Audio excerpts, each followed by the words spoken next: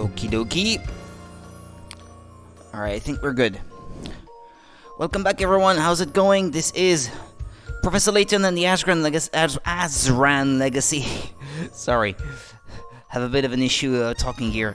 And this is gonna be part... which part is this again?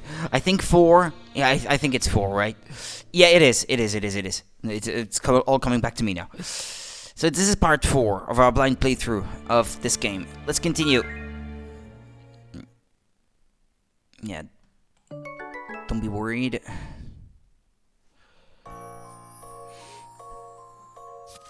The story so far.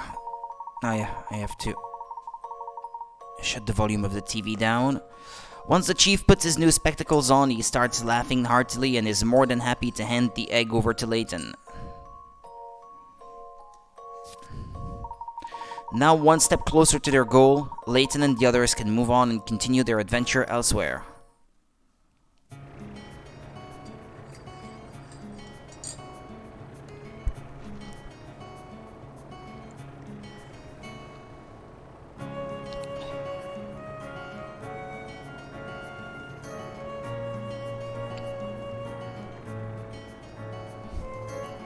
I'm looking at how the AI is determining what's supposed to be part of my body or not. I guess it doesn't help that my t-shirt is the same color as the bean bag I'm sitting on. It gets a bit confused. And then the couch in the background behind me is also the same color, so it doesn't help, I suppose.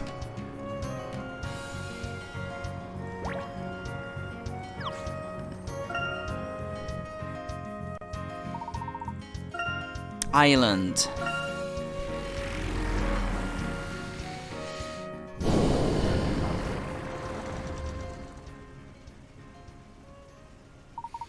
According to the Azran Dome, we should find an egg somewhere in this area. There is more than just an aura stone here. I can sense great power, but it feels distant somehow. This island really is tiny. What if the egg is not on land? Blah blah blah blah blah. Let's not draw premature conclusions. Whatever there is to find here, our investigation must begin on land.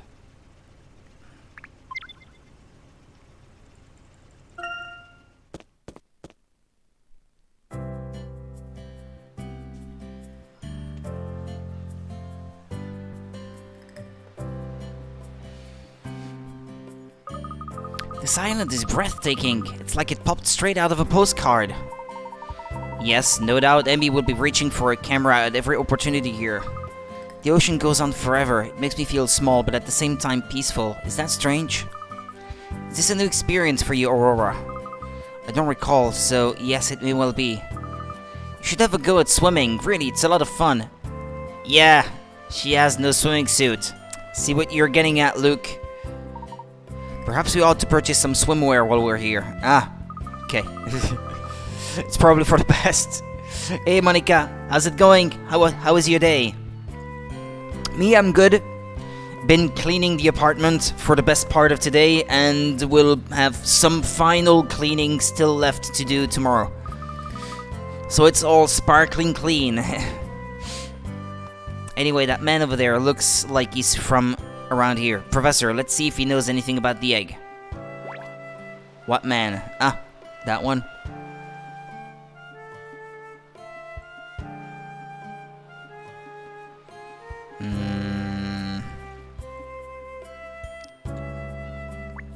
Ah, butterfly.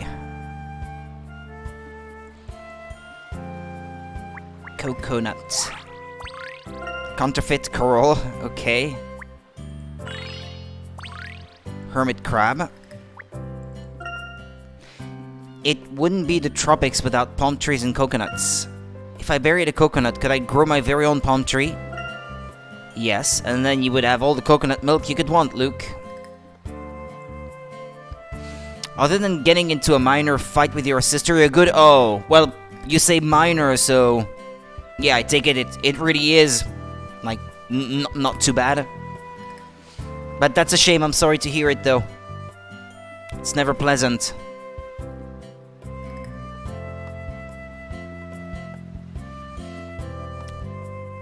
Smothered an eel, now you go coconuts. Is that a reference to something? I don't have the reference, Monica, I'm sorry. I'm doing the best I can. Unless that's just something you came up with, of course. Wouldn't it be brilliant to hire this little boat and go sailing? Each rental boat comes with a fishing rod and bait. How thoughtful. I love sailing, speeding along with the wind in your sails. Mm-hmm.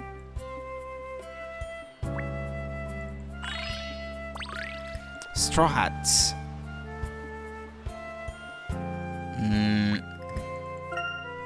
The white walls and domed roof certainly catch the sunlight. It takes up half the hill.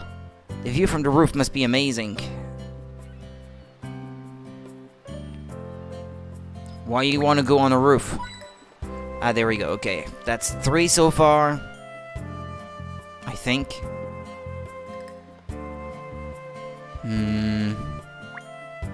Oh well, let's talk to him. Stretch. 1, 2, 3. Hold. 1, 2, 3. Excuse me, sir. We were wondering if you could help us with something. I mean, it was more like she wanted me to look after my nephew all day alone on my birthday. And I just kind of asked if she could ask someone else to do. And, well, she got mad and my mom got mad at my sister and now she's really angry. Ah, okay. Yeah, on your birthday. Well, she should have considered that it's your day, so,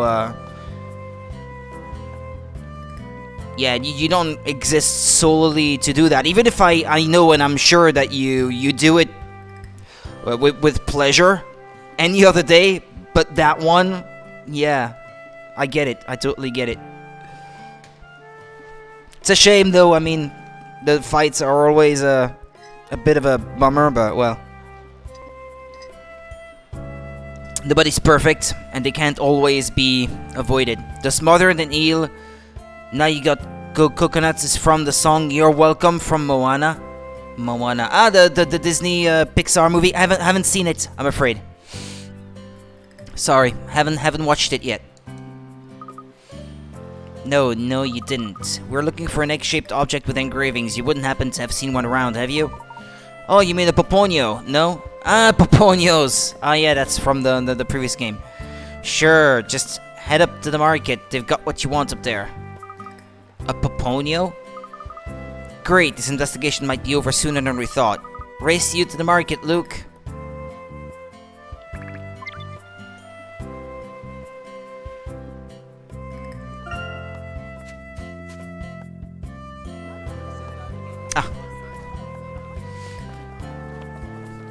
Seen it a fair bit of times, love all the songs.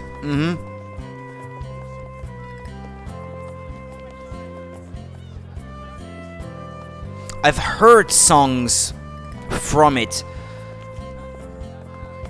but most of them are translated to French when these movies are on TV here, and if you hear them here, they will more often than not be in French instead of English, so I wouldn't know the lyrics of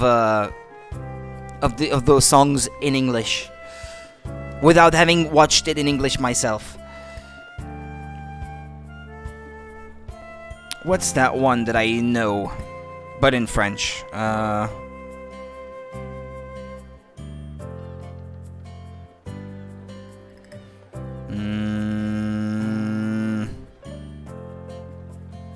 No, not Moana.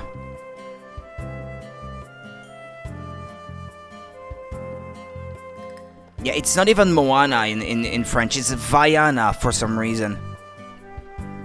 Why? Don't know the songs in Danish, I tend to watch all in English, or at least their original language. Me too, yeah. But I'm in the minority.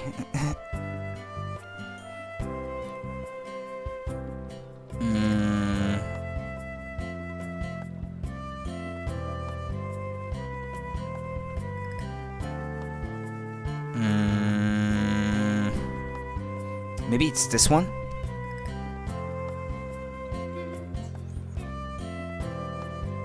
Yeah, it's this one, but I don't know what the title is in English, though.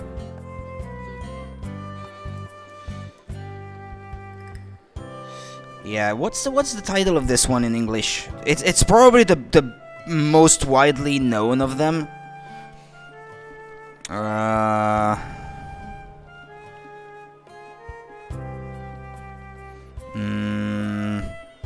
gonna look up the title and type English at the end.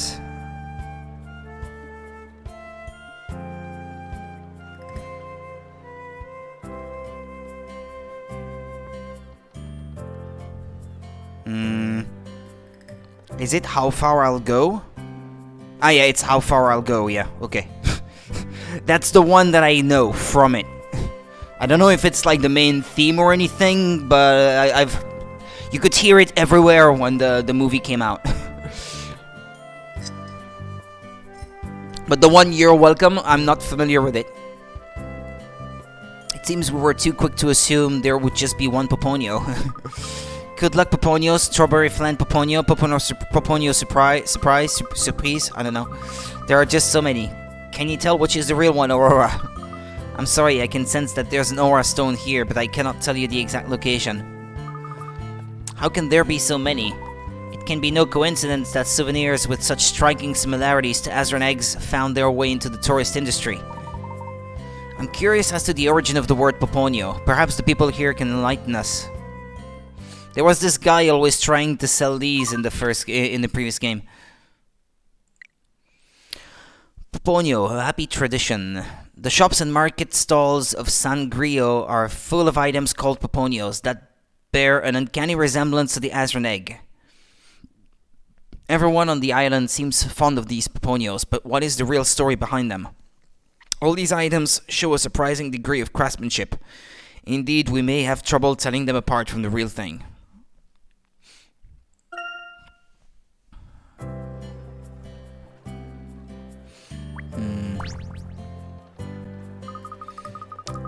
Salut! Why is it they speak in French now? Unless it's salut! I don't know. Allo? Salut? I noticed you have been wandering around the place looking a little lost. You must be tourists, no? But Poponio sounds Spanish. Why is it that they speak French now? In a way. And you, madam? Pas du tout. I am Martin, a fully fledged citizen of Sangrio. But it's Spanish sounding, not French. Sangrio. Oh well, forgive me. Well then, Martin. Perhaps you might be able to tell us something about Poponios. Souvenirs, what about them?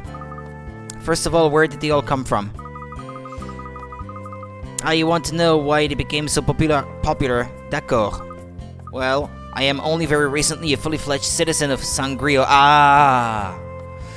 Okay, she's a foreigner to begin with. Okay, it makes a bit more sense now. I do believe How Far I'll Go is the main theme. I wouldn't be surprised. Because if I've heard it without having even seen the movie, maybe that was the song in the trailers and things like that, I suppose. But I know someone who might be able to help you. My dear friend runs a stall just up those stairs. Her family have lived here for a long time, so I'm sure she can help you. But, mes amis, don't you want to slow down and relax? Have a look around, enjoy the sunshine. It's also the melody that plays when Mohana is close by in Disney Dreamlight Valley. Yeah, that I've not played either, so I wouldn't know. But I know you have, though.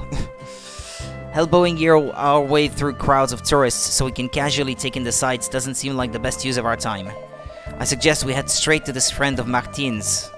It would be more productive than losing ourselves in a sea of Poponios. Agreed, let's go.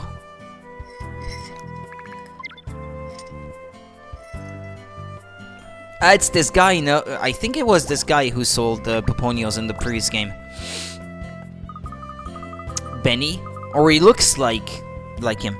You're playing it right now, decorating while watching the stream? Oh, okay. Okie dokie. Yoo-hoo, welcome to Sangrio. Here, have a Poponio. No, thank you. Oh, what? Come on, of course you want one. You do. My Poponios are miles, no, leagues above the others. Just look at the quality of the craftsmanship. Well? You love Poponios. You want Poponios. You're as nuts as I am about Poponios. Are you sure? I don't think we are. Oh, don't be like that. Of course you are. Buying a Poponio helps spread love and happiness. Poponios will do fine. No, they won't. Poponios will do fine. And hey, you know what? I think it's just a thing you people need to get yourselves all cheered up again. People come from all over the world just to buy these things. You're missing out on the chance of a lifetime here. Aurora, don't listen to him. We are here for the Aura Stone and nothing else. Oh, what? I don't even know what one of those is. I'm a merchant, not a genius. Just a heart done by a merchant in the city rabbit suit. Yeah, that you are. Necklaces, key rings, you name it, you can get an eggy version. Some of these things really do look like the real thing. It's impossible to avert one's eyes from such a gaudy display. So that's what Poponios were then. Golden crown. Hey, it's Boulder. Can't get a closer look, I'm afraid. Aww. Ah well.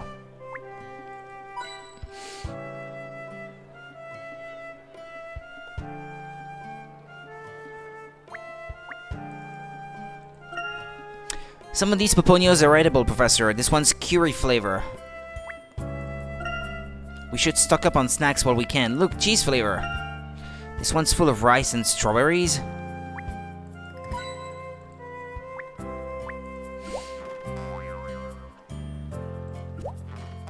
Okay. It's impossible to look away from such a gaudy display. That's just rude, Layton. They put their heart and soul into crafting these displays, putting them together.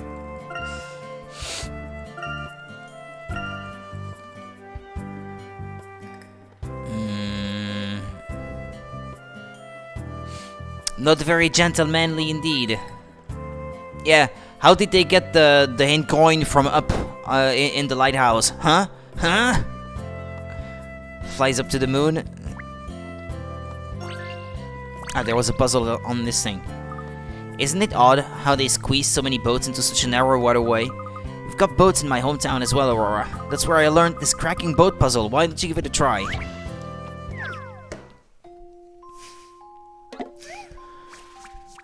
"54, a trio of trouble."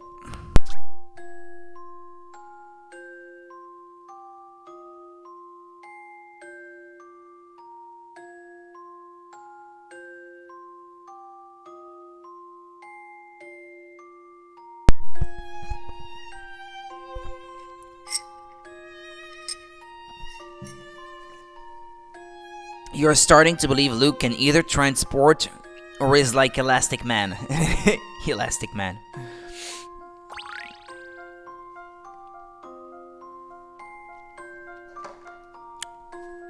That reminds me, that was a long time ago, and that was in French, so I'm not expecting you to know, but there was this website, like, over 15 years ago, that was all about, like, B-list movies, or even Z-list movies, like really bad one from around the world, and there is like a Filipino superhero movie about Elastic Man or something like that, and it's so bad.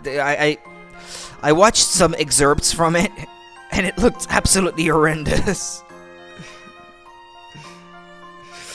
That was so weird. So over the top, and green screens that are just silly to look at because how badly they're made. Maybe I can find it later or something. Find a video from it or something. Okay, where are the triplets? Let's read it. A set of triplets who are friends of yours have invited you to join them for a day of boating on the lake. The three of them are identical, so you thought you'd be able to spot them all straight away, but there's one you just can't find. He must be hiding in on one of the boats, but which one? Tick the 3 boats that contain the triplets.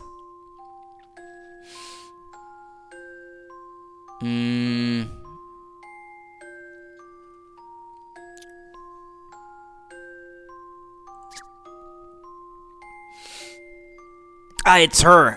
It's the lady with the huge, you know what? Okay, 2, 3. Okay, that's the two that we definitely know.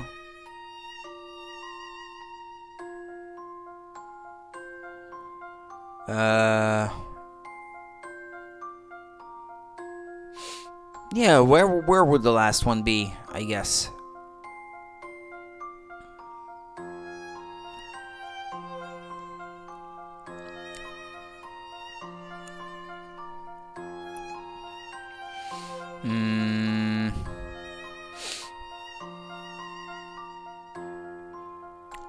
Heck if I know. Mm, mm, mm, mm, mm, mm.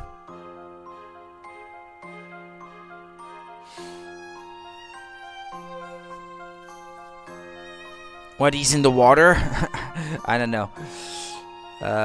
Oh, hang on a second. I know. It's number 6 because it's sinking deeper in the water. That must mean there's more weight into it. Like number 2 has 2 people in it, and it's floating deeper or something. Because of the extra weight. 6 has extra weight in it. Here is my answer. Okay. I enjoyed that.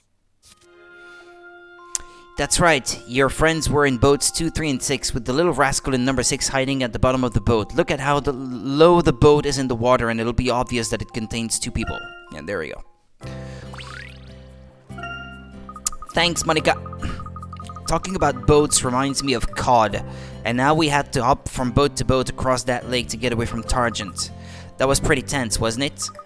Yes, it was. I think once everything has calmed down, I would like to ride in a boat properly.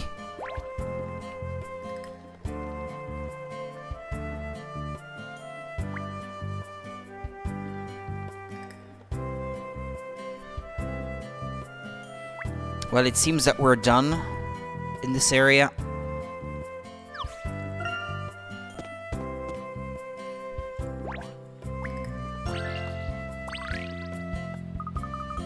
Traditional Puponio cakes, selling like hotcakes, only twice as fast. It smells good. Oh, hola! Care to taste one of the finest Puponio cakes in the whole of Sangrio? Just one bite and your mind will be taken back to the happiest days of your life. Oh, go on, you've tempted me.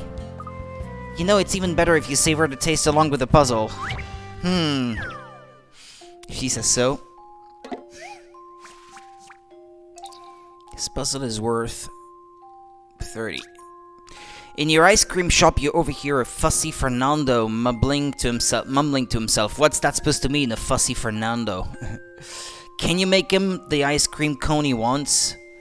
I don't want either of the flavors on the ends at the bottom of the cone. You see chocolate? I hate chocolate. In the middle, I want one that's second from one of the ends. B is vanilla, right? I'd prefer one of the ice creams next to that to be on the top. D is pistachio flavor. That's definitely going to in the middle. Okay. Make a three layer ice cream.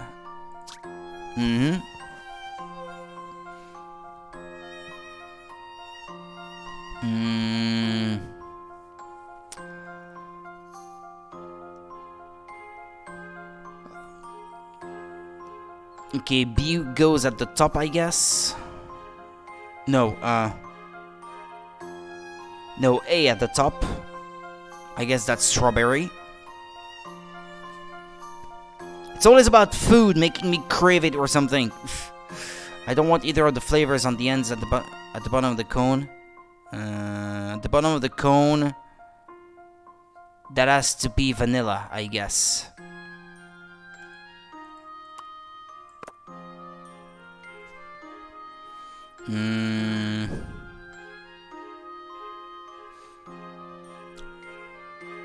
Because he says that pistachio...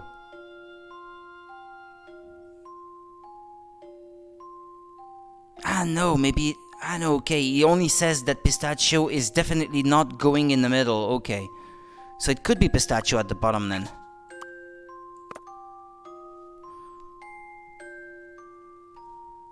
Okay, strawberry is at the top.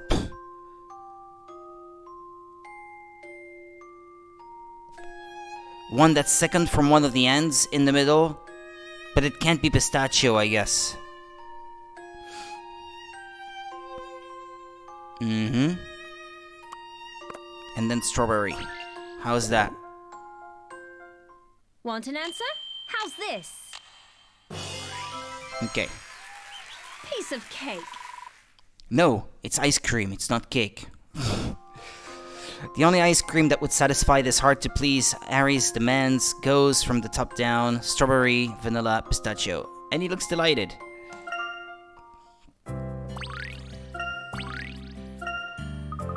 My homemade recipe is getting very, very popular with the tourists these days.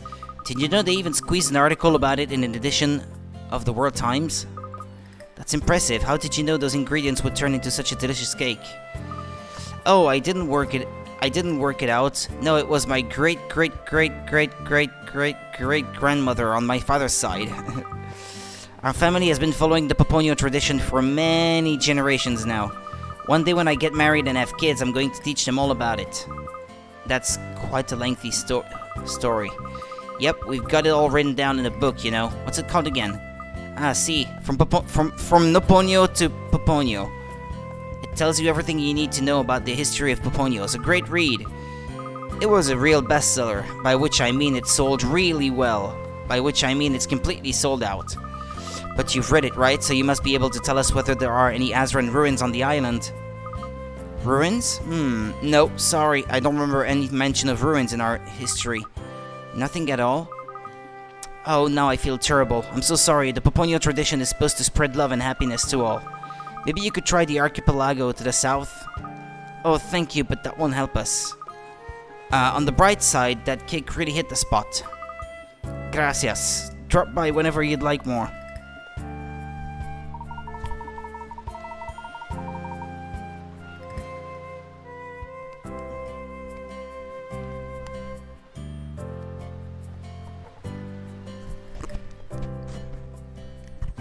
Alright.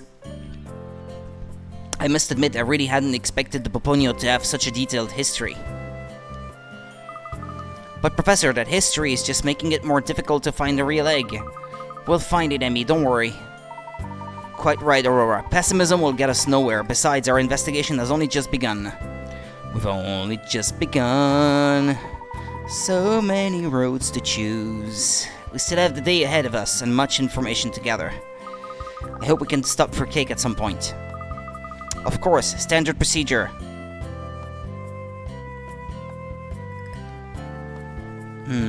Okay.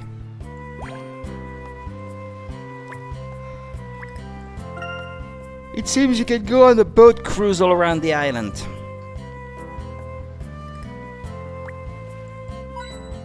Why do they want to find the eggs again?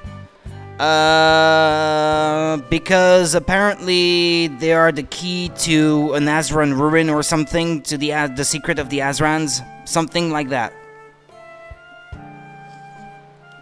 You found the hint coin.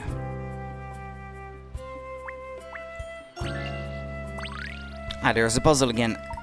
You know, Professor, I am always grateful for these signposts. I don't much care for getting lost. Nor I, but as you can see in this puzzle, some signposts aren't always particularly helpful.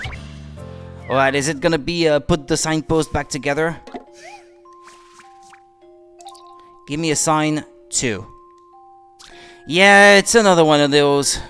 This couple have gone out for a walk in the woods, but they've managed to get lost somewhere along the way. They find the signpost, but it's so old and weather-beaten, all the pieces that used to form the arrow have fallen off, and it's become impossible to read. Pieces of the broken sign can be found on the ground around it, though. Do you think you could help the couple put the pieces back on the sign so they can work out where to go?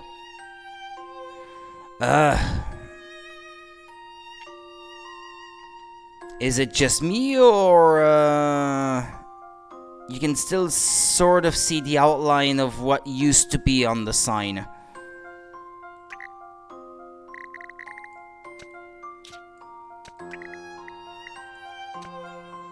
Yeah.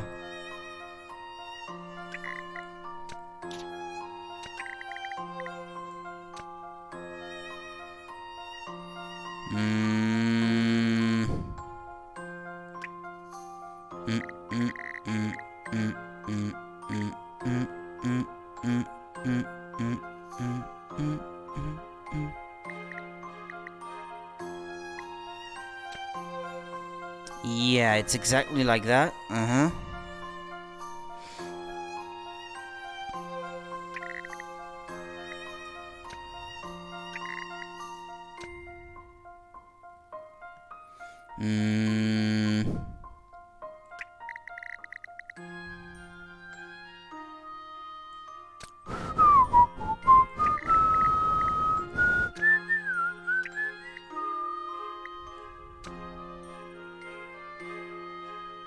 It's more or less that, yeah.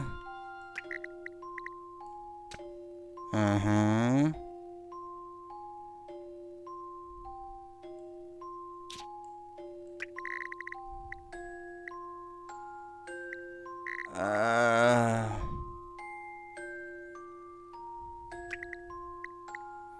Do I have any extra piece?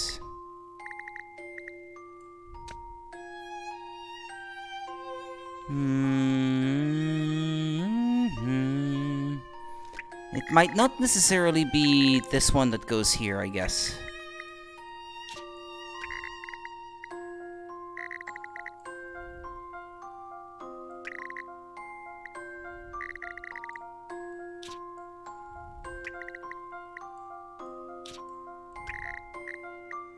Ah, like this, perhaps. Uh-huh.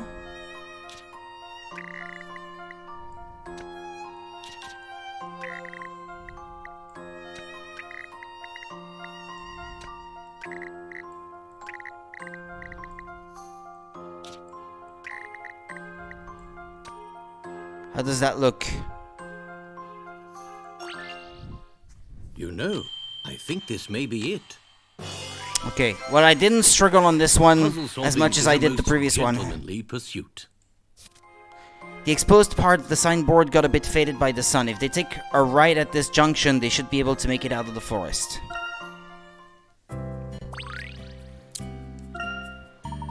Getting lost would now appear to be a thing of the past.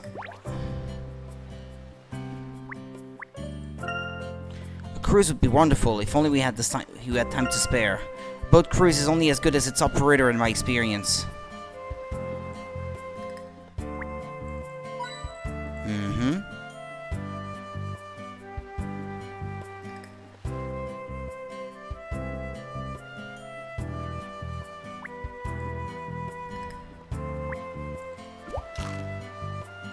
Hey, what's that?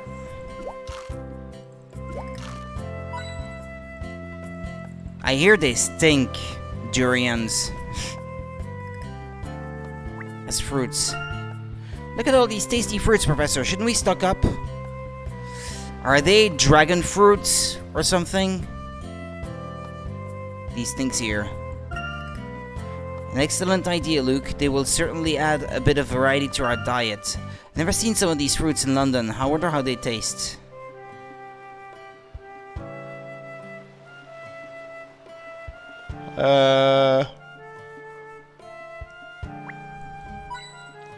Stink, and it's half and half if you like it or don't like it. I've never had any to eat. I've only heard that it stinks. Ow, it looks as if this restaurant only opens in the evening. Actually, durians is one of the very few fruits that you can bring back in your luggage from outside the EU and go through customs with them without having to declare them or anything like that. Most foods you can't bring back from outside the EU. But durian, for some reason, even though it's stinky, you can. I don't know. That's what the law says, though. It's that and a few types of fruits, like tropical ones for the most part. I think it's because they can't carry any diseases that would be harmful to our crops here in Europe. I think that must be one of the reasons. Never had it myself, but seen a lot of videos about it and heard a lot about it.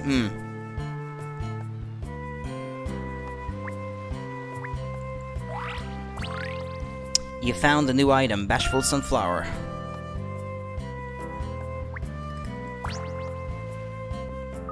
I thought it was the cat in the background that you could look at.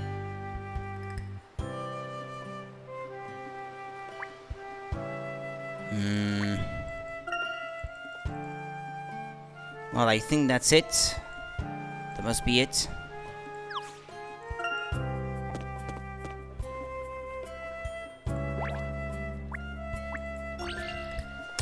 Puzzle time again. Hey guys, what's with those long faces? Must be an American with that face, that smirk. What? My face is not long. That's so. Well, looks pretty long to me. Maybe it's these sunglasses, I don't know. Come to think of it, we have been so preoccupied with our inquiries that we haven't even had a proper meal. I'm surprised Luke hasn't been reminding us every step of the way, especially with all the talk of eggs. Perhaps we should take a moment to rest and get our energy back. Did you just say you're running inquiries? No, wait, what's the occasion? No, wait, none of my business, right? But hey, if you would like a helping hand, just give your Uncle Bud a shout. If there's something you need to know about the island or anyone on it, I can give you the info you're looking for, I guarantee it. Well, this all sounds very generous, Bud. But I have a sneaking suspicion that you would like us to do you a favor in return. What can I say? I'm an open book. Turn to page 32. No. Page 394. And bam! Look, it's that puzzle I need help with. Turn to page 394. Whore. 57. A boat builder has received an urgent request for 6 boats, each of which will require 10 logs to build. Ah yeah, it's that puzzle again. The boat builder heads down to the timber merchant only to find that he must buy his logs 4 adjacent pallets at a time, and that the pallets don't have a set number of logs. Can you help the poor boat builder by dividing the timber into 6 4-pallet loads, each containing 10 logs? Make sets of 10.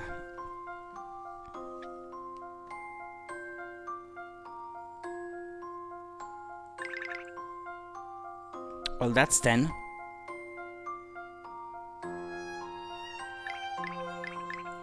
So is this 4 plus 5.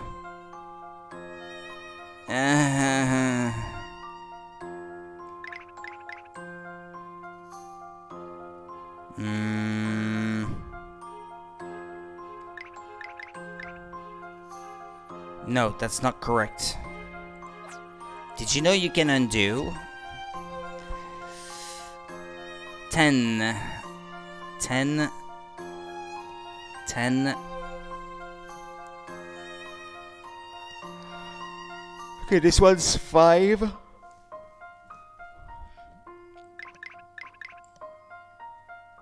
Three, 4, 6, 7.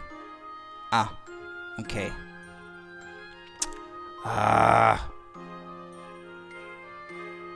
Loud neighbors.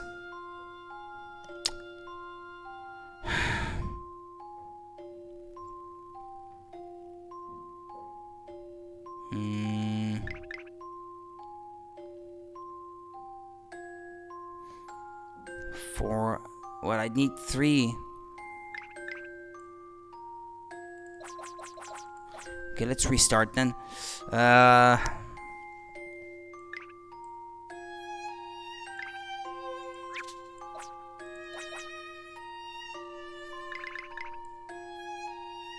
3 plus 4, that's 7. If you're ever feeling stuck, remember that you can undo your last move. He didn't say it that much yesterday, but I did hear it. You play with English voices? I chose Japanese when it was my turn playing it. 5. But no, it has to be 4 pallets, he said.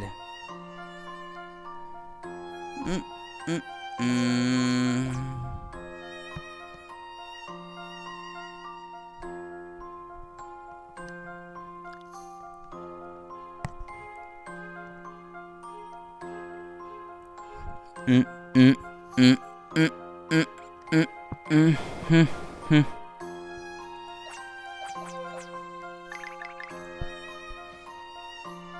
Don't know, maybe it's like that.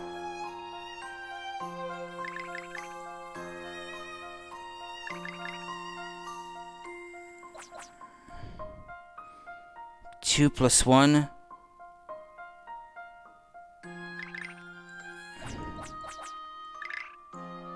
Yeah, like this, I suppose. 4 plus 2 plus 1 plus 3. Uh-huh.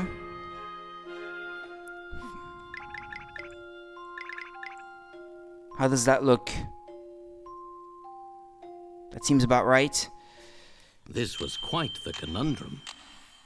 Okay. And there we have it. Crafty, without those boats, the merchant's profits would have taken a real dive. Ha ha ha ha.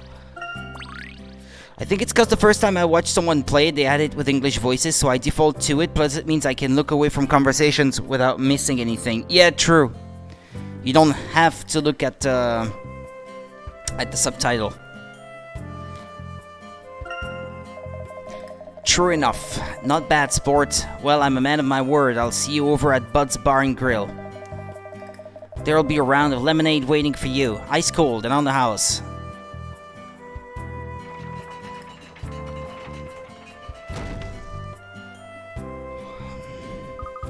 Oh, we can cross now.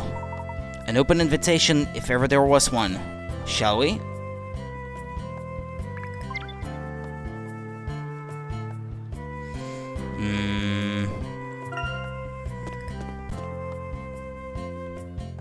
Well, there we go.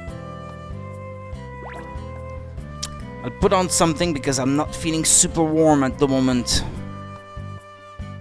Well, still 19 degrees in the room, but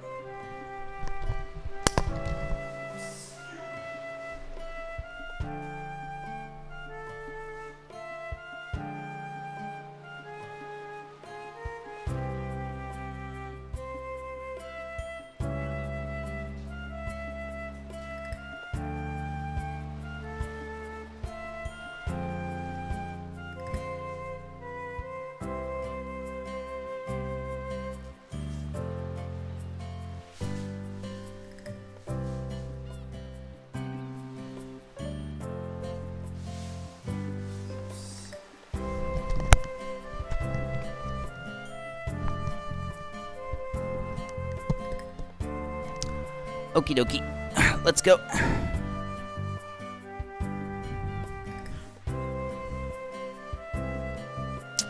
Talk to Bud.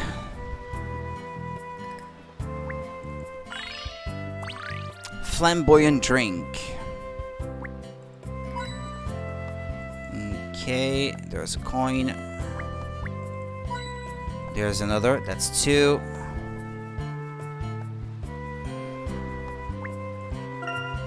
This dancing Ponyo is pretty cute, I must say. What an unusual dance. I can't stop looking at it. It is rather amusing, isn't it?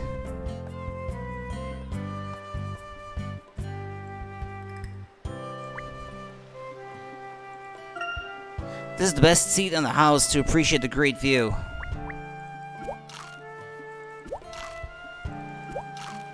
Lobster. Takan? Who can? You can? Okay. You found the mystery item. Fish dish.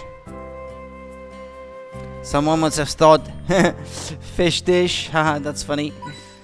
Ah, there's the 4th coin. Okay.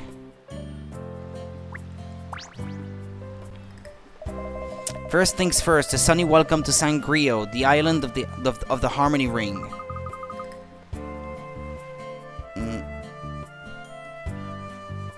Harmony Ring, what's that? You don't know? Great, I love telling this one. So the Poponio, right? That's what they call the bringer of happiness. I'm sorry, before we start, may I ask how it was that Poponios rose to such immense popularity? You mean, you want to know how they became so popular? Heh, that you may, sir. You thought it was funny. The Puponios you see are models based on an ancient artifact. You might say it's the one true Puponio. That's got to be the egg! And where was this artifact unearthed? It was found in a cave at the far side of the island. The entrance only shows up a couple of times a year when the tide's especially low. But I know what you're thinking. Don't go risking your lives now, guys. Everything worth taking's already been taken. So my hunch that you're after Puponio numero uno is right, right? Right. I'm cold. Well, if you really, really want it, you're gonna have to play by the rules. See, as it happens, there's someone on the island who's got the true Puponio, but here's the catch, no one knows who. It's a very special Sangrio tradition. It gets passed around the island, spreading more and more happiness as it goes. And if you haven't guessed yet, that's why we call it the Harmony Ring. See, everything comes back full circle. So does that mean there's a chance that someone might give it to us? Sure is, buddy, but people don't just go passing it around to the first person they see. The whole thing follows a pattern. Which would mean that learning this pattern might allow us to intercept the exchange and acquire the true Puponio. Correctamundo. It even found its way to me at one point. What, really? Who did you give it to? Steady on there, kiddo. First rule of the Harmony Ring, you don't give names. So you're saying we will have to work it out through logic. Intriguing. Doesn't seem so intriguing to me. You know what, I'm a nice guy. Let me give you a little tip. The person who gave me the Puponio was a customer here, and that's all I'm saying. The rest is up to you. But no one seemed to know about the true Puponio when we asked them. Well, maybe you're going about it the wrong way, Buster. Tell him you're looking for harmony. That'll help loosen a few tongues. I see, so the Harmony Ring uses a sort of code. This is getting exciting. Can we start now, Professor? Yes, I think we've rested sufficiently.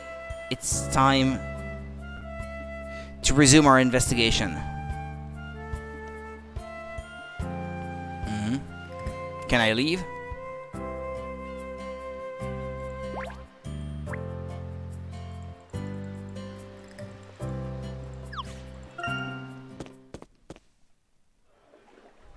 Ah, they're here again. You know how the boss wanted us to get our hands on all the Azran eggs? I think we're going to need a bigger bag. Bishop, they're clearly fake. Most of them probably, but how do you know the real one's not mixed in there? Even so, swiping them up with a massive bag won't help us find the real one quicker. We'd have no way of knowing when the real one was in the bag. No, we're going to have to check them all one at a time. Layton and puzzles is basically if you show a dog a stick. Fetch. Alright, I suppose that makes sense. This egg's fake. That egg's fake. And that egg's wearing a top hat. So it's got to be fake. What? An egg with a top hat? Top hat? Hello again, gentlemen. Oh, not you again. We know you're after the eggs. You won't be getting your hands on this one. I'm slowly falling asleep again. I didn't sleep as well as I had hoped last night, but that's normal. I got up at 2:30 p.m. yesterday, so I couldn't fall asleep until quite late into the night. I'll get coffee again.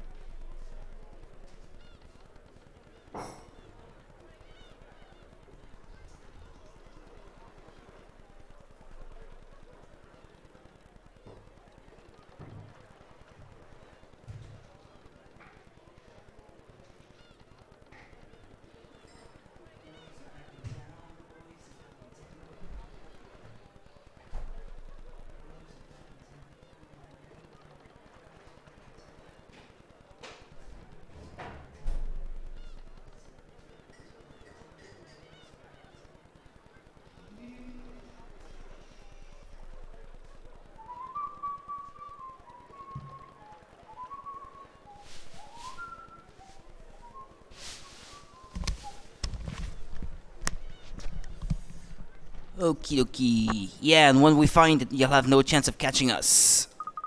I won the egg and spoon race at our school sports day 5 years in a row. No one runs with eggs like I do. Yeah, it's I think I tried it once, I believe. The egg in a spoon race kind of thing. I believe I tried it once, yeah. I don't think I won, though. Bishop, wait a minute. Good grief. A mismatched duo, if ever there was one.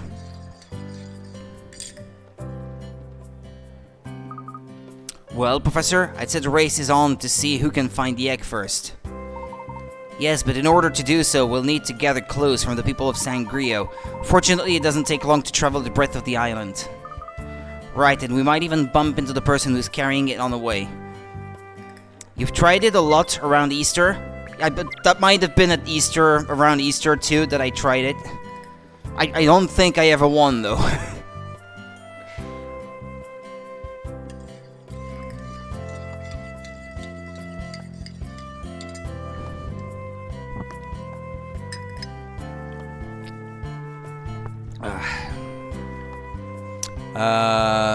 No, it's the other way, isn't it? Yeah, okay. Ah, wait.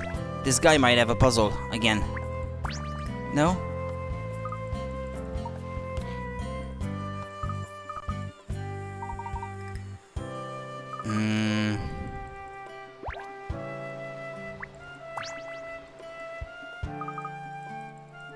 Back for more cake.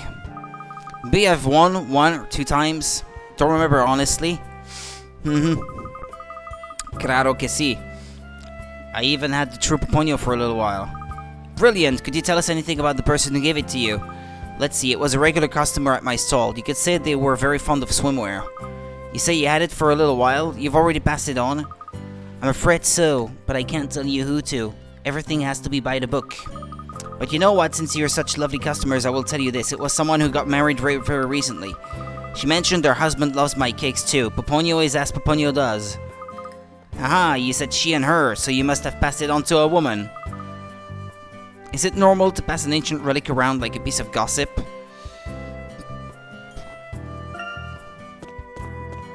Ah, wait, I can still go that way? Ah, yeah.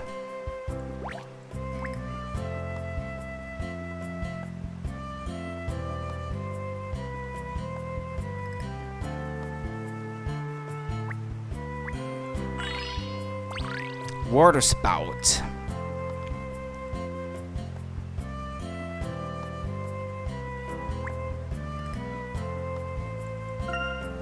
The Hilltop Hotel, a luxurious place it would seem.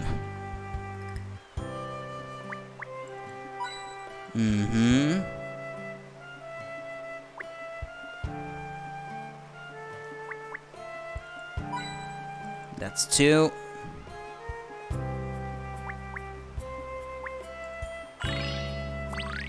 Banana plant.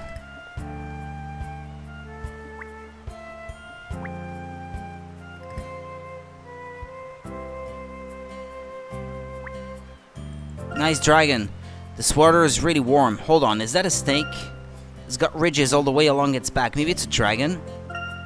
Not all fountains squirt water into the air, of course.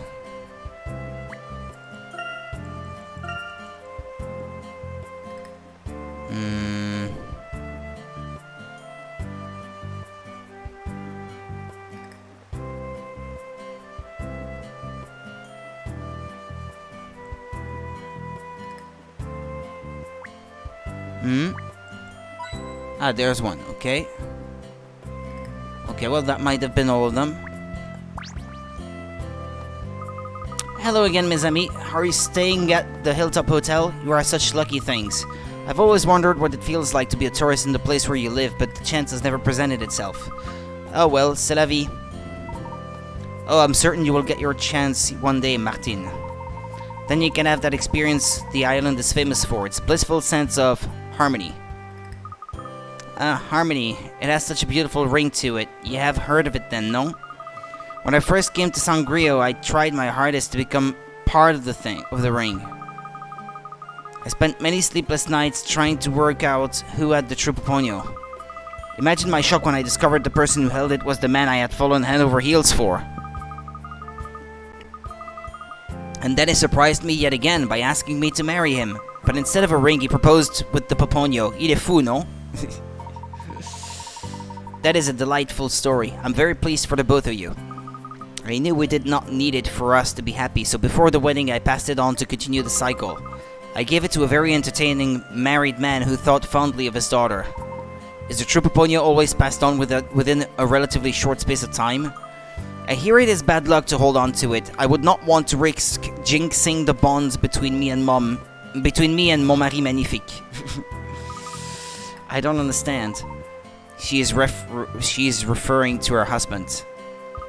Her magnificent husband. Who else? We are still a little bud. But one day your fleur d'amour will bloom. No! No! No! And you will see what I mean? No!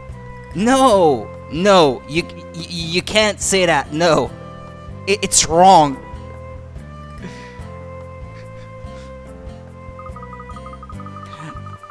Doesn't it mean the same thing in English?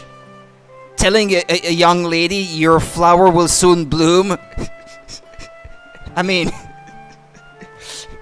come on. Isn't it a game for kids? It's going too far. Too much detail. Or I guess kids wouldn't understand, so it's fine. There must be a reason that our civilization left the X for you, but this cannot be it. Still, this ritual seems to bring these people happiness, even if I don't understand why. Happiness comes in all sorts of forms. This Poponio tradition is just one of them. Oh, I see. But aren't we going to take that away from these people? Well, perhaps we will need to be upfront about it with them. It may be the best way to avoid causing undue upset. I wish we could find them something else to make them happy. Don't get yourself down, Aurora. You've seen how cheerful these people are. They might not even mind. Come on, we'd better get a move on. Whoever wrote that line forgot what game this is. You don't know what it is to want to get married or something, but someday your flower will bloom and then you'll understand. Oops.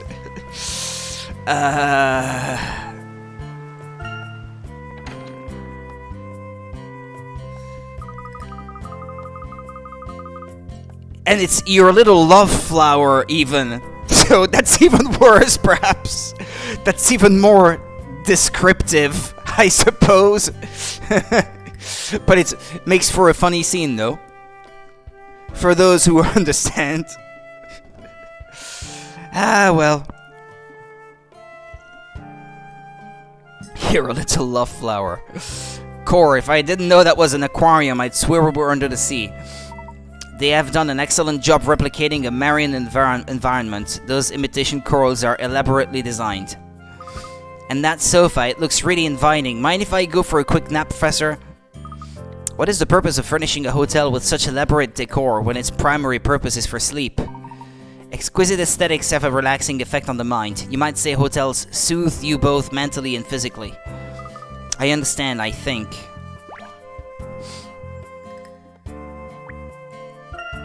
Even here in the lobby, the tables are gleaming, not as much inside. Whose coffee is this? It's really foamy. It's a shame we aren't here for leisure.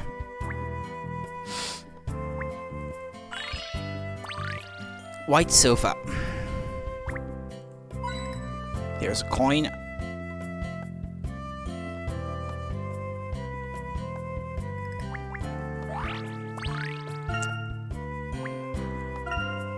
The polished glass allows one to fully enjoy this underwater scene.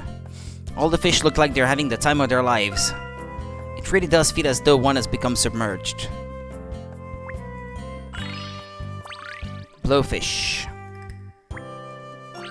No! Fugu! Well, look who it is. We can't just stay away from each other, can we?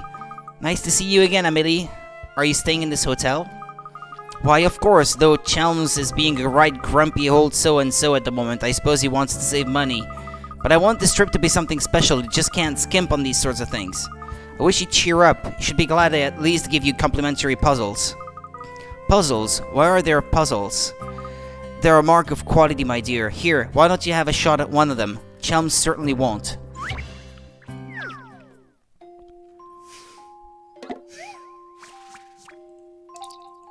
Lovely pears.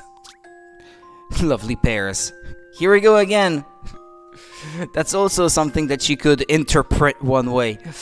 Ladies, A to D are on a 2-day holiday with gentlemen A to H. E, F, G, H, okay, yeah, 4 each. Each day they visit a different tourist spot in male-female pairs. On the first day, A and E explore the jungle, B and F go to the prairie, C and G visit the seaside, and D and H enjoy the canyon. The next day everyone chooses a different location with a different partner. B and E go to the seaside together, and C sets off to the canyon with someone. Where does G go and with whom? Okay.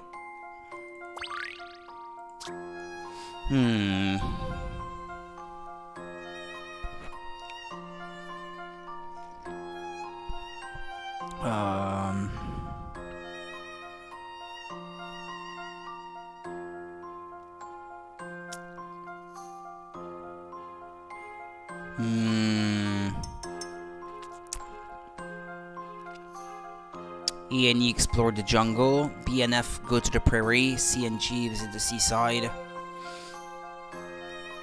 Different location, different partner, okay?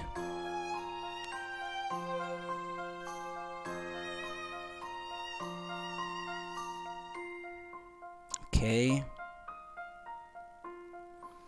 C sets off to the canyon with someone. Someone who hasn't been to the canyon yet, I guess. So that can't be H.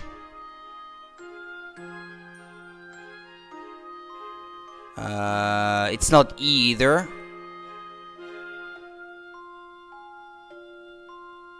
So it's F or H. H already went to the canyon, so it's F. No, wait,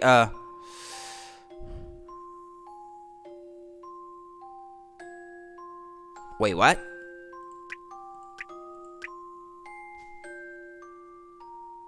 Ah, okay, but it doesn't have to be, wait.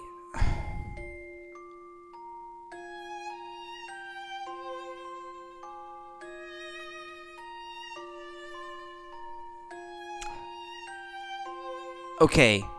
No, it's G they're asking about. Okay. Okay. Okay, G goes with well, not B. A went to the jungle, so they're not going to the jungle, I guess. Welcome to the jungle. We got fun and games.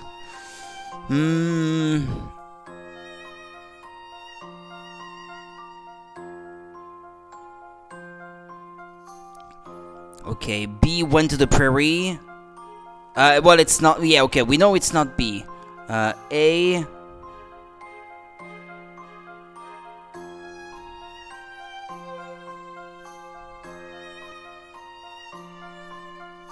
It's not B and it's not C. So it's A or D. How am I gonna tell which one it is?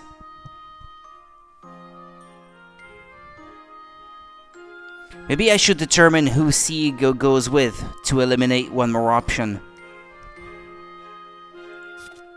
Okay, so we know it's not B.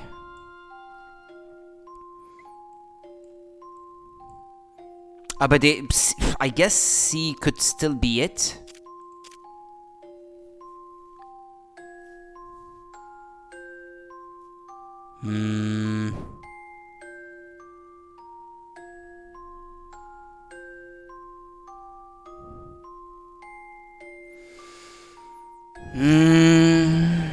And it's not the seaside.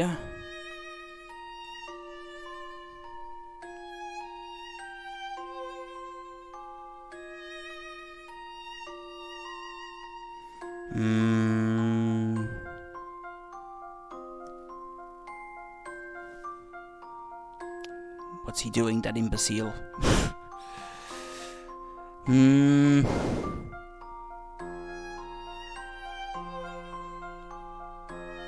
Jesus is hard.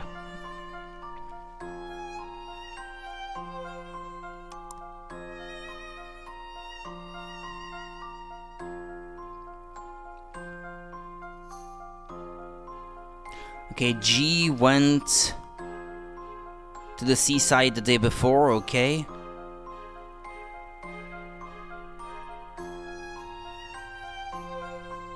How am I gonna do this? It's complicated.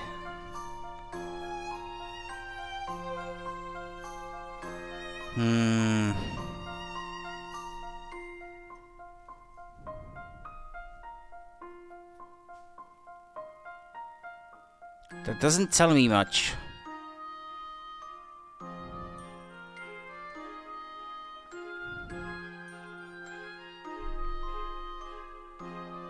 Well, let's see.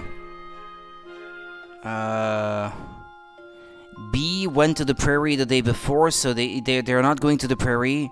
Well, we know where they're going, and C already went to the seaside, so they're not going to that one either.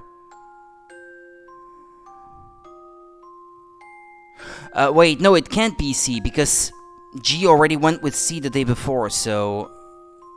Yeah, you can rule out C. And you can rule out the canyon as well, I guess. That's the canyon, right? So that leaves the jungle and the prairie. Is that the prairie? I guess it has to be. Okay, D and H... Well, I guess C isn't going with D. So they have to be going with... no, wait. Of course they can't. It's male-female pairs, they said.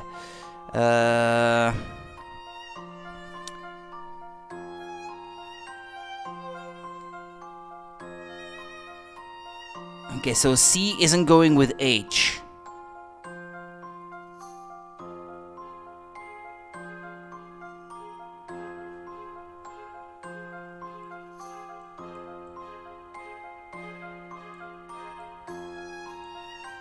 Okay, B goes with E.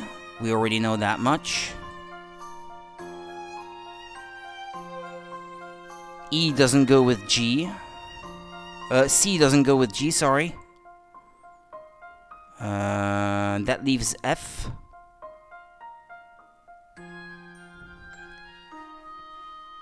F already went with B. But well, yeah, but we already know who B is going with this time, so...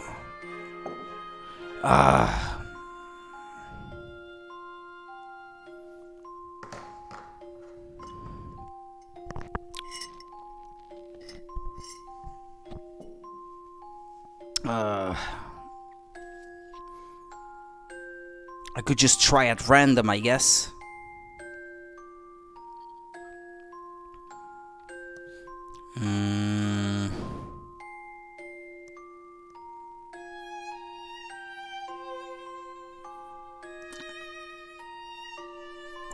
G goes with either... Yeah, I guess it's probably better if I just write down the possibilities.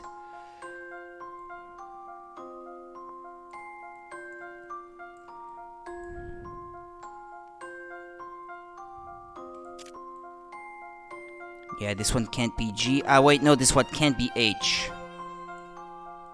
So it's F or G.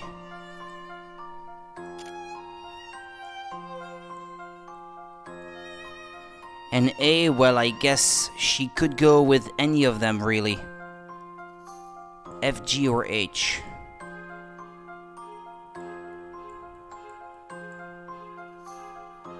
Okay. Well, this one's for sure.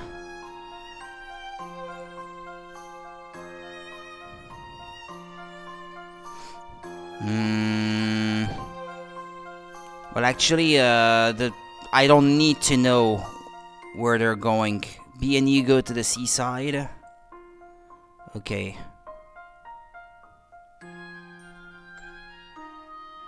Yeah, it's A or D, and jungle or prairie, but how am I gonna determine that? Let's see.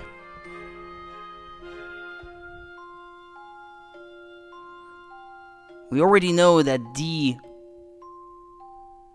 already went to the canyon, so D can't go to the canyon, but we already know that C is doing so now. I'm gonna try at random, I guess.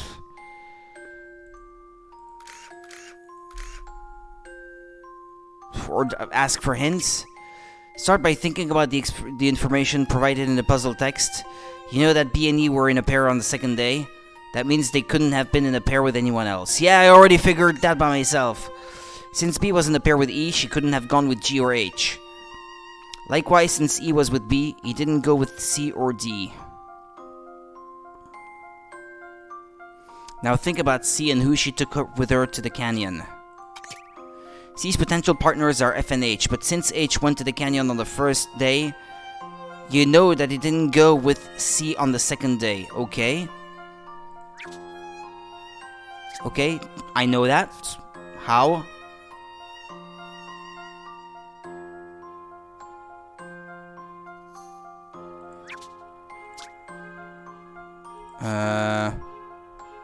Wait, what? C, yeah.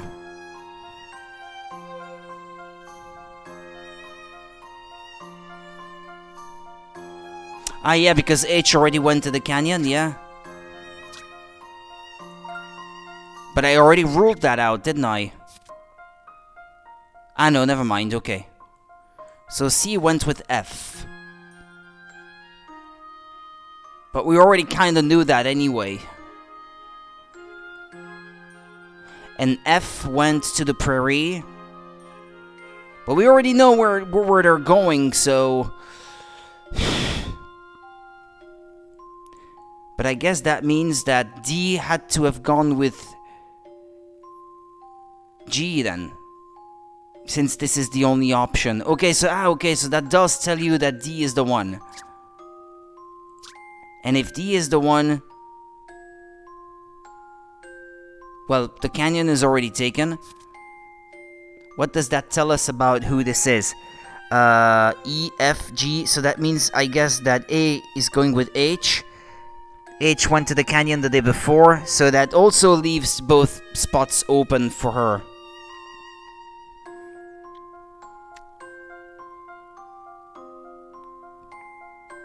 Canyon. Okay, DNA, A and H. But no, A went to the jungle the day before. No, okay, so she had to have gone to the prairie, I guess. So that leaves D and the jungle. Okay, well, that was complicated. Here is my answer. I Enjoyed that. No, I didn't.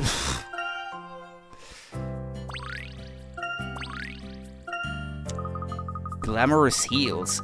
Chelms might just be a bit grumpy from the jet lag. I even went out of my way to give him a special gift, but he wasn't having it. Oh, it wouldn't happen to be the Poponio from the Harmony Ring, would it? Yes, that's the one. I mentioned our honeymoon to a young lady selling cakes, and she popped it straight into my hand. We're trying to find it now. Do you know where it is? Oh, I'm so sorry, dear. I don't. If I'd known you wanted it, I'd have been able to give it to any one of you. But I heard it's bad luck to hold on to it for too long, so I made sure to just pass it on quickly. I tried giving it to a couple of comedians who seemed to be frantically searching for it anyway, but they wouldn't listen to me. They just belted out some angry remarks and stormed off. What can I say? It's their loss. In the end, I gave it to somebody much nicer at lunchtime. If you ask me, he was far more deserving of it than those two. So we'll have to keep searching.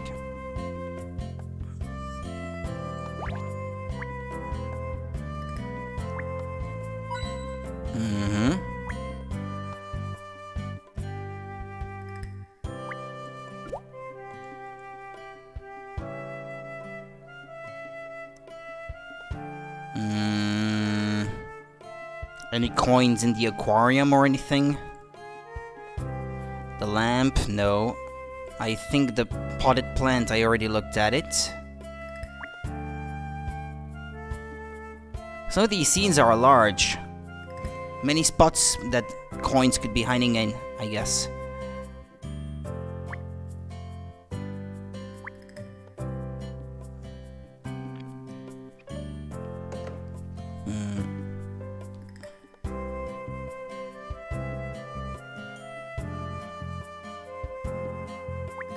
I don't know, let's talk to her. Well, hello there, Flower. Welcome to the Hilltop Hotel, Sangrio. Are you looking to stay the night? I'm afraid we're fully booked. Well, except for our premium rooms, that is, but you need special tickets to stay in those. You can use the reward points you get for your treasure hunting to get your hands on those tickets. So if you ever do get your hands on one, come back and I'll set you up with one of our most dazzling rooms, okay, Pumpkin? Mm-hmm.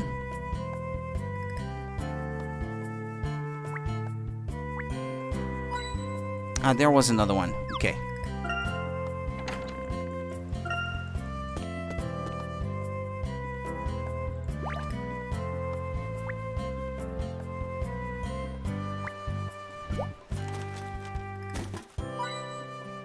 Oh.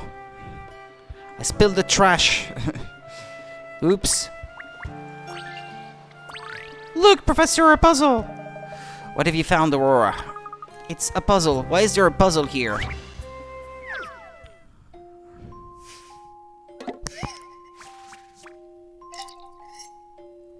Boat to boat 2. Ah, yeah, I know the principle behind this one. Okay, let's see.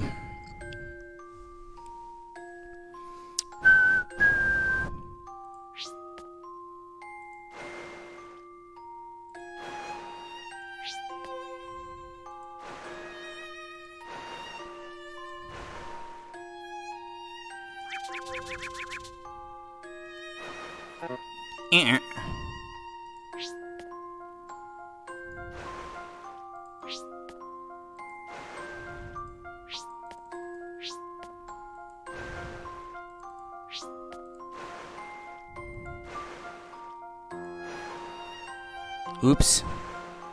Oops.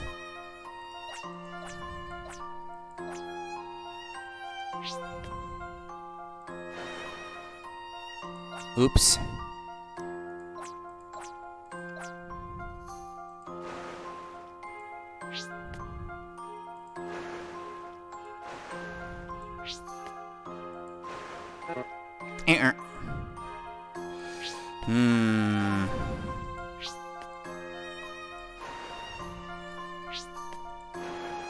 Maybe like this?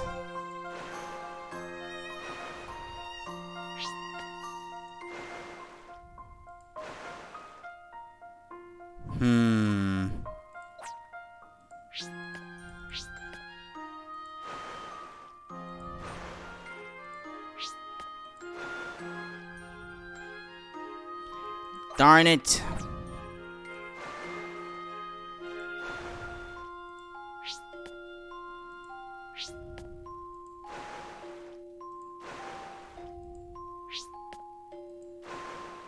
Ah, there we go. I think I got it.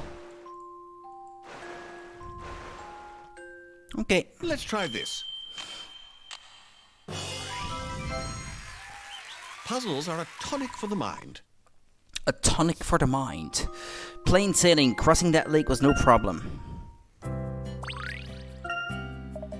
Ah, money may not grow on trees, but it appears that puzzles do. Ha ha ha ha. Funny.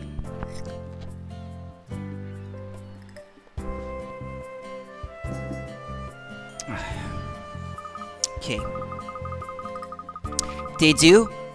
I suppose that makes more sense than somebody climbing up there and hiding one. Yeah, right, girl. Yeah, sure. That's what it is. That's what happened. Mounted binoculars. Always hated these as a kid because they're such a tease. You run up to them, you want to look through them, and you can't because you need a coin for it.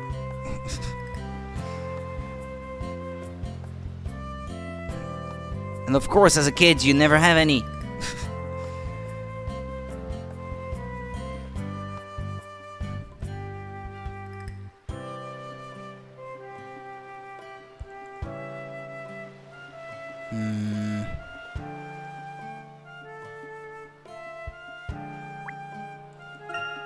What a tall house. Who would live in a place like this? Lighthouses guide both aircraft and ships safely home, a vital function. If I were on holiday here, I know where I'd be staying. In the lighthouse. Have I found all the coins?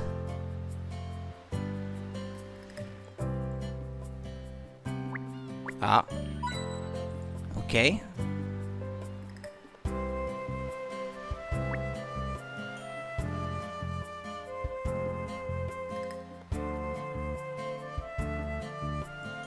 No, not this.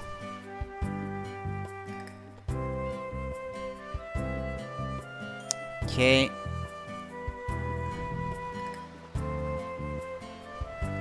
Oh well. Okay, let's try this guy. And stretch. 1, 2, 3. Hold. 1, 2, 3. Hello there, Javier. Thanks for the advice you gave us earlier.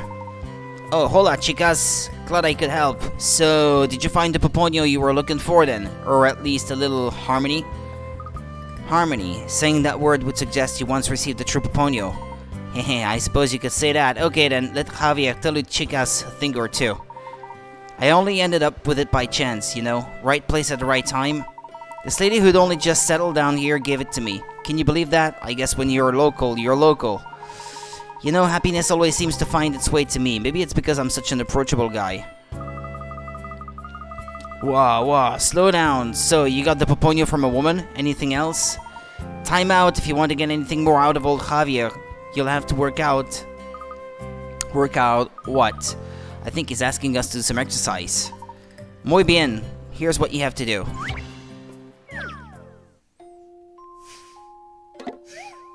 It's worth 30. Nose to nose. It's another full house down at the Sea Lion show, but something's gone wrong and the Sea Lions are all juggling the wrong balls. Don't talk about balls, please. The Sea Lions Sea Lion bows show. Okay, the Sea Lions' bows show which ball they should have, and it's up to you to get each ball to its rightful nose. However, bear in mind that the Sea Lions can't pass the balls very far. Looking at the touch screen, you can only move a ball to an adjacent Sea Lion or the next one along from that. As you may have guessed, the Sea Lion without a shape on its bow doesn't require a ball.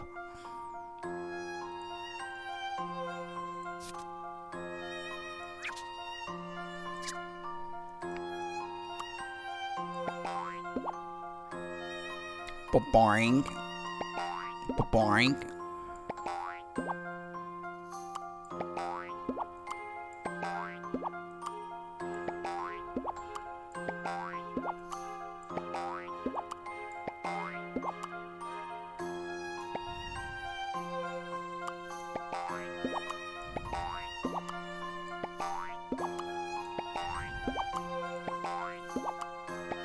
I may take too many moves. Ah, no, you have a limited number of moves, huh?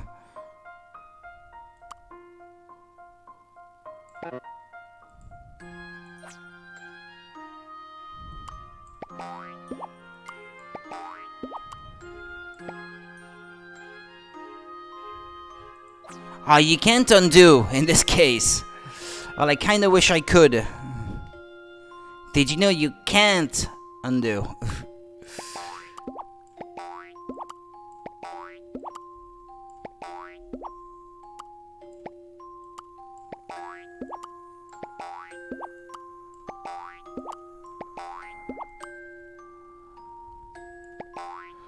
How many more moves? Okay.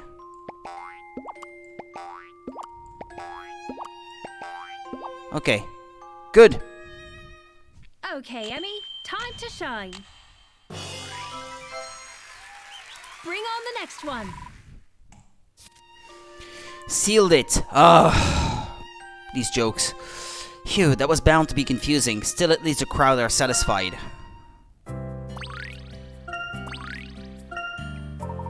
There, how was that? Do you feel mentally charged and ready for anything? We feel ready for you to tell us about the true Puponio. Straight to the point, eh? Okay, well, I gave it to a señorita who runs a stall. She looked about my daughter's age. She offered me a deal, 2 for the price of one on our Puponio cakes. A deal like that would swing it for anyone. You didn't think of giving it to your daughter instead? Oh, no! Claro que no, because then she'd probably pass it on to some muchacho. And with her luck, it'd be a lazy, no-good, down-and-out bachelor boy. My wife would kill me if I let our baby girl get mixed up with a guy like that. So you're saying girls pass the Puponio on to boys? Oh, haha, I'd better watch my mouth, eh? Well, time to get back to my daily routine. Still another 500 stretches to do before dinner. Stretch! 1, 2, 3. We've talked to so many people now, but there's still no way to know where the egg could be. I think we're almost there, Luke. I'd say we just need one more piece of information and then we'll be able to work it out. How are we going to do that? Are we really so close to working it out? You just leave it to the professor's #1 assistant. I'll bet you anything you like I can solve this one. You're on, Emmy. If you can't solve it on your first try, you'll have to treat me to an ice cream. Challenge accepted.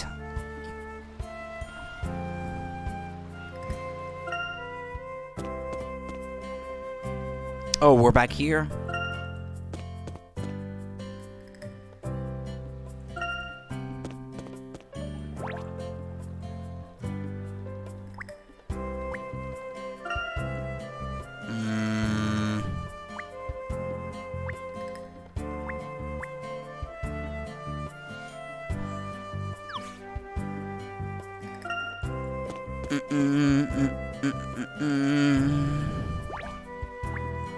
Is it you who has it again?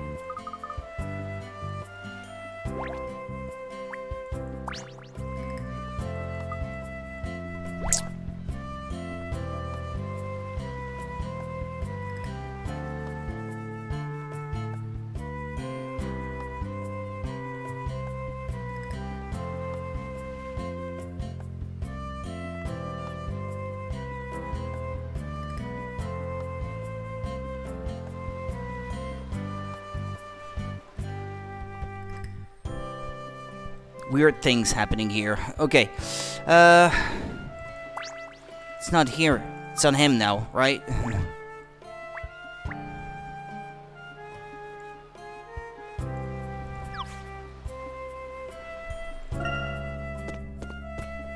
What's this guy doing? He leaves the house with his car like 10 times a day. Make up your mind, dude.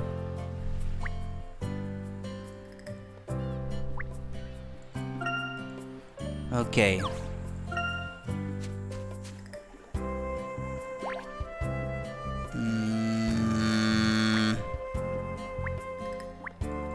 Well, can I cross that bridge? Or not?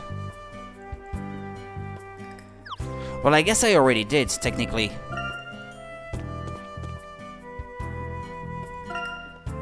Or maybe it's here?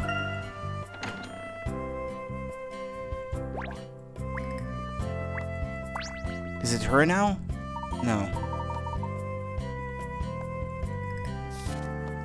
Oh, I have to check into the hotel? The Curious Suite. Oh, I'm sorry, my treasure, but you don't have the ticket for that room. I can't let you stay in there if you don't have the ticket. Ah, yeah, okay, yeah, fair enough, yeah.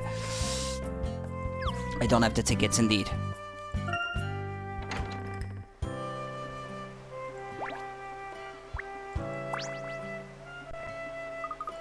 Phew, I think we got more than enough of these Poponios now, and any more and they might weigh down the airship. I knew you'd eventually come around to the idea of just grabbing as many as possible. I still have my doubts. What's not to say every one of them is just a souvenir? Oh, lighten up, Rook. With this many eggs, how can we not have the real one? Poponio power! I still can't believe that woman at the hotel tried to fob that cheap imitation off on us. Who does she think we are? I'm thinking maybe she was a decoy sent by the boss to test us, in which case it's a good thing we didn't take the bait. Heh. I think we must have asked almost everyone who's had the egg recently and we still have no idea. Speak for yourself. What, you've managed to work it out, Emmy? I think I've got the gist of it, yes. As we were told initially, the ownership of the egg changes according to a pattern. If we lay out all the information we've gathered thus far in front of us, we should be able to construct the whole picture. Really? I just can't make head nor tail of it, Professor. All will become clear in due time, but first let's head back to the marketplace, okay? Is it here? Yeah, that's why I was stuck. I guess I had to finish talking to everyone. And I hadn't talked to them yet. Now, from what we've learned by speaking to different people on this island, we are able to glean a few key facts. Oops. Oops. Let's lay out the information and work out the rules concerning how the egg is passed around. Do we really have enough information? Of course, think back, Aurora. We've heard a lot of stories today. Can you think of a common link between any of those stories? I cannot know. Not one person we met told us exactly who they gave the egg to. That's true, they weren't allowed to give us many details. However, the details they did provide were certainly sufficient to solve the mystery. Let's consider them now. Alright. Allow me to assist, Professor. Okay, so what do we know? After Bud put us on the right track, we obtained information about the egg from 6 people, 3 male, 3 female. If you recall, Martine passed it on before her wedding to a married man who thought fondly of his daughter.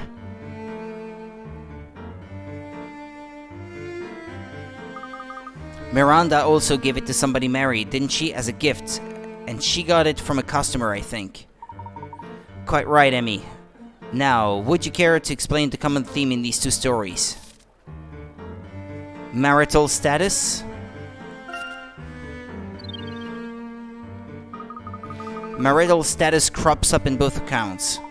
Precisely. In fact, from Martin's story, I'd say that single people can pass the egg on to somebody married and vice versa.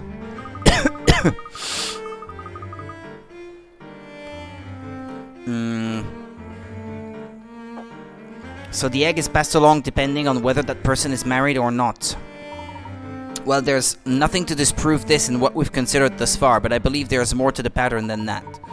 Let's summarize the male accounts, namely those from Javier and the 2 Targent agents, to gain a better picture. Javier reported that he gave the egg to a girl his daughter's age. We also know that a married woman attempted to give the Targent men the egg. Oh, I think I see what the link is. Genders? Does it have anything to do with the fact that the egg was always offered to someone of the opposite gender? After all, Javier seemed very worried that his daughter might end up passing it on to some sleazy bachelor. So where do we stand now? We have now extrapolated a second rule. Whoever has the egg can pass it on to someone of the opposite gender. For example, if I had the egg, I would be able to give it to either of you, but not to Luke. So a boy can only give the egg to a girl and a girl to a boy, etc, etc. Almost, but not quite. If you consider Emily's account, you see we run into a problem. She said that she would have been able to give the egg to any of us, but how? Emmy, would you care to explain? Tell us what would have made it possible for Emily to give any one of us the egg.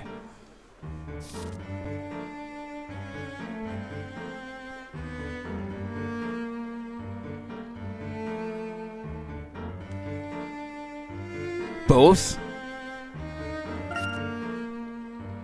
No? You'd have to obey both of those rules to pass it on. But Emmy, if that were the case, Amelie would only have been able to pass it on to either Luke or myself. I'm glad I didn't give that answer. Either rule? It's one or the other. Amelie could have given the egg to whoever she liked, as long as either one of the 2 rules was fulfilled. She's married, she knew I wasn't, and she knew Luke and Aurora were too young to be. As for the professors, she didn't need to know their marital status because they were already covered by the opposite gender rule. That's correct. If the person you wish to give the egg to is of the opposite gender or marital status, then you can pass it on. Oh, that's quite simple, really. Maybe so, but we still haven't worked out who has the egg. I do remember Emily saying she passed it on to a man at lunch, but we don't know where she went to eat. So we'll need to ask somebody where that was before we can continue. Not at all. Here, let's try to determine who held the egg and in which order by lining them up. Wherever there is a logic, a solution follows closely behind. I'll see what I can do, okay?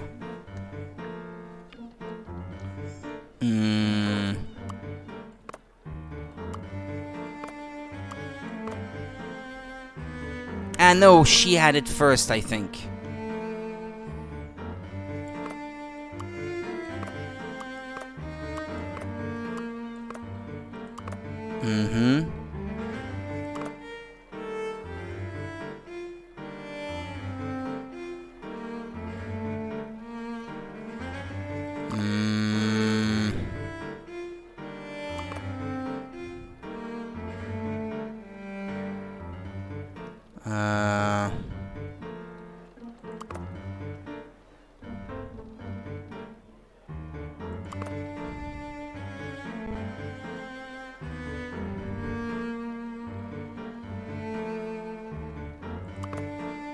Amelie is not in swimwear, though.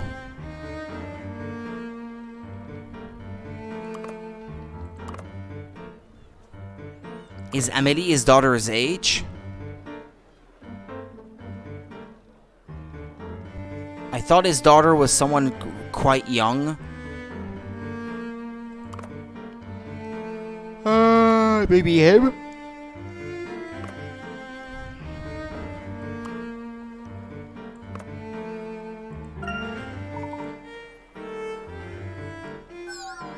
Ah!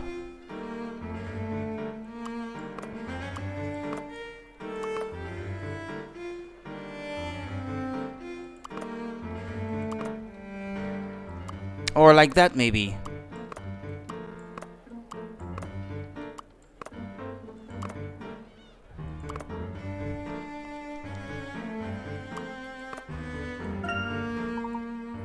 Your chain of events matches my own, Aurora. We can safely say that the egg was handed on in this order. Ah, okay.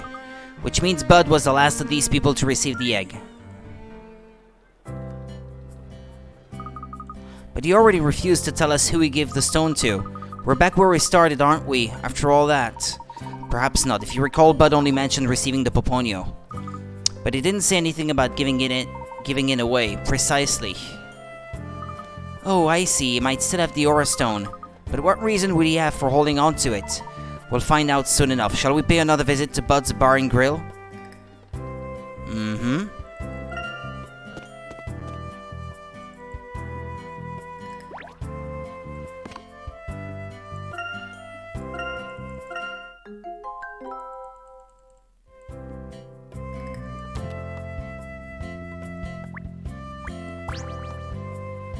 Okay. Hey guys, what brings you back here?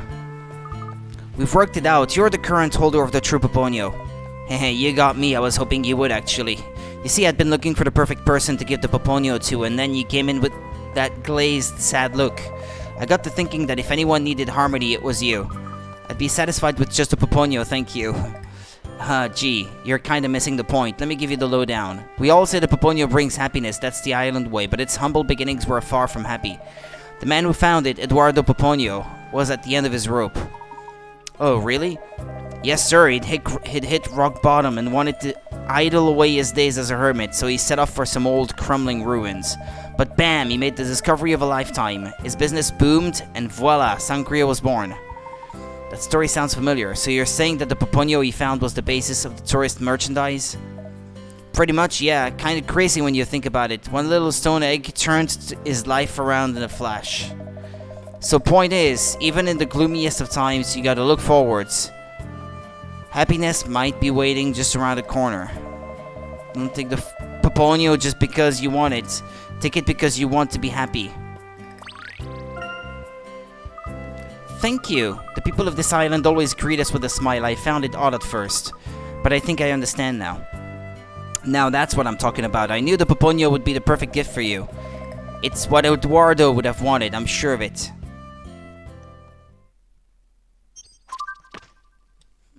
Well, that's it, I guess.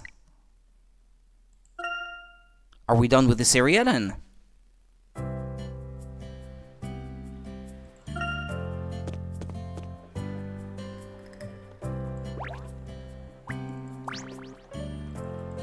What do you want, lady?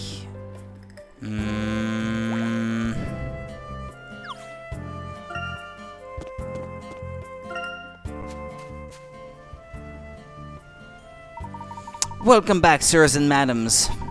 I trust the glorious weather helped shine some light on your investigation to make it a dazzling success.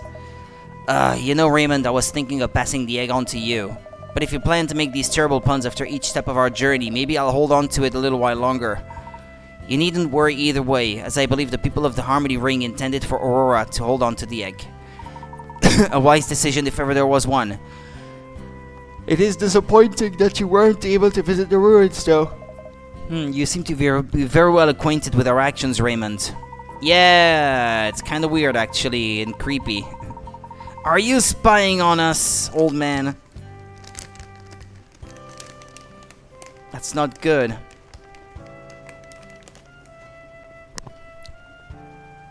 Excuse me. Alright. Master, you should know I am never too far away to keep an eye on things. Well then, I'll just prepare for takeoff, shall I? Very fortunate that Raymond is aiding our cause. I feel he would make a powerful enemy if crossed. Maybe he will at some point. Hint, hint. Professor Layton, Professor Sycamore, something's coming back to me about Azran. Good tidings indeed. There's a facility that now lies under Sangrio. It was used to harness the power of the moon and soothe nature's temper. You mean it could be used to control the seas? I think so. The facility was closed before our civilization reached this peak. Perhaps it had already accomplished its purpose. I'm sorry, that's all I can recall. It's all quite hazy. So the calm, luxurious shores of Sangrio are in part provided by the Azran. Thank you, Aurora. You're welcome. It's nice to be able to share these memories. An ancient facility hidden underwater. I'm almost tempted to go deep sea diving and see it for myself.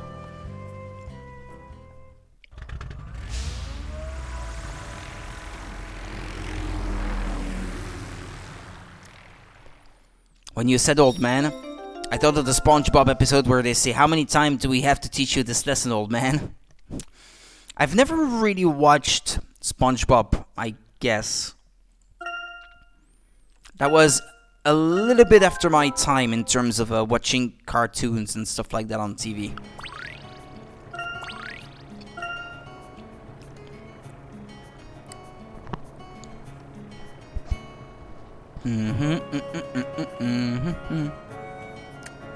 I wish I had the reference then, but I'm afraid I don't in this case.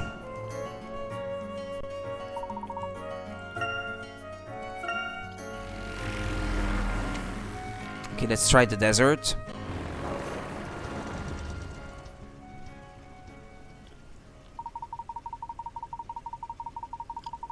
Excuse me a second. Just want to confirm something.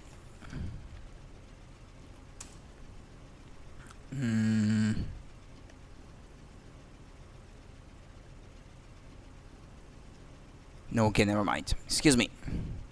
Screen goes black, I know. Okay, the land is arid, yet the ore paints the landscape a beautiful hue. The nearby town is surrounded on all sides by rocky mountains. Locating the egg may prove difficult. It's a pretty memed show. That one was popular as well. Yeah, the one eternity later kind of thing. Yeah, that everyone knows about. I agree, I can only sense a faint resonance of the Azran. Then it seems we will have a long journey ahead of us. Let us begin by talking to the locals.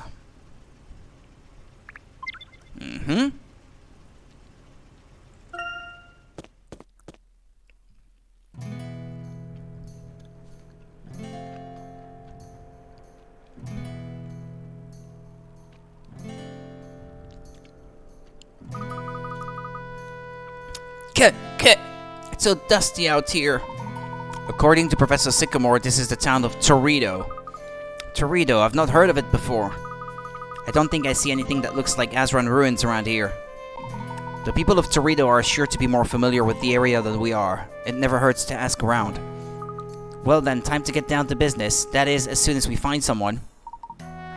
It is unusually quiet for at this time of day. Look, there's someone now.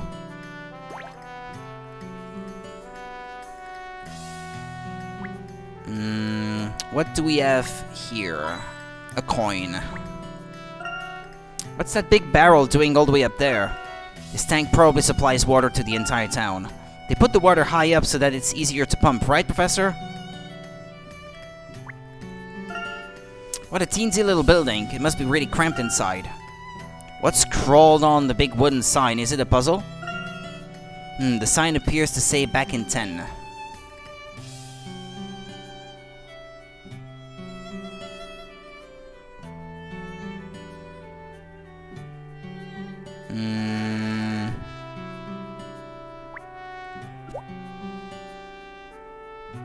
Oh, I set the minecart in motion. Okay, there it comes.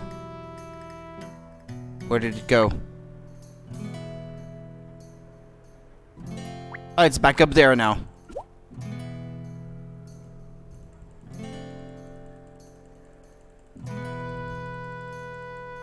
Okay, never mind. And then it pops back up there, okay. That's another coin. That's another coin. What does it say here? Ah, okay, never mind, another coin. Well, with 4, I would expect it to be all of them.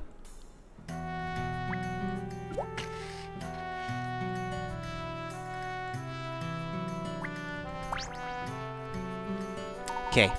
Hey, a word of advice from me to you. We don't take kindly to strangers here in Torito. Wow, you talk just like they do in cowboy films. Howdy there, partner. A fine day for wrestling some cattle, ain't it? Yeehaw! What? I don't think you heard me straight, boy. That was racist, Luke. Almost. People are not stereotypes, you know. You hightail it out of here and don't you come back, you hear? I can't say this has been the warmest of welcomes. Is there a particular reason for your hostility, sir? Your racism! Sure is, you folks. You see, you shouldn't be here. And unless you're a tough nut like me, you ain't gonna last 10 seconds in this town. We don't think kindly to your types around these here parts. Everyone, run for your lives. It's all red. All red? Yikes! Somebody call the sheriff. I shot the sheriff. It didn't take much for that tough nut to crack. It seems unwise to linger here. Let's follow the man. Mm-hmm.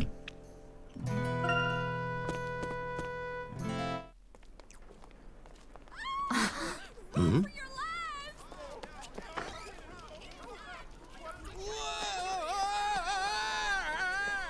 Hmm? There it is. That must be Old Red. Speak to him, Luke. Grrr.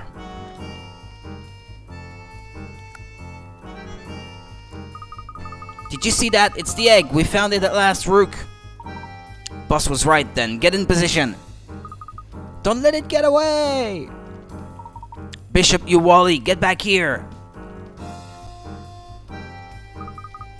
Professor, it's Sergeant. Oh, it's a big puppy. Yes, this is very worrying. I'm adopted.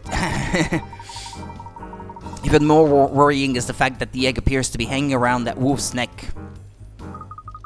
Well, at least now we know why the streets are virtually deserted. Those men ran straight after the wolf. Come on, Professor, we have to hurry. Luke, stay calm. We have already lost sight of them. Besides, it would be ill-advised to give chase without first finding our bearings. Right, we should ask around first. Do you think that man will be more willing to help now that his overblown ego has popped?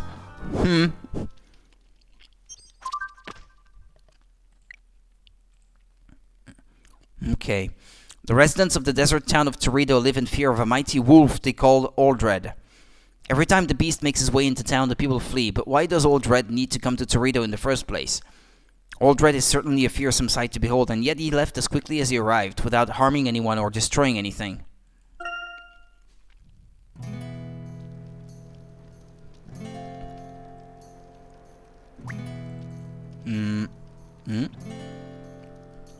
What was that? Oh. A stagecoach.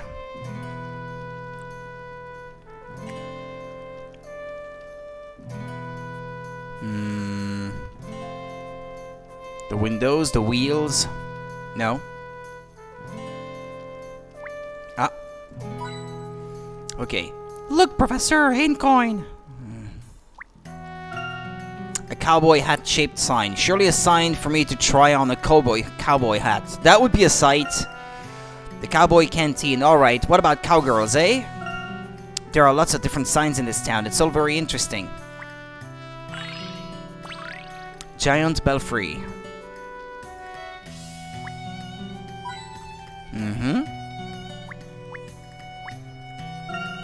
This wooden thing is full of water. What is it for, Professor? The local people would appear to take good care of their horses. I wish there was somewhere I could get a drink of water. You can try that water if you like. Drink after the horses. Iron can be heated in this furnace and then shaped on the anvil. I usually feel the urge to touch hot things, but I'm a bit hesitant right now. It's so hot just looking at it is making me sweat. Look, Professor, a puzzle is hiding in that lamp.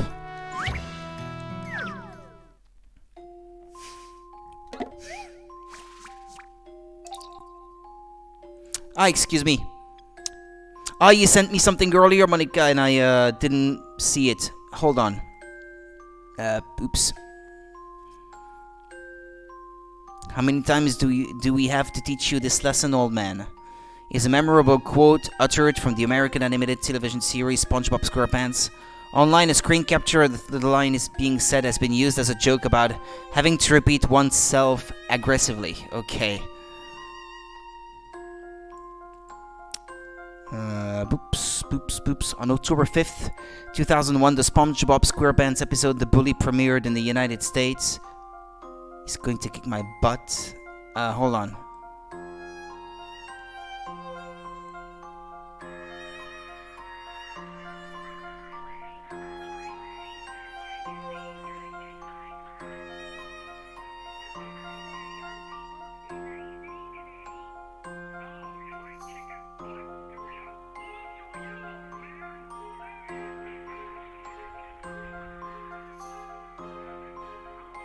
Okay.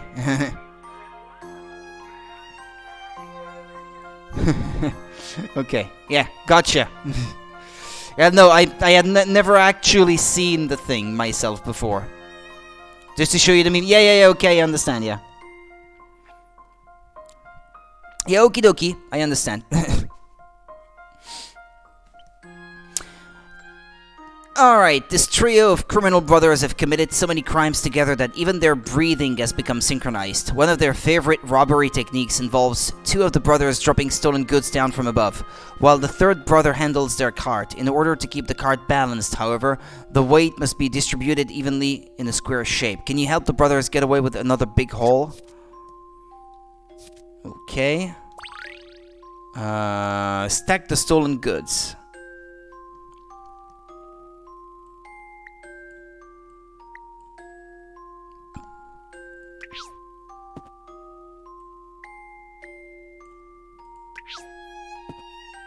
Okay, it lands upside down.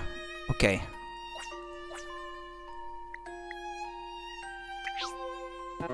No.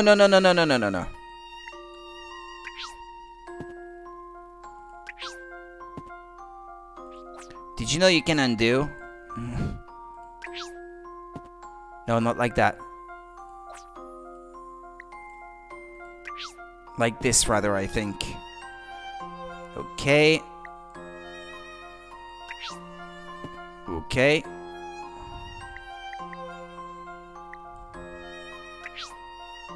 No. But no, why is it... I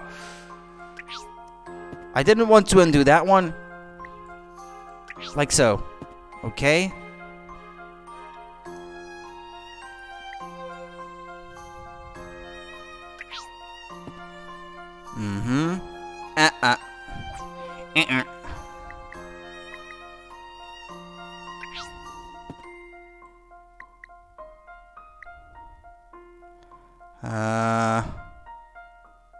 Like so.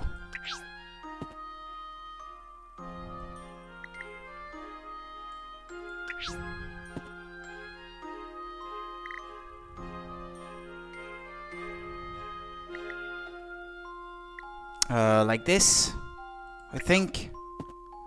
There we go. I've got a good feeling about this one. I got a good feeling about this one. Stick a fork in it. That puzzle's done. Stick a fork in it. Alright. A perfect heist. The brothers have done it again.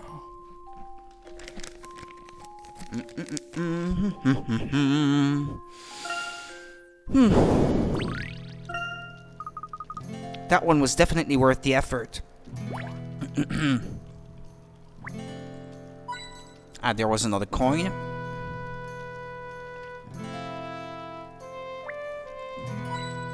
And another one. I think that might be all of them.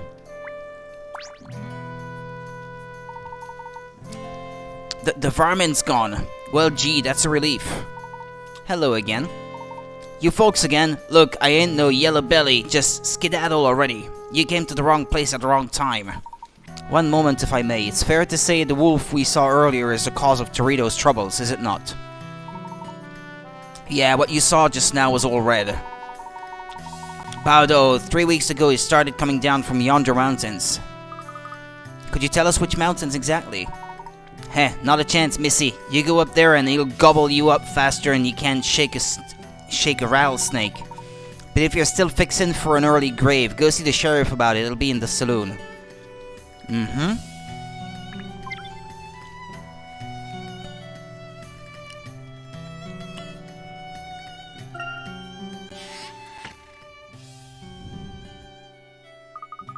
Despite the panic outside, this room exudes goodwill and cheer. Why is that? The people here seem to be celebrating the fact that they survived the encounter with Old Red, rather than dwelling on their fear. Aha. That man outside said the sheriff would be in here, but I don't see anyone who looks like a sheriff. Do you? Maybe he is a sheriff. Okay, he doesn't look the type, but don't judge by appearances, I guess. Pardon me. I'm gonna use the restroom. I'm gonna be a minute. But I'll be right back, okay? I'll be right back. Excuse me.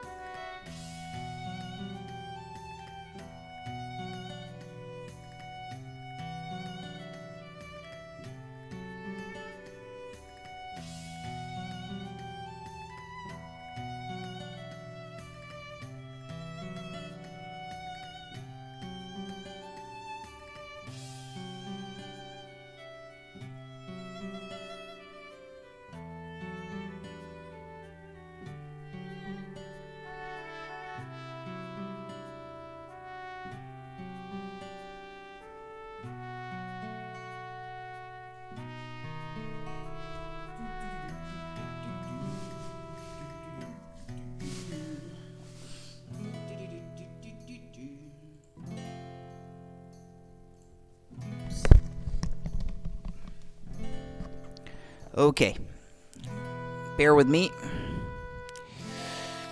Alright, let's continue. Nom nom nom nom nom nom nom nom nom nom nom nom nom nom nom. There was a coin in it, in the stake. I don't know what's weirder. Okay, perhaps reaching for the moon to catch a hidden coin is probably more over the top than finding it inside of food.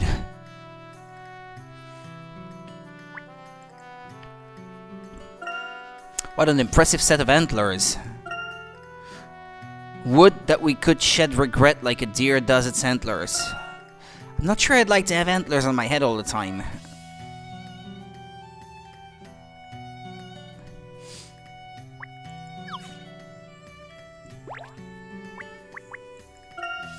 Look, Professor! Look at this leg of ham! Touching someone's food and finding a coin is pretty freaking weird, though. Yeah, true. It was another, look, Professor, kind of moment. What a fine leg of cured ham. It smells absolutely divine. Cured ham is alright sometimes, but it's a bit too salty for me. Toast! You know what they say, old toasters toast toast. Mischievous nut.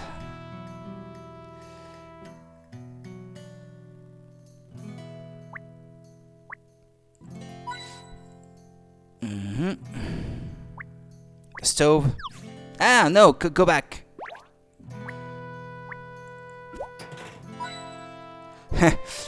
He stuck his hand in the fire this time to get one. Okay.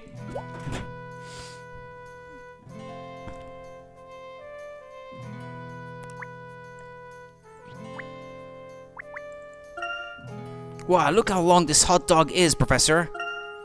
That would fill me up for a whole day. I could eat one actually now. I generally prefer cucumber sandwiches, I must say.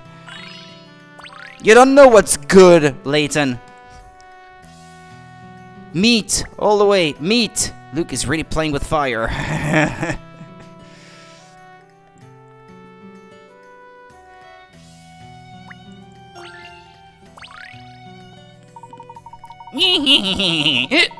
Ain't seen you around these parts, little lady. Where'd you hail from?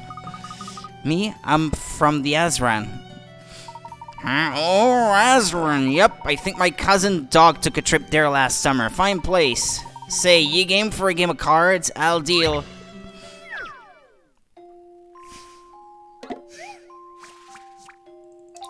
Cards on the table. Now see here, little missy, here's the game. Don't worry, it's simple enough, even if you ain't never played before. A giant rare steak would be nice right now. Well, actually, at the restaurant last weekend where I went, it's the kind of restaurant where they bring you meat and you have to grill it yourself on a little barbecue that they put on the table. Actually, I think I took a photo of the thing. Did I, or did I not? I think I did. Ah, yeah, but not with the meat on it, though. Hold on. Ah, only 3% of battery left in my phone. Ah. Well. It was pretty delicious. But super expensive. Especially given the fact that you are the one who cooks the steak yourself. That was kind of a rip-off. I just sent you the picture. If you turn over one of these cards and produce a diamond, you win. Well, little lady, which card you gonna flip? Okay, look at hands 1, 2, and 3.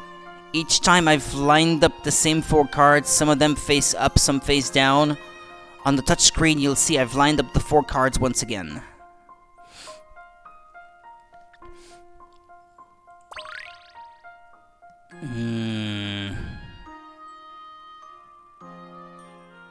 So I have to find the diamond then. Heart, heart.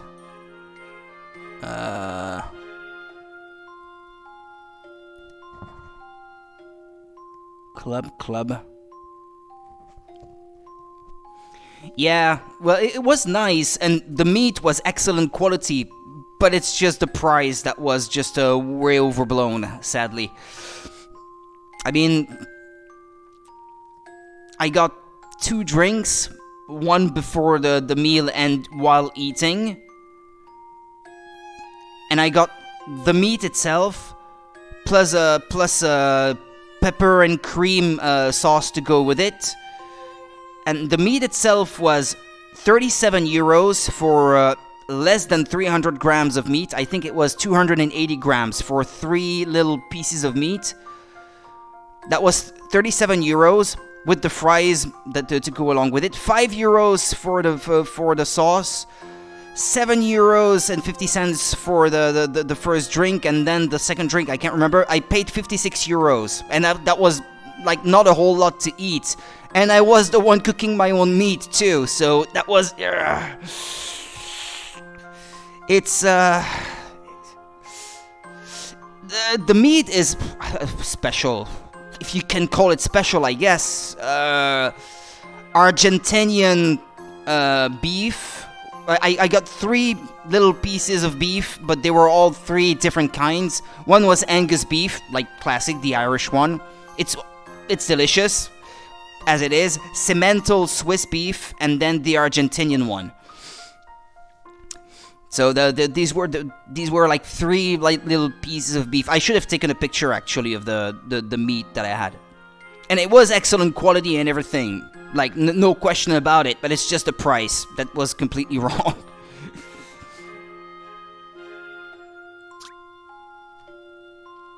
I mean, I like my meat, but so you see, yeah, it's not like super special or anything. It's specific types that you know are gonna be good because they're usually good types of meats, all of them. But yeah, it's nothing like groundbreaking or anything. On the touch screen, you'll see I've lined up the 4 cards once again. Blah blah blah blah blah blah blah.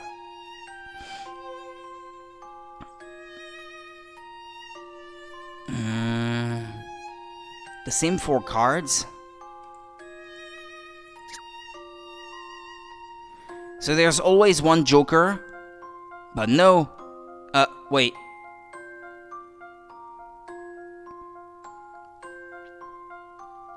It's a fun thing to try, but at the same time, I like getting more for my money. Exactly, yeah. I mean, there was a good atmosphere with the colleagues from work and all that, but, it's just, it wasn't... We all wished we had more, anyway. It was recommended by a colleague who didn't come along. And, well, we all regretted it a little bit afterwards, but at least we had a good time. Thankfully. Spades, hearts, diamond. He says it's all the same cards, but why is there a joker then?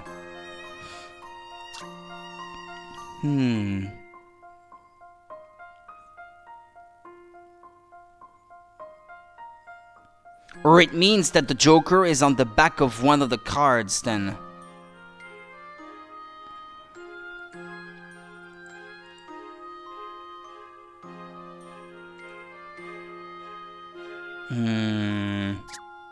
It's the only explanation that makes sense.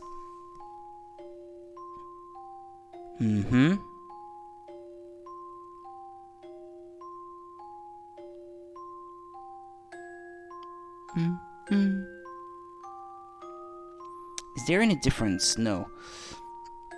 On your birthday, your mom and you will go to this burger place. Haven't been there for years, but hopefully they're still as good as last time. You get quite a lot there too. That's nice. If it's good value for money, that's always the best. But I mean, and if the quality is there too, obviously. Because if you get like a ton to eat and it's not good, well, that kind of defeats the purpose.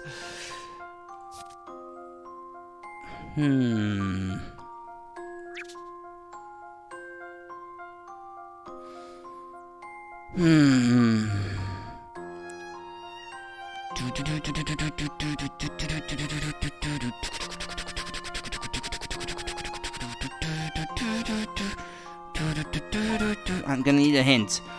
Look at the symbols you can see on the various cards. A spade, a heart, a club, a diamond, and a joker. That's 5 different symbols across the 4 cards. There must be 5 surfaces with symbols printed on them. Yeah, I already figured that out by myself. Look at the cards that are lined up on the touch screen. A club and 3 cards with their patterned sides face up. But that means that the joker is on the back of the club then. You can see here that there are also 3 patterned surfaces. Since there are only 8 surfaces on the 4 cards, this means that there is only 1 spade, 1 club, 1 heart, 1 diamond, and 1 joker. Yeah, I just figured that out, yeah.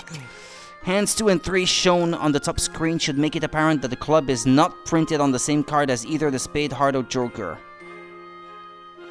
I would have thought the opposite.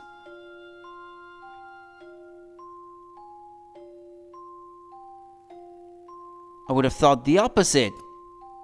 Ah, no. Wait, yeah, okay, fair enough.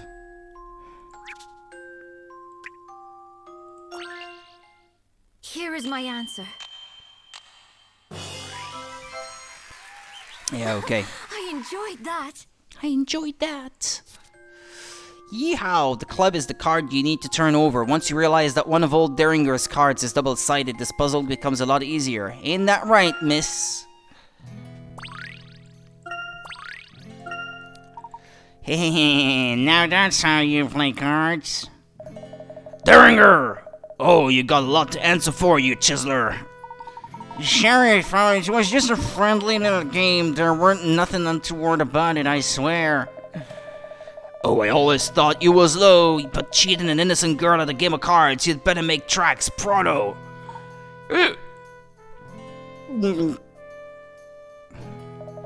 Sorry about that, ladies and gents. That Derringer may be a bit sly, and he may have a terrible sense of humor, but I guess deep down he ain't really a bad egg.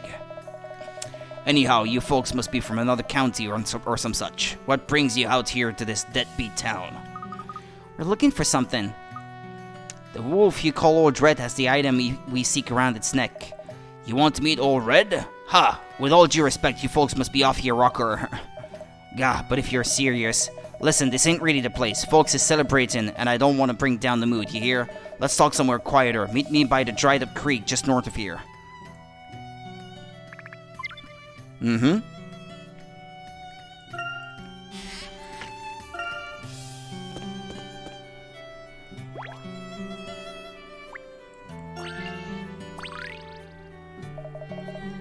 Pardon me for back there. I just didn't want to cause a fuss for the whole town, you know. You are afraid of the big wolf? I ain't denying it. That old boy causes us a heap of trouble whenever he pays us a visit. No, I'm sure he ain't blind, but beyond our little oasis of calm, there ain't nothing but bad lands, far as the eye can see. I figure he's all watering hole dried up, so he made Torito his new favorite spot, if you catch my drift. That makes sense. Animals do what is required to survive. Yup, now I ain't saying I don't feel for the poor fella, but if he goes on like this, folks will not want to live here no more. Besides, who's to say he won't try and make off with Derringer or the like one day for his breakfast? We are well aware of the danger, Sheriff. Nevertheless, it is imperative that we find Old Red. I take it you would know where his den is? No backing down, eh? Ah, fine, but first you gotta help me with this here mystery. Another puzzle. 66, flying the coop. A farmer comes back to his chicken coop to find the door open and all his chickens gone. He tells the sheriff who works out either A, B, C, or D is responsible, but they're all pointing fingers at each other. It's B who's to blame. C is the culprit, no doubt about it. It's either A or B, I'm not sure which. It's B or C, one of the two. Only one of these people is telling the truth. Can you work out who is to blame for this? Okay.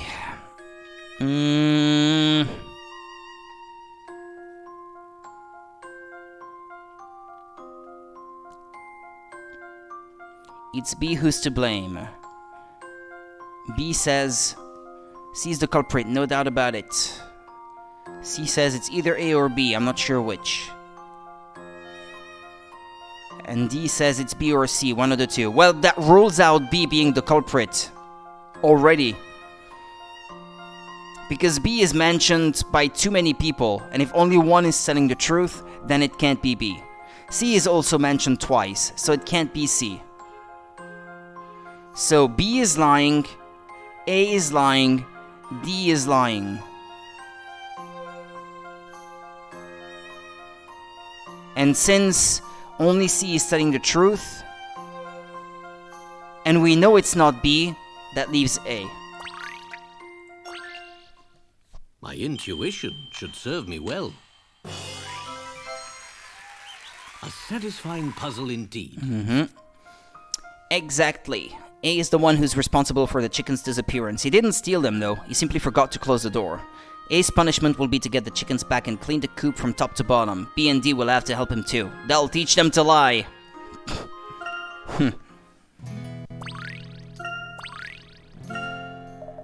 Thunderation, so it was that fella. Guess I'll be sleeping easier tonight. Now a deal's a deal. I'll tell you what you want to know. Some folks have seen Old Red going into the all-abandoned mine at night. My guess is that's where he sleeps. Now, I'm sure you got good intentions and all, but I want no more part in this. From here on, your lives are in no one's hands but your own. Please, for your own good, stay clear of the old boy. So Old Red's den is somewhere in that mine, is it? Well, let's go and pay the old boy a visit. Leave it to me. I'll see if I can convince him to give us the egg.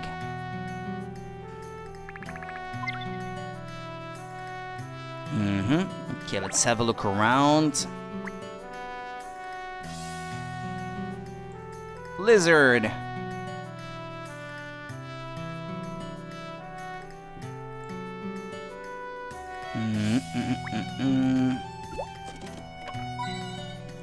Loose blank. I wonder what they're trying to keep out. Or maybe it's that they're trying to keep us in? I'm on to you, barbed wire. I'm on to you.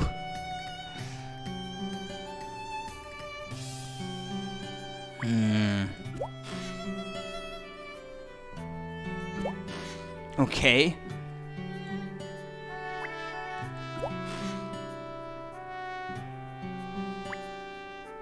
Whatever.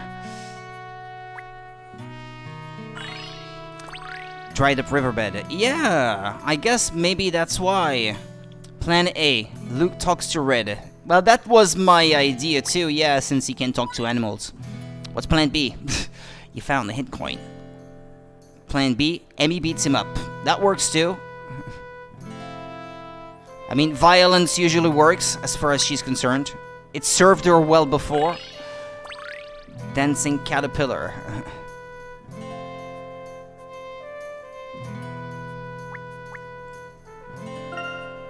The thick coating of red ivy makes this house look rather unsettling. I don't like this color one bit. Who would let the ivy grow like wild like this? The house is covered.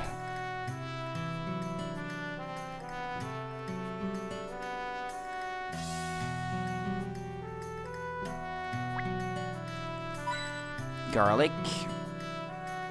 Little chimney. Is there anything else? Or not?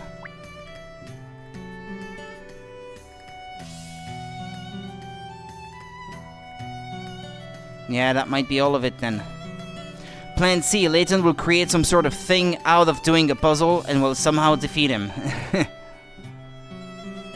If it's Layton's idea, it would probably involve some kind of logic. It will be a smart solution.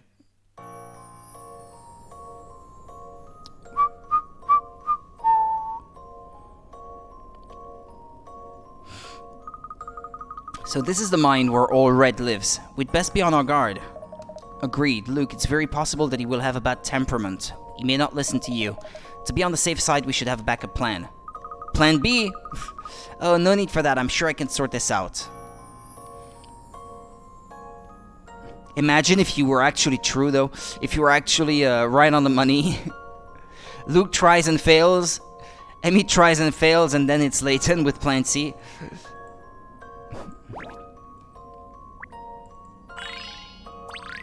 Rusty minecart.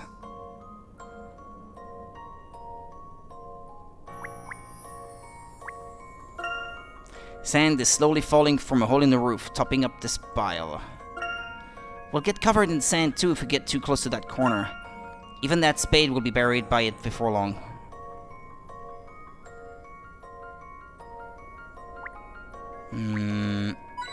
Okay, there's a coin.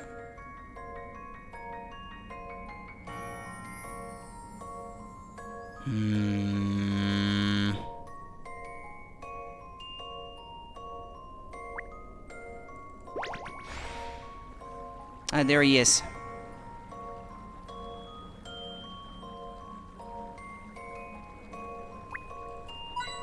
Coin. I managed to write Plan C and then my internet went away. Oh, okay, sorry. Well, we have not figured, we have not seen yet which plan is gonna work. Who would have thought this dusty cave would have a supply of clean water? Nature appears to have taken over this disused mine. This water is really clean. I bet there are even fish living in it.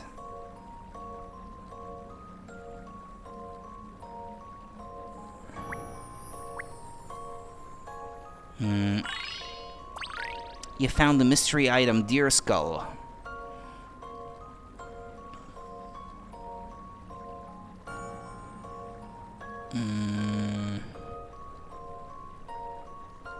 Well, I guess that leaves all red. Okay, let's try it. Rawr. Also, this gourd is really trying to push nitro on me right now. Yeah, it's trying with everyone, I think. Wow, he's baring his fangs. That might not be a good sign. No. Grr. He seems to be in pain. I wonder if it's hunger, like the sheriff said. I hope not, because we just walked into his lair. Mind you, if he wanted to eat us, I'm sure he'd have done it by now. Oh dear, I'm not sure that's very comforting. Anyway, a gentleman never backs down from a challenge. I can do this. Old Dread, please listen. We don't mean you any harm. We just want to know what's wrong so we can help. Grrr. Oh, you are? Grrr, grrr. So that's why. What did he say? The reason he keeps visiting Torito is because he wants to find the girl who once saved his life. Ah. Grrr. He doesn't think he has very long left, and he wants to thank the girl before it's too late. So he's ill?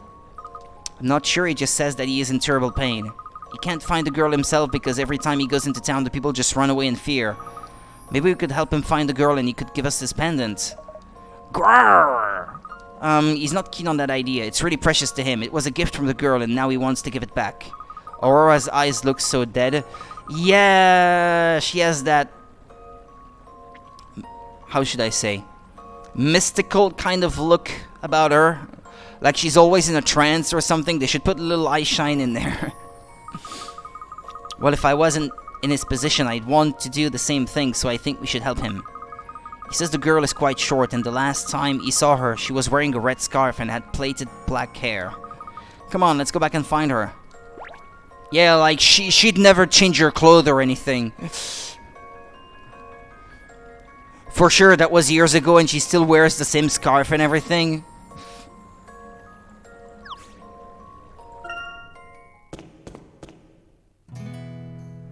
There she is, I suppose. Sheriff Flint, if I didn't know better, I'd say you was scared of the old boy. Ma'am, if you don't mind me saying, the only one who's happy about old Red coming to pay us all a visit is you. You may have good intentions, like you say, but all it take is one little accident and he'd have one very angry mob hunting him down. Oh, don't make such a bally-ho. Okay, never heard the word before. When's old Red ever said anything about eating folk? That's the darndest thing I ever heard. Ha, lady, I reckon anyone who claims they can speak with the old boy is sure to be two rungs short of a ladder. Oh, that's rich. You ain't the sharpest tool in the shed yourself, Flint. Yeah, I ain't the sharpest tool in the shed.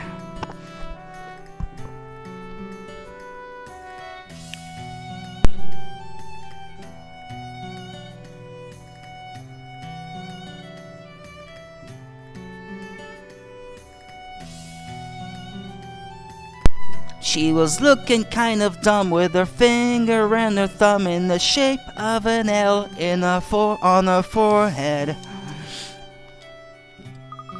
Wow, that lady is really having a go at the sheriff. Indeed, perhaps we should inquire.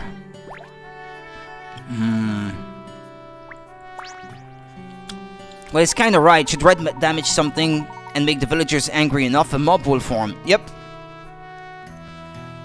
Good evening, Sheriff. About the lady with whom you were arguing. Oh, that old gal? Well, we all got pieces of crazy in us, but she's just got bigger pieces than most. I'm worried one of these days she's gonna get herself into a whole lot of trouble.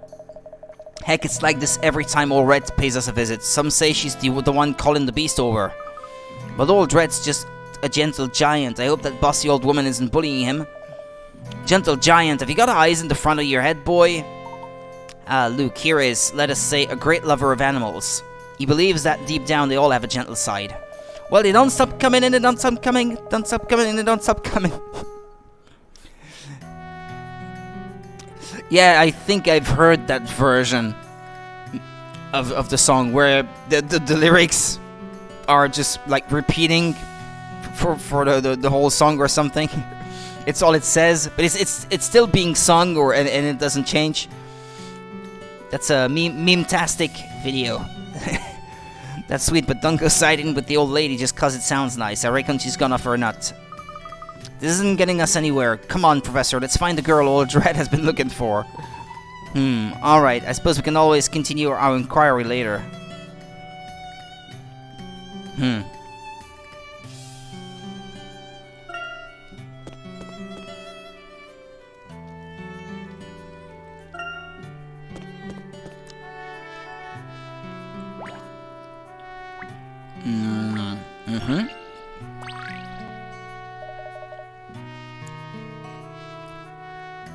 Daria?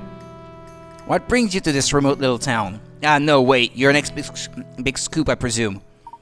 On the ball as always, Desmond. Oh, can I get your opinion on something? I'm thinking of publishing this puzzle along with the next article.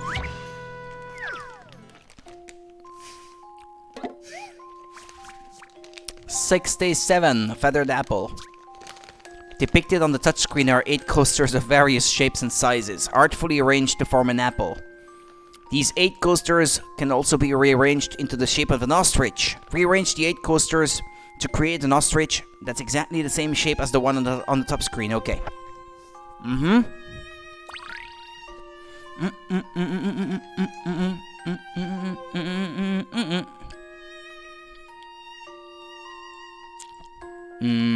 Wait, what? How do I do it? Wait. Okay.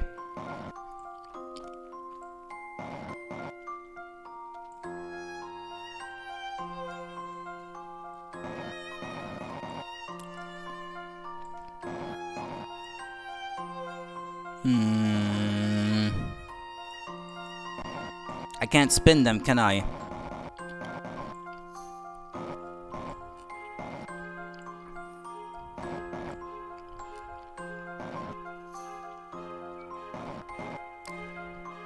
I think my phone is out of battery.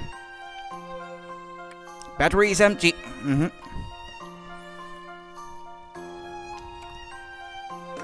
Okay.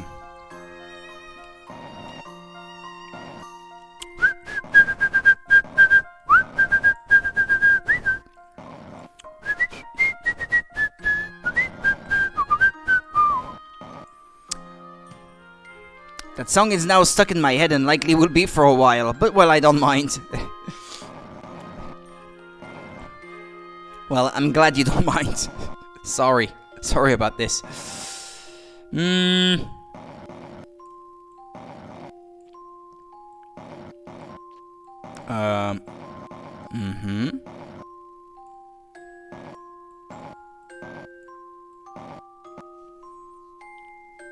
Trying to figure out how to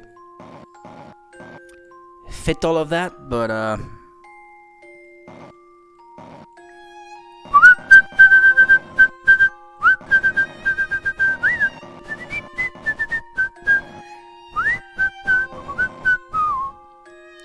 so much to do, so much to see.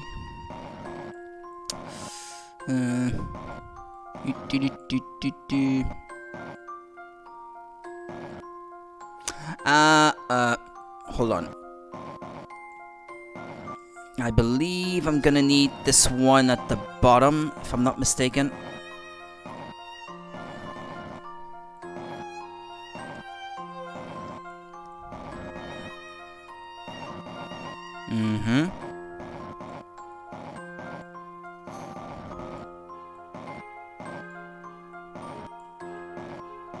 Wait a second.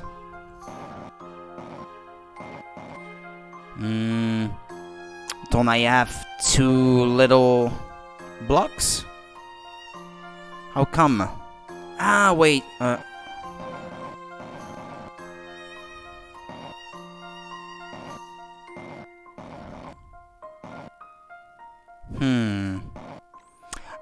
Okay. I think I got it. It's kind of like the Rickroll. You hear it enough and your brain just surrenders. It says, yeah, this song's pretty good.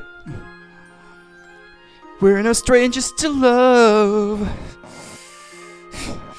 Okay, I'm not gonna start because it's bad already as it is.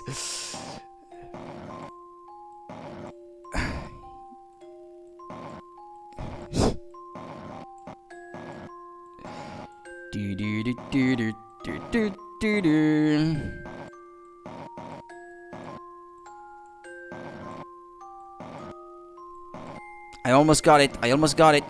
There we go. I got it. Upon careful consideration, It's too late. logical thinking is essential. It's in too my late. line of It's work. way too late. The song is stuck. Fantastic. You've turned your apple into a perfect ostrich. Even in your head now. Well, thanks a lot. You got a new nut roller course, staggered ales. Fab, that's just the sort of feedback I was looking for. Say, if you're ever back in London, drop by for a coffee. She's ignoring the rest of us. Why, I'd be delighted to. Let me just consult my extremely busy schedule.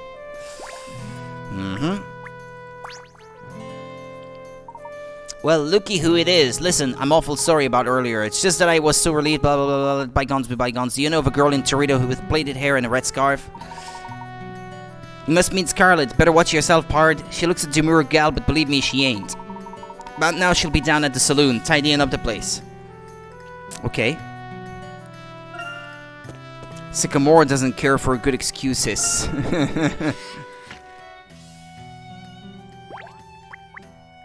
I don't think this is who we're looking for. She could be her granddaughter, though. Oh gosh, well this ain't good. Now this ain't good at all. Miss Scarlet, do you require some assistance? Assistance for little old me? Why, thank you, sir. See, I've been hankering for a burger. She could be called Monica. Hankering for a burger, but I done forgot the recipe. Burgers! Burgers for days. Burger building. Help Scarlet make a tasty burger by jumping ingredients over one another to stack them up. Make sure to follow these rules. Ingredients can only move by leaping vertically, horizontally, or diagonally over other ingredients. An ingredient cannot jump over 2 or more ingredients at the same time. This is gonna be tough to remember. Ingredients to jump over are removed from the counter and put on the burger. You must finish an ingredient with an ingredient in the middle of the grid and nowhere else. Okay. I think.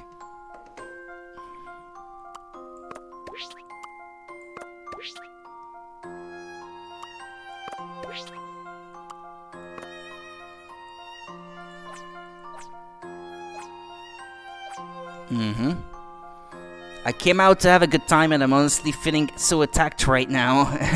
Sorry. Please don't.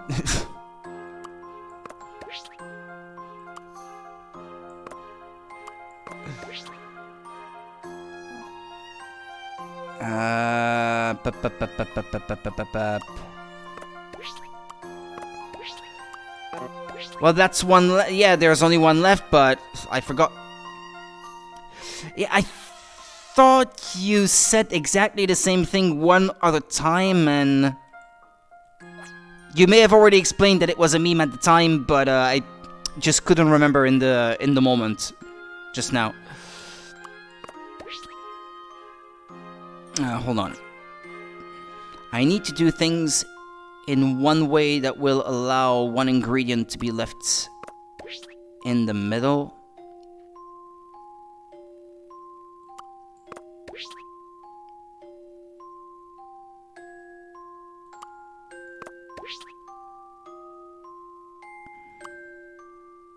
No, I already made the same thing earlier, and that was not the solution. They turned this burger making business into something so complicated. Why does it have to be? Leave one ingredient in the middle. I don't know. What do you not put in a burger traditionally? Egg?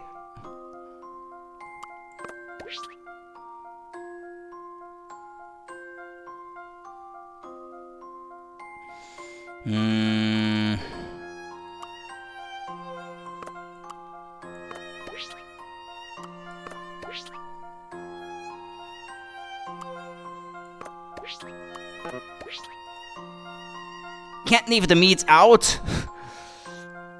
Why you gotta go and make things so complicated?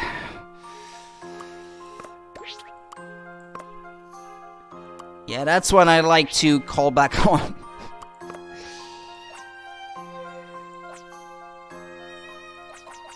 Okay.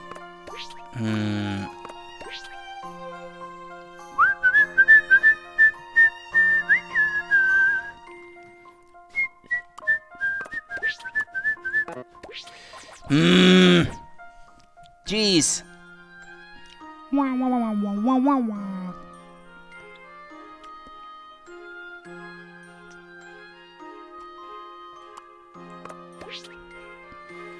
Okay, what are the first few moves you can make?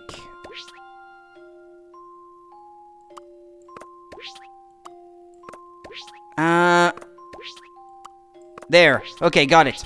Got it. Egg isn't something you see most of the times. It's still really good though. Yeah, I'm not arguing about how good it is. A satisfying puzzle indeed. A tasty victory. That looks like one delicious burger, and all that effort you put into preparing it is sure to make it taste even better.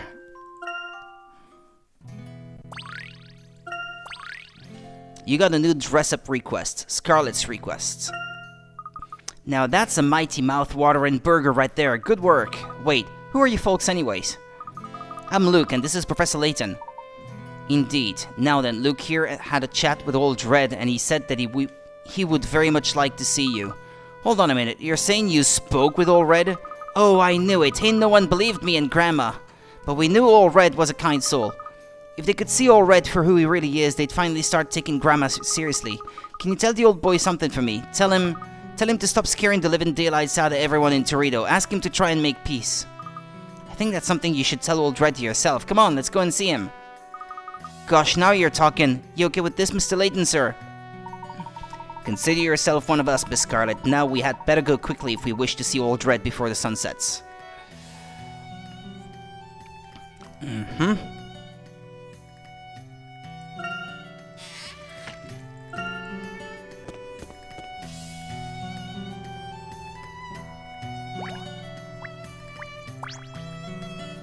We're going, sir. Scarlet, all done for the day? That I am, Sheriff. I go out a little earlier today, to show our guests here around a little. A hard worker as always. Now don't forget to show your friends Doritos County famous Eggnose Rock. Good idea. Somehow I think the Sheriff would be none too pleased at finding out we're taking you to Old Red. You know, I've never done something so daring before. My heart's a-pounding from the excitement. Layton is like the Pied Piper. Pied Piper.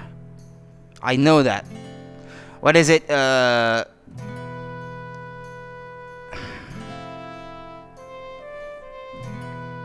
not sure if I... is that what I think it is? The Pied Piper. I think it's something I know, but not in English. Ah, wait, crap. The story of the guy who was hired to get rid of rats. The one playing the flute, right, and gathering them all. Is that it? Because that's what I had in mind, yeah. It's just a name in English I'm not super familiar with. Show him anywhere you like, except the old mines. Forget Old Red, those tunnels probably ain't even stable.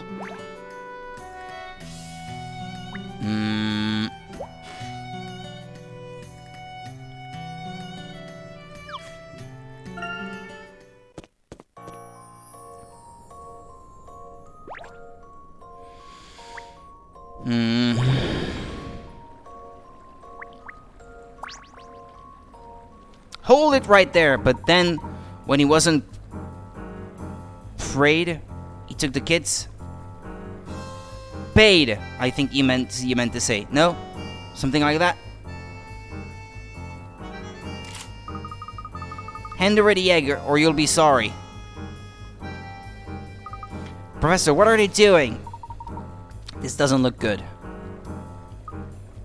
Listen, you've had your warning. Now let's see how tough you are. Take this! Okay. Bishop, don't tell me. I forgot the bullets! It's not loaded. What do we do? What do we do, Rook? Rook, what do we do? Rook! Rook!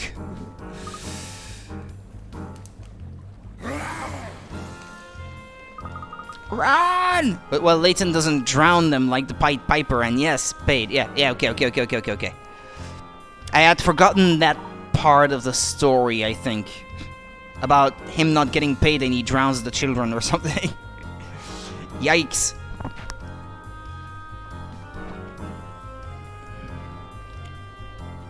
Bishop, you ninny! Wait! Don't know why it auto-corrected to that, but yeah. Okay.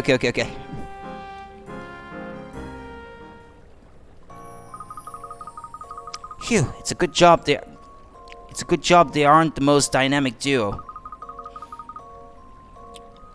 Look, Old Red, we've brought the girl. Oh, don't worry your pretty big head anymore, Old Red. I'm here now. Old fairy tales are always dark as fuck. Well, actually, yeah, a lot of the things that Disney picked to make animated movies out of, like the original versions, are usually a lot darker than what Disney made of them. Garr. It's okay, if you want to say something to her, I'll translate for you. Gar. What? What's wrong?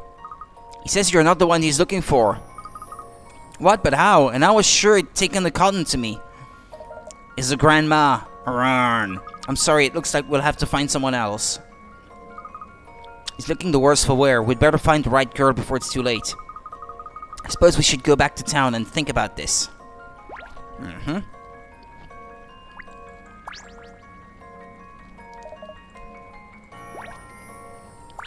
No, that's not what I meant to say. That's not what I meant to do.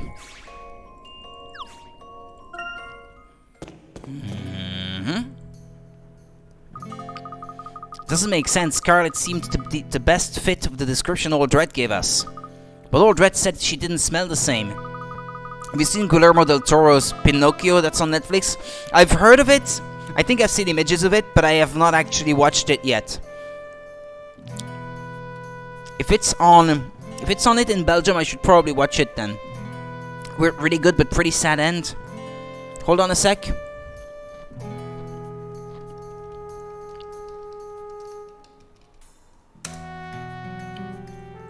I'm city.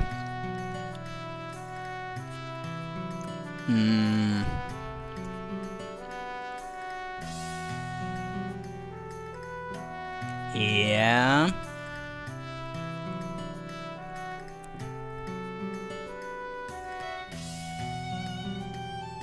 It seems like it's on it in Belgium. Wait, what? No. That's a Korean version. What's that? That's not what I'm asking for.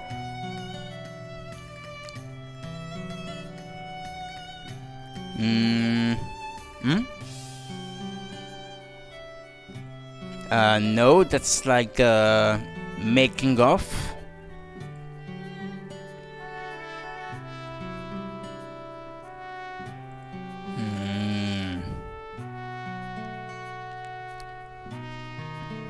I can't find it.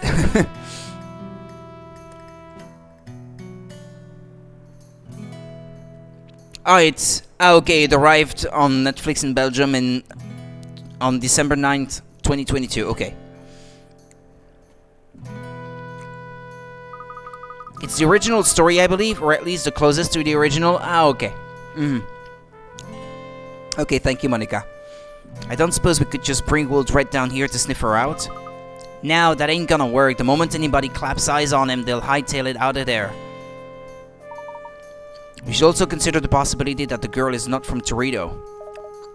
True, she could have merely been visiting like us. We could ask Grandma.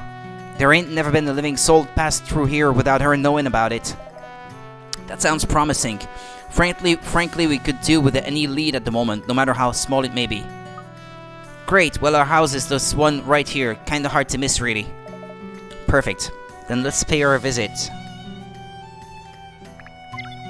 Alright, just little one.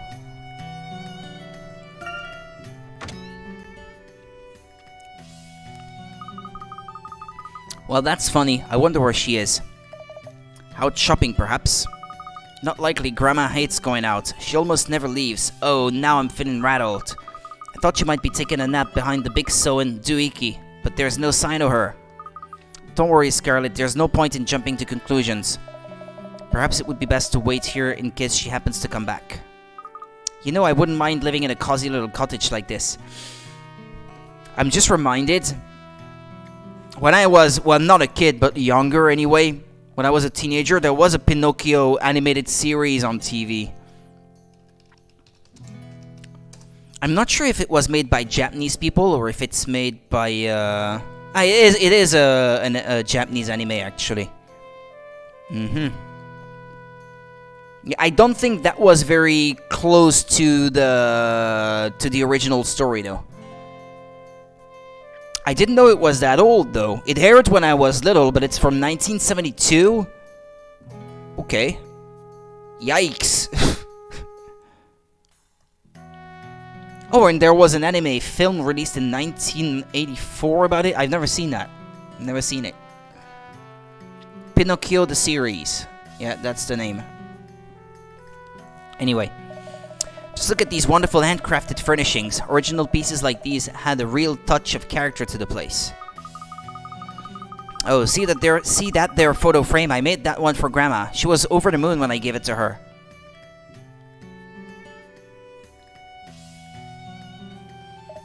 Very nice. Wait, that photo. I'm gonna have to look at it. And Grandma looks exactly like Scarlett when she was younger. These books contain recipes for medicine and other stuff. They look old, but they seem to be in good nick. Practical tomes that suggest a stoic reader.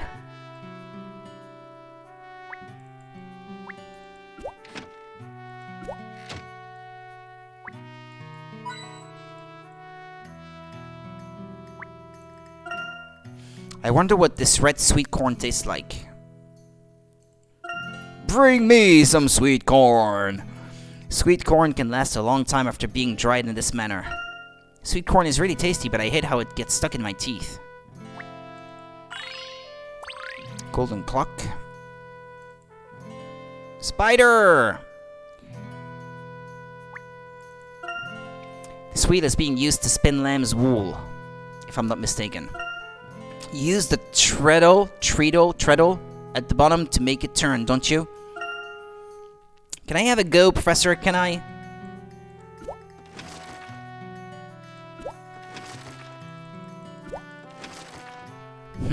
Okay. You found the hit coin. Look, Professor, a puzzle! You'd have to be pretty tall to put books up there. Speaking of books, I got a puzzle for you, Luke.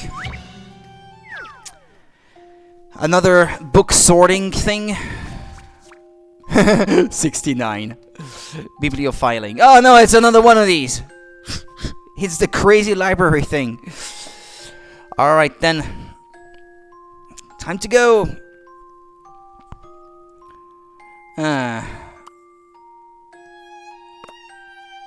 Let's see. 5, 5, 5, 5. 69. Nice.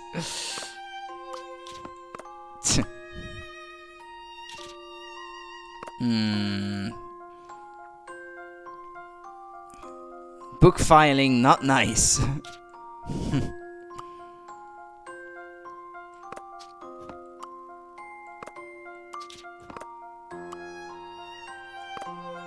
Nice, not nice.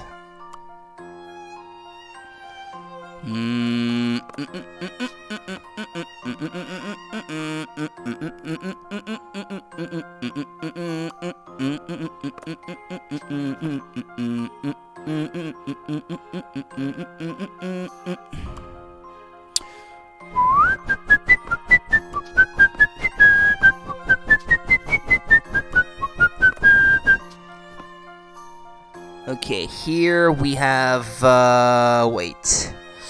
I already got 2, 3, 3, 2, 1, 1, 5. I've got 1 missing here. Reminds me of the small alien toys from Toy Story. The Claw. Ah, yeah. The Claw. It's been a while since I watched that, actually. I can't make a good impression of the way they say it. Or even the lines, but I've got the image in my mind of the scene anyway.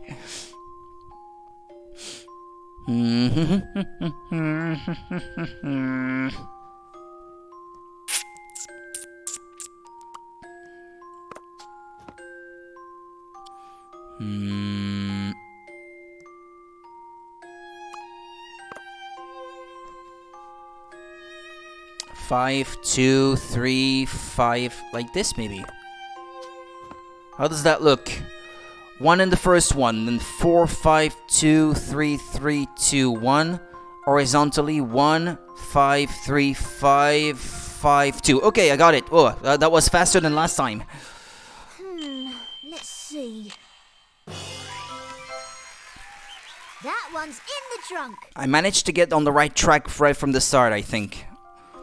A job well done. All the books are right back where they're supposed to be. Well, at least until the next bore comes along. That was a piece of cake. Ho ho, impressive work, Luke. That puzzle reminded me of all the books in your office that you need to put away, Professor. Ha. Layton being roasted again.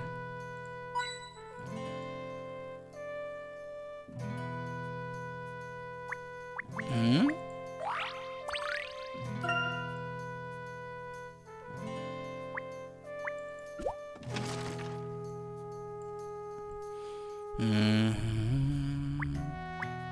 What's that? I know I already opened before. What's that? Orb weaving spider. Okay. Well, that might be everything then, I suppose. Okay, let's look at the frame. Oh, is that you, Scarlet? No, that's my grandma. It looks really old. As it happens, no, that's Grandma back when she was my age. Is that so? What is it, Professor? I think I've worked out who the girl we are looking for is. However, I will need Scarlet's grandmother to confirm it. What in the blazes are you strangers doing in my home?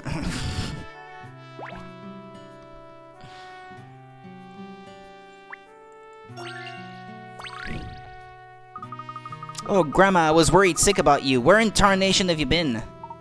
Scarlet, have these rascals been harassing you? You hush now. They're going to Vamoose. Quick sharp. Vamoose? No, that's not it. Oh, Grandma. Old Red's been looking for someone who looks like me and we don't know who. There. Not another word, darling. Wait, did you say Old Red? Scarlet, they must be hunters. Scum of the earth, they are. Knew they'd turn up on Torito's doorstep one day or another. Grandma, no, Mr. Layton and his pals ain't hunters. Oh, they ain't? Well then, Mr. Layton, why don't you tell me what you're doing out here, eh? Rudy, you look like Ruby. Ruby. Who? Ruby who? Ah, her! The old lady. Thanks, Panda. Thanks, I'm sure I do. Thanks. How's it going? No, you can't fool me with your gentle person act. I know just what'll make you show your true colors. A puzzle.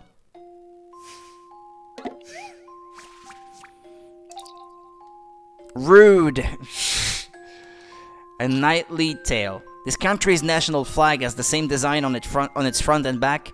Would-be knights in this land undergo a series of grueling tests, one of which involves counting the number of squares there are on the national flag. Prove yourself worthy of a knighthood by working out how many squares are on this national flag. The same amount on both sides, they say.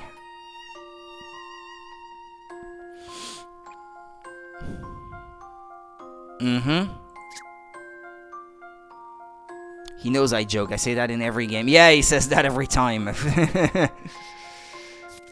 Okay, let's count them. 1, 2, 3, 4, 5, 6, 7, 8, 9, 10, 11, 12, 13, 14, 15. Well, there are 25. But this here is a square. This here is a square. So that's 2 extras. This here is a square. This here is a square. Okay, so there are essentially 4 like that, plus 4 like that, plus 4 like that, plus 4 like that. So that's 16. So 25 plus 16. 16. That was more of similar names though. Yeah, in this case, yeah. I guess so. Okay, then a square like that. a square like that. So that's 2, 3, plus 9, plus 4, plus 1 large one, I guess. Okay. And then times 2, the whole lot, because it's on both sides. Okay, let's count them. That's 10, 14, plus 6, 20, plus 10, 30, plus 25, 55. That's 110. That's not possible. That's not what they mean. Yeah, that's not possible because it's only 2 digits. Or did I count wrong?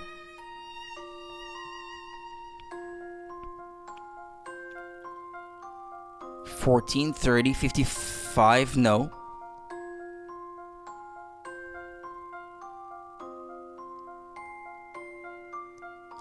The fact that they mentioned that there are the same number on both sides can't be a coincidence. Unless the background doesn't count. It's not the same color, so they don't count the squares. In which case there would be 1, 2, 3, 4, 5, 6, 7, 8, 9, 10, 11, 12, 13 times 2, 26. Is that it?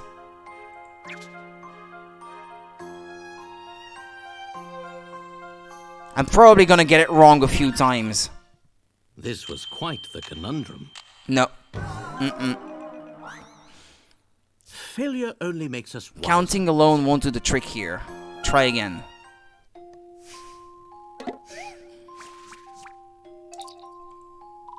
A nightly trial.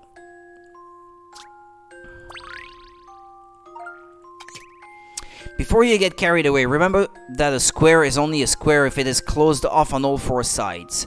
Ah, okay. So those in the middle still count then. Bear this in mind while you count all the small squares and you should get a total of 17. This isn't the answer though. Don't just focus on the individual squares. You need to look much deeper than that. Ah, okay. Okay. So there's a bit of what I was starting to do at the beginning, but I have to count fewer squares, I suppose. Hold on then. Erase them all. 1, 2, 3, 4, 5, 6, 7, 8, 9, 10, 11, 12, 13, 14, 15, 16, 17, plus 1, 2, 3, 4, and then 1 large one that's 3 by 3. Plus 5. 17 plus 5. And times 2.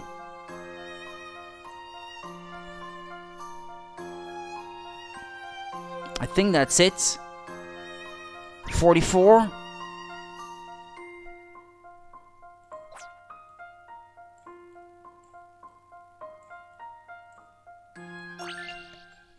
Let's shed some light on this one. Ah, that's it. Okay. Excellent, if I do say so myself. Okay. The same design is shown on both the front and the back of the flag, so the answer is 44, not 22. Knights need brains as well as brawn, you know?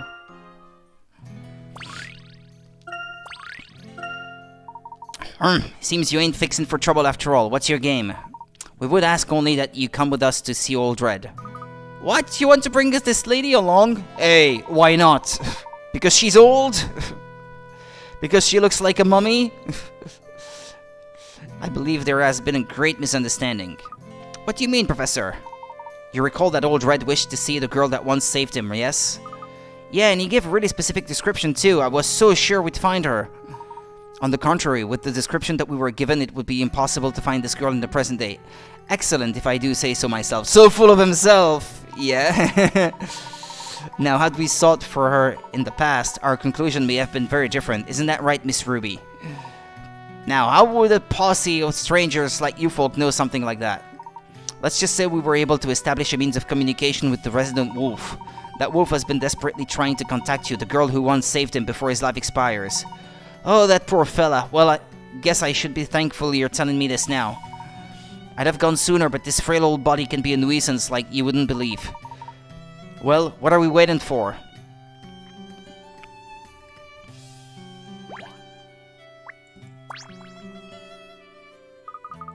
Don't you fret about the house now, Grandma. I'll take good care of it while you're gone. Oh, aren't you the sweetest little darling? Come over here and give your grandma some sugar.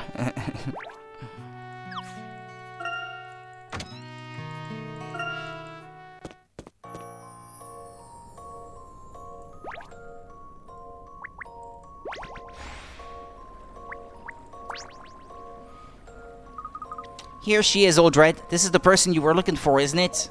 Grrr. Old Red, is that really you? That helpless little pup I rescued way back when? Row, row. Worm? You finally twigged, then. It's me, Old Red. It's Ruby. Har. Okay, I can't make wolf noises. Well, someone likes a good pampering. Look at you, all puppy dog-eyed and mellow as honey. Ow! You ain't changed a bit, old boy. You knew you was hurting, and you tried to see this decrepit old lady one last time. You're a real tear-jerker, you know that? He promised to return that pendant to you one day. That's why he was so desperate to find you. That's so. That's so. When I gave you that pendant, I thought of it as a sign that there'd always be a special bond between us. Always. Doesn't feel right to be taking it back. But if it's what you really want... There we go. What's the matter, old boy? He says the pain went away. Oh my, so this pendant's the thing that's been causing you all that bother. Is that what you're saying? Cat has joined me, so if weird things are written, I blame him? Who, Boulder again? Golly, you were just such a tiny pup when I met you. I didn't think about it getting tight around your neck as you got bigger. So Old Red wasn't really ill after all. He must have been able to perceive that something was wrong, but unable to pinpoint the exact problem. So it was a bit of a wild goose chase in the end. Still, all's well that ends well, I suppose. Jack this time? Okay. I'm gonna get it wrong every time. Even if there are only two options, I'm always gonna pick the wrong one. Old Red did not come to Torito to scare its inhabitants. In fact, the wolf only wished to return a pendant to the girl who once saved his life. The people of Torito can rest assured that they have no need to fear Old Red.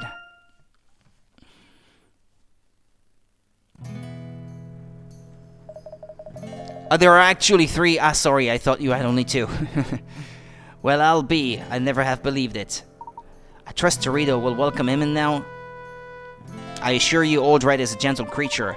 He would never attack this town or its people. After all, this is where his best friend lives. My eyes are telling me one thing, but in my head, it still don't wash. Oh, hang it all. He is a real curly wolf, ain't he?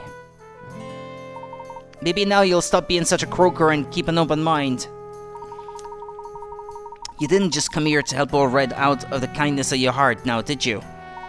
Alas, no, that was not our original goal. We were actually hoping to acquire the pendant that was around Old Red's neck. We have 3 cats and a dog, too many to be honest, but we love them. I can imagine, yeah. At my parents, it's just 2 cats, and it's already a handful. Well, they're both a handful, I should say. You want this pendant, that's the reason why you've been chasing the old boy around like a hungry coyote. I suppose now that there ain't nothing to stop him coming down to see me, maybe we don't need it no more. Go on, take it, before I change my mind. Are you quite sure, madam? Now, what did I just say? All else I could do with it is give it to Scarlet, much as she don't care for it. He stole my Hardy and ran away. My hair tie? Your hair tie? Ah, okay.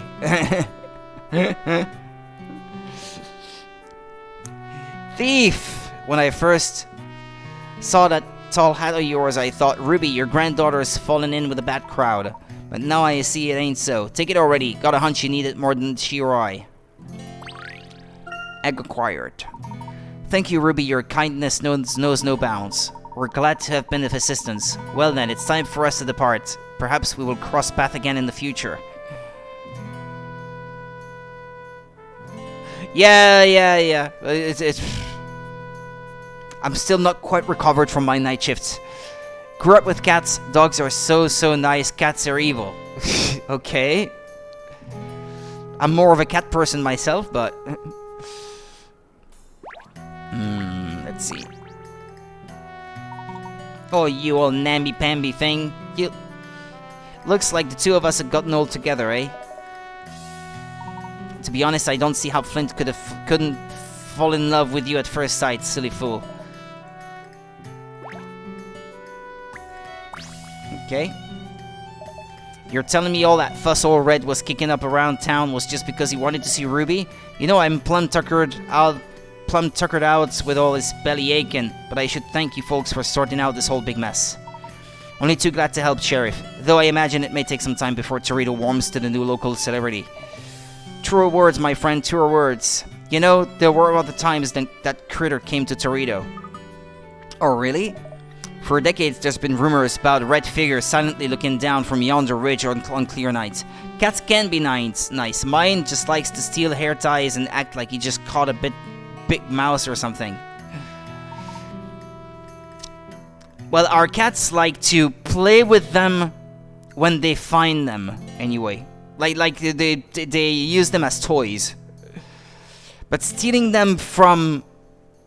I mean, if it wasn't your hair... Or unless you had just put it on your desk or something. I can imagine a cat picking it up and just running away with it. Because that's what ours would do. That about sums it up. I guess Ruby must have stopped going to see old Red after a while. I'm not surprised he's been trying so hard to get her attention. Yeah, he must have been so lonely. Yeah, but that's all gonna change now. We're gonna make up for lost time and make him feel like one of us. That's great. I'm sure he'll be really happy to be welcome around everyone. No, I didn't mean to talk to him.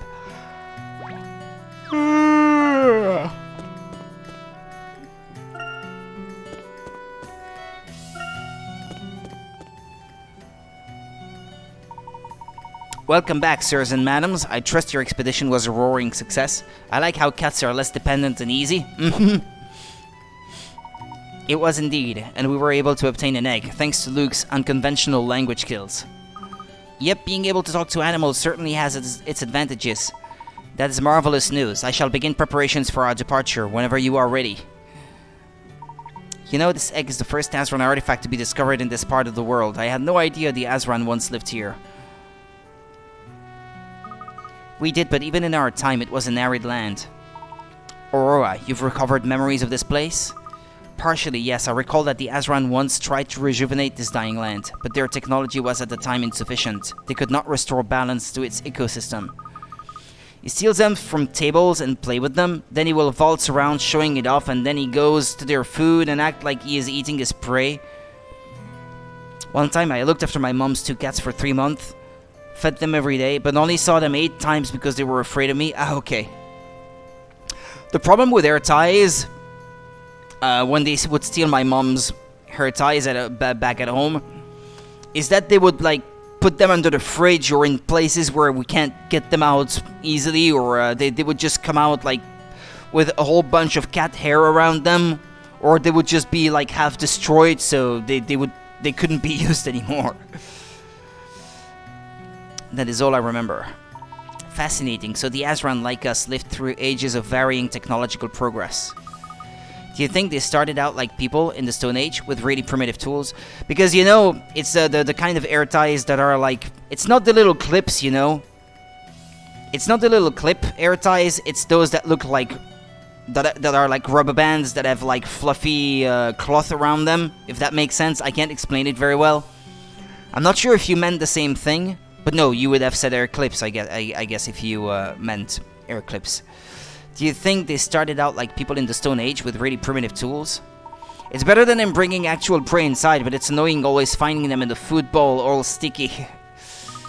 And now that Torito has made peace with old Red, they can look forward to a brighter future too. I wholeheartedly agree. Well, I believe it's about time for us to depart, shall we?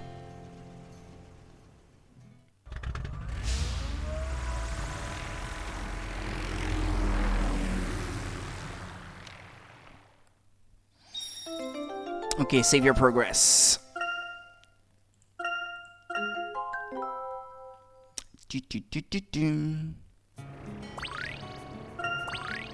Stole my mom's ring the other day. He just likes the shape, I guess. Ah, okay.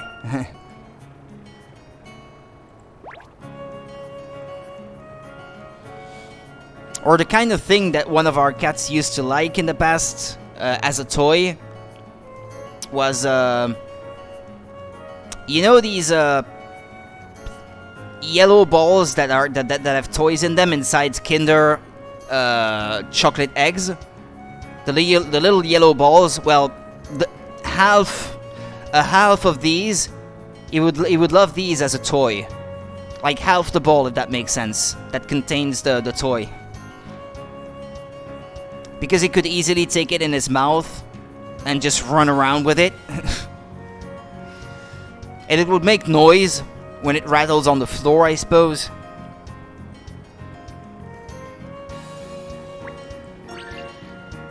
Oh, he has a puzzle for me. Professor, how are you finding the Bostonius? Is the decor to your taste? Very much so, Professor. Everything is splendid, from the elaborate yet cozy design of the interior to the first-rate pilots. Animals like the weirdest things. Well, cats in particular, I guess.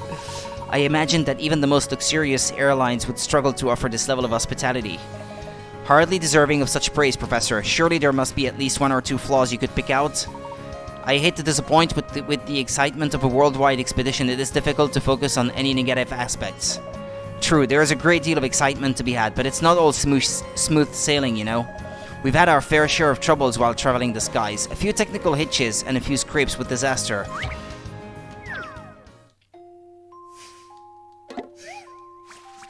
Oh, okay. Fuels errand? No. Another bad pun. Something's gone wrong with the Bostonius engine. It seems the pipe that supplies it with fuel has shattered into little pieces. Okay, yeah, you have to solve the puzzle. I get it.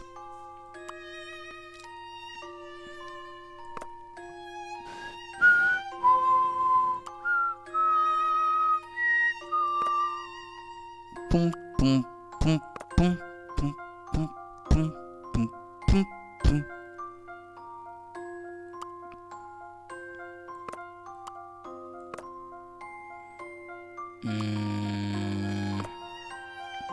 Okay. Okay. Okay.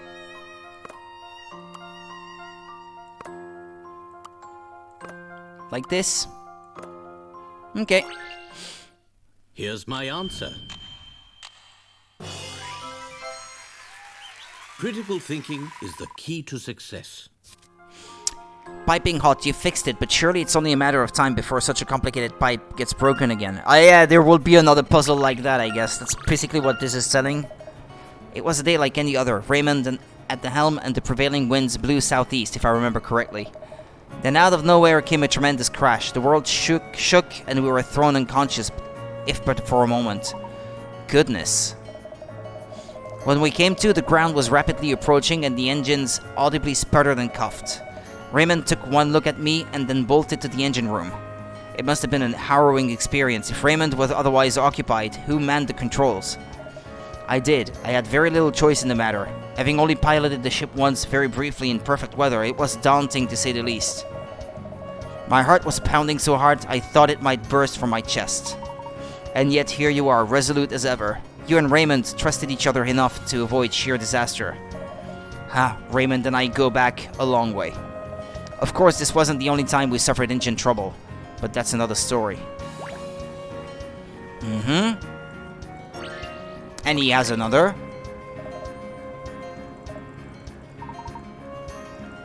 Show me the puzzle. Show me the puzzle. Show me the puzzle. And it's the same? Yeah, it's the same. Okay. Just perhaps a bit more complicated.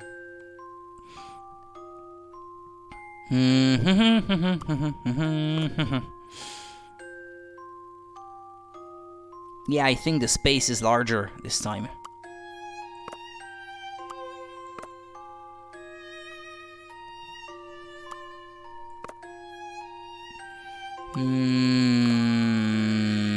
Probably not like that.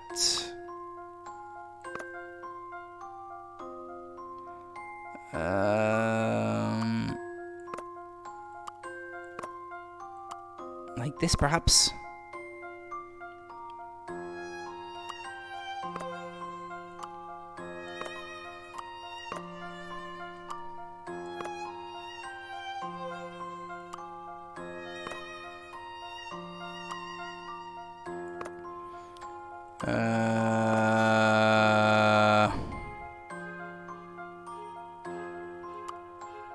I'm not so sure. Huh.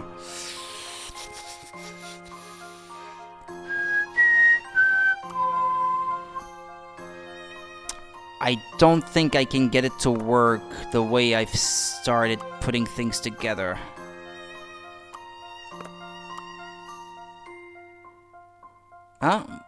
Maybe. Spoken too soon. Okay, there we go. Found it. Here's my answer. I'm surprised I managed to get the right pieces right at the start. That was a pure Critical fluke. thinking is the key to success. Or good instincts, I guess. I was entirely at fault for having gone against Raymond's wishes, etc., etc., etc. Might say that recklessness led you to acquire the skills needed to pursue those Targent airships back in Frohnborg. Yeah, okay. Another one? No, okay, that's all for now.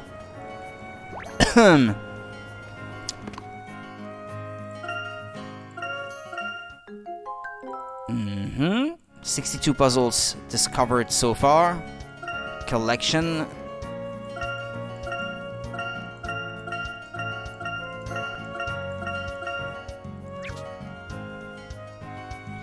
Okay, how about trying some of these mini games now? The aim of this game is to roll the walnut so that it comes to a stop inside the gold tent. There are all sorts of perils awaiting the walnut on its way to the goal, however, including holes, water, acorns, and rocks. Okay. It's almost like Scrat in Ice Age, I guess. All the things that can happen to the walnuts, but I guess it is an acorn in Ice Age. The walnut can be rolled onto the course from the edge of the ledge, providing there is no railing in the way. Okay. Acorns and rocks can also be picked up and rolled onto the course this way. These are indispensable for clearing a path to the gold tent. Be sure to take a good look around before getting the walnut rolling, as the course may be strewn with holes and or elevations. Okay. I think the best way I'm going to understand this is through actual practice. Wooden bridges that collapse as soon as anything rolls over them. There's plenty to watch out for. Yeah. Let me at it. Let me try.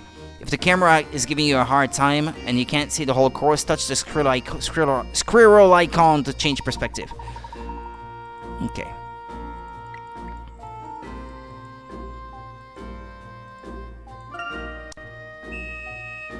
Get rolling.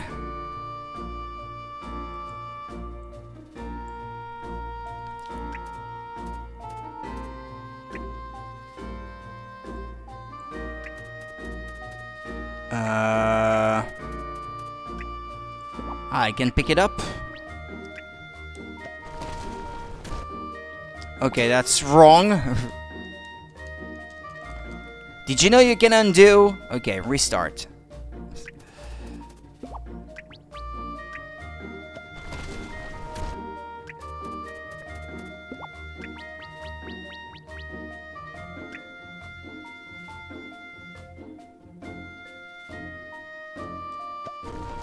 Ah, but no, what have I done? Undo.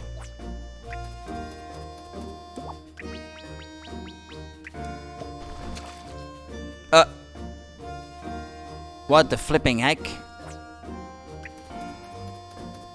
Or what, is it from here?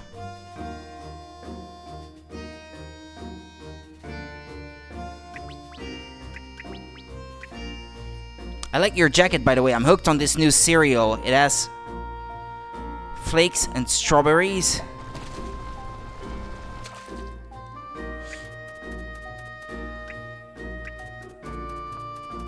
I've not had cereal for a while. I have some, actually, but,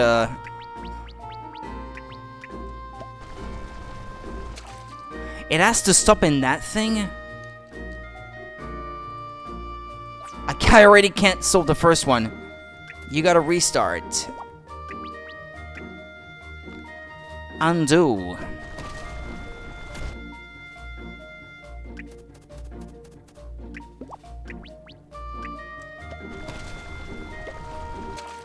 But no. Undo. It would be fruits usually. And usually I only have breakfast if I have to work in the morning. I will have breakfast so that I have energy to go to work on my bike.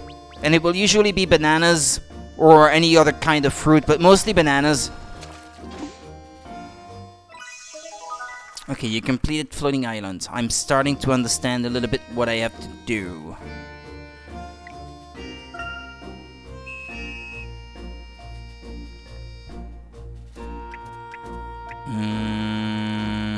Acorns. I love puzzles like that.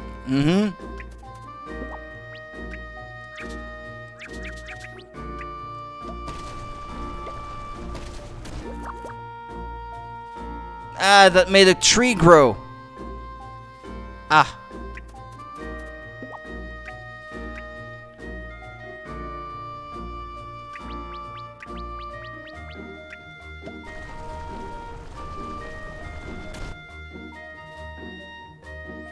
Aha. Wait a minute.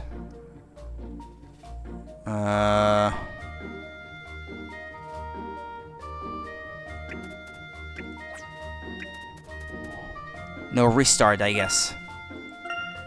Reset the entire puzzle.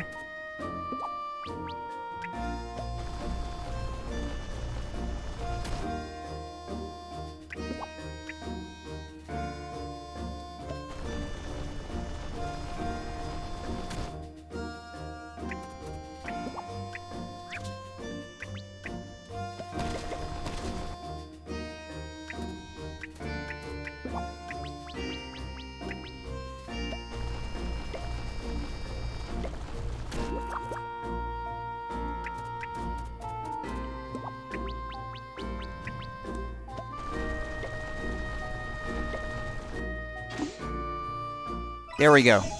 Okay, you completed roly-poly bridges. Quit. Nice one.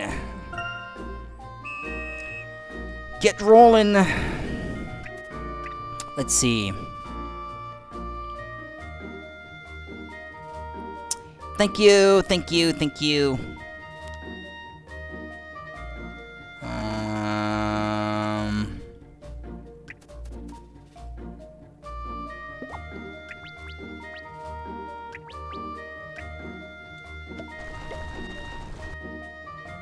Uh-huh.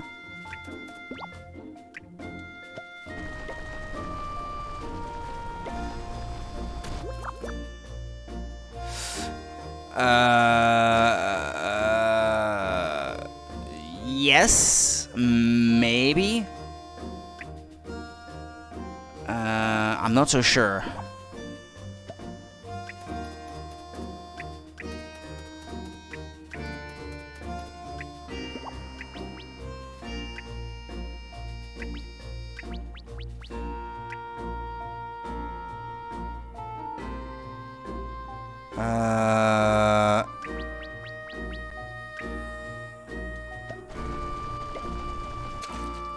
No. Yeah, actually, it's true that the camera angle can sometimes be a bit misleading. Again, stereoscopic 3D would help here to get a better grasp of the perspective.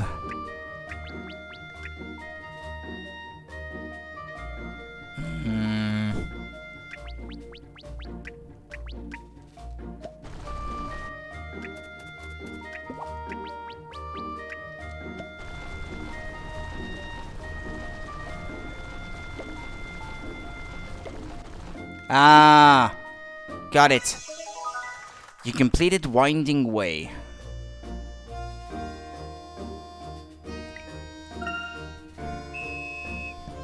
Get rolling.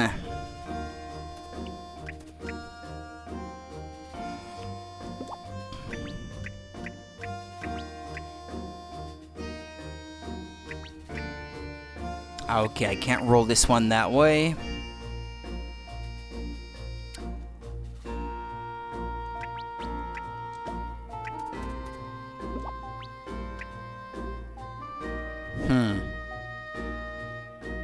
These bridges might be required to get the acorn, but no, that's not possible. What am I even saying?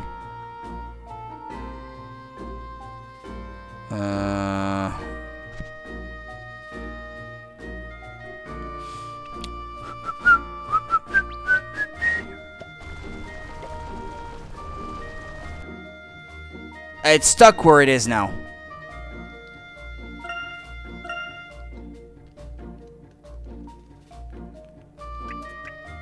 It's too bad. Too bad I have to click undo every time I want to. Well, undo.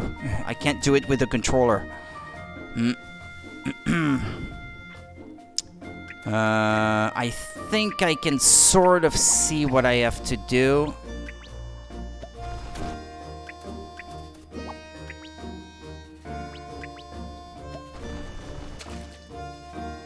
No? I thought that would grow a tree. Ah. Okay. Huh. So I'm playing Disney Dreamlight Valley still. I walk out of my house and get scared by Goofy suddenly running by as I turn a corner. It's Goofy time! If you know the meme. No, Dad, no!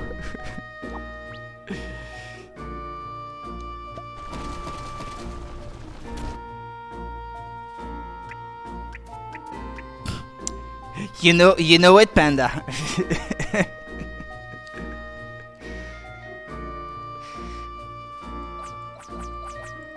But that's a really, really, really old meme.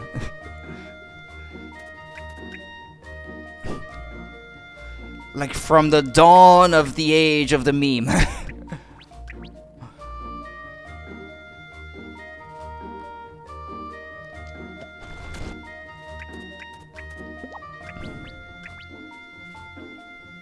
Disney Dreamlight, the horror game.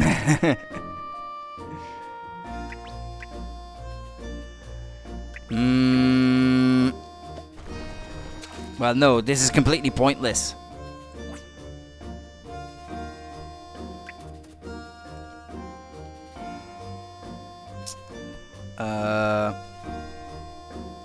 So if I set one rolling here, it's gonna push the acorn all the way to the little bridge.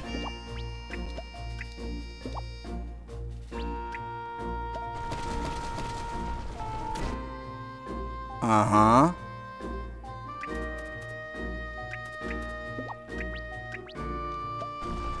No, Rudy, no. Hold on. Gah. Hold on a sec. Okay, I do believe I have to do this. Right. So that the acorn will be stopped.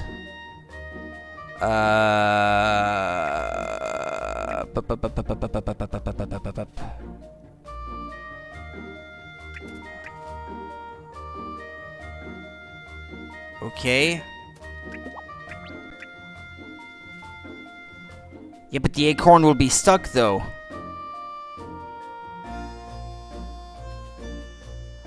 I wonder what's the difference with these,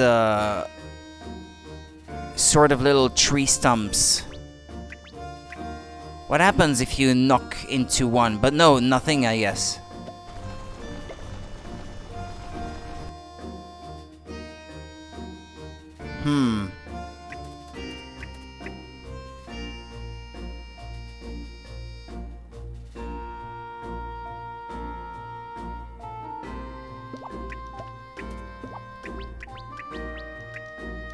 There's something I haven't done here, and I don't know why they give me acorns also.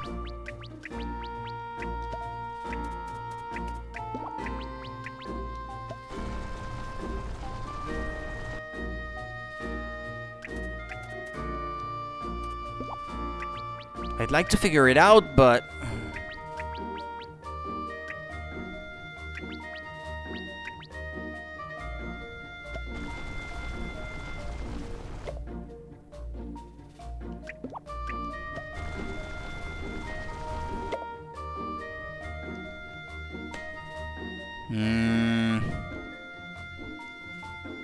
probably gonna have to restart.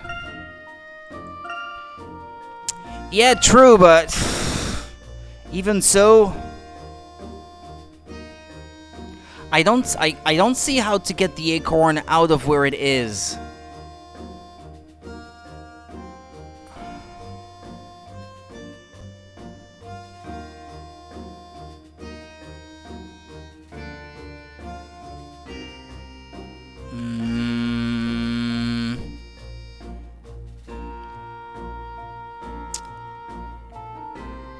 Huh.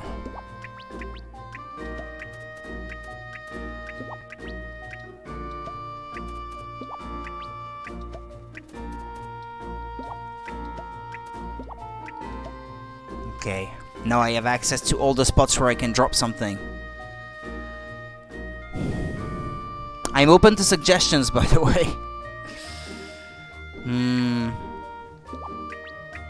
I want to confirm something. If these fall in the water, I know they sink. Okay, it's if they fall in holes that they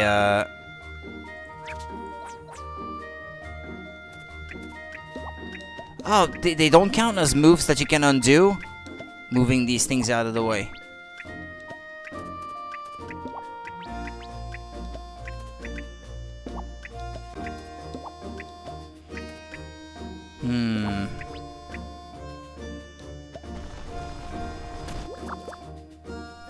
Okay. That might have been required, I think.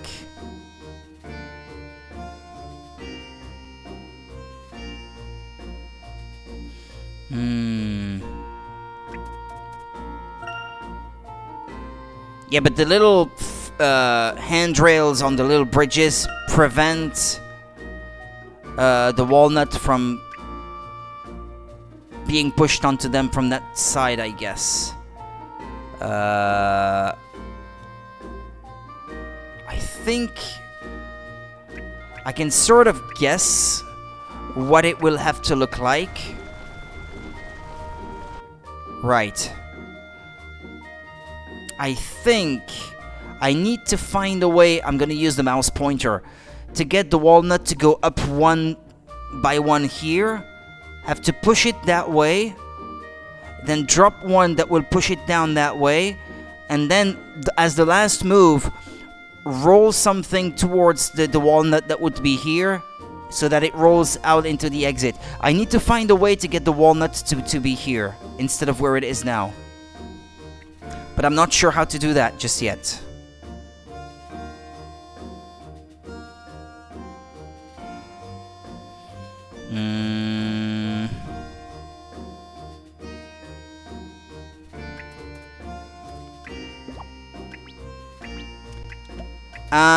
Hold on.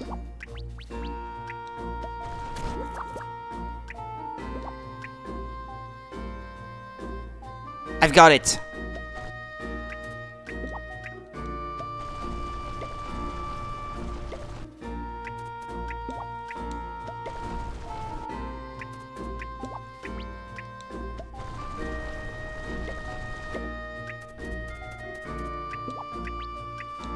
Gotcha. All right, finished. Next. Thank you. Get rolling.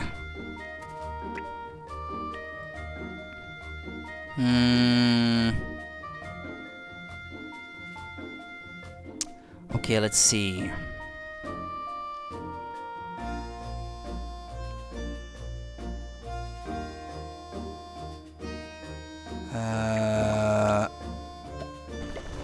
No.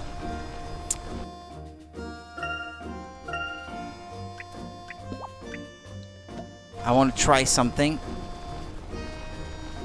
Okay. Because then the walnut will have something to stop against. Although I'm not sure if this is exactly how it's gonna have to stop, but...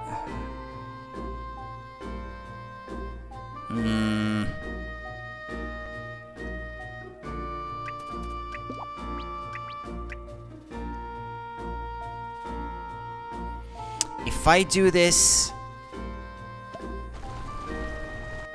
Ah, no, never mind.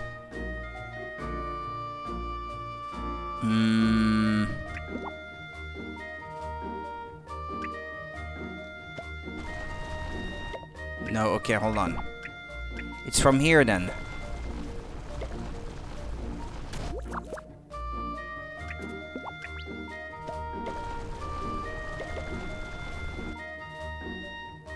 Well, but now there's nothing else I can do.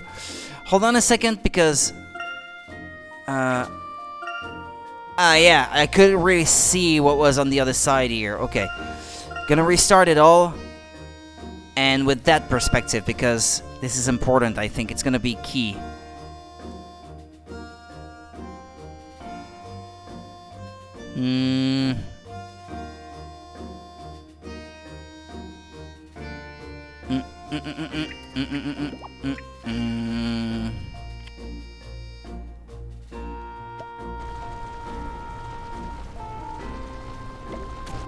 I think you don't have a choice.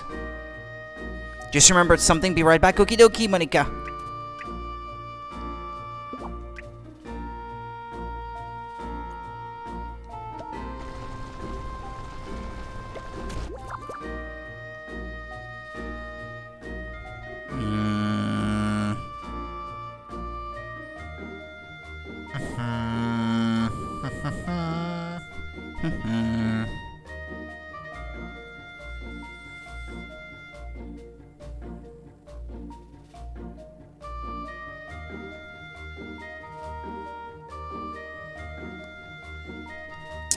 Okay.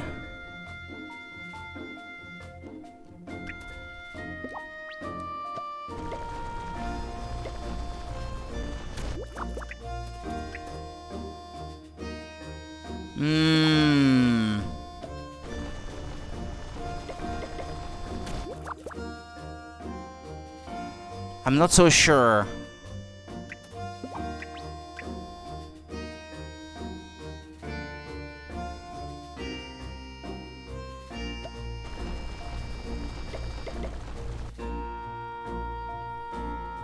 There's a bit of stuff that's right in here, because if I had one extra boulder, I could do it.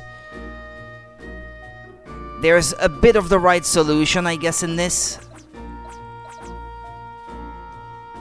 But not completely.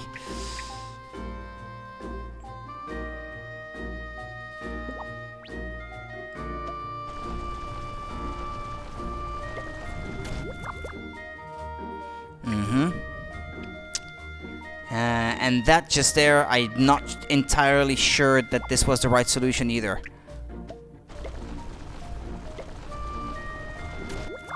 I think there's something wrong in what I did there. I believe I have to get this out of the way first.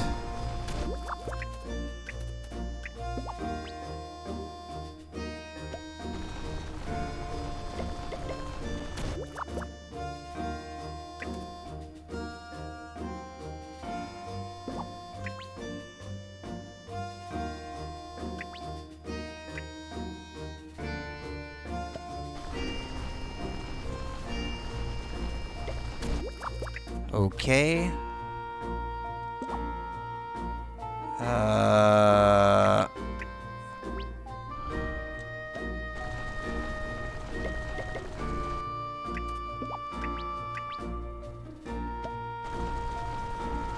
Okay, good.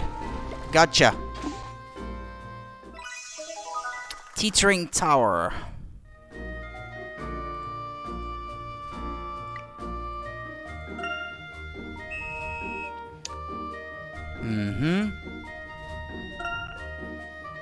Okay, a multi-tiered puzzle.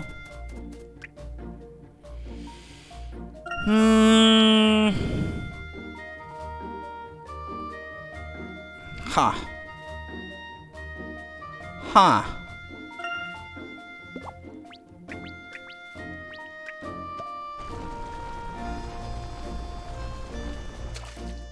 Ah. That's not good.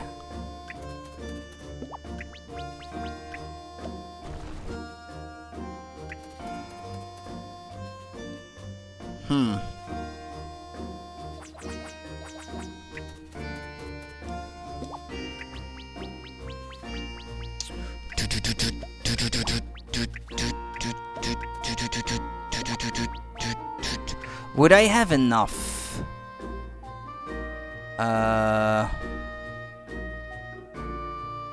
Hold on.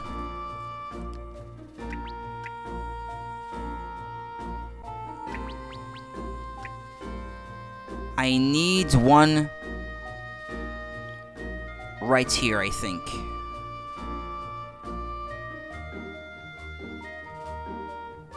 Because otherwise I won't be able to put a boulder here to push. Ah, yeah, and I need one on the other side as well. You know the Hercule Poirot box set I talked about a while ago? Yeah? What, Monica? What about it? Oh, you just bought it? Oh, okay.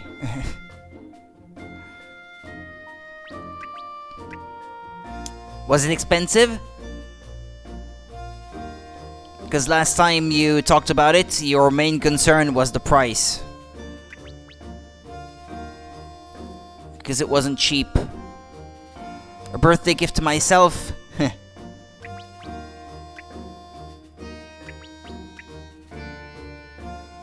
Well, guess I can't offer it to you for your birthday then.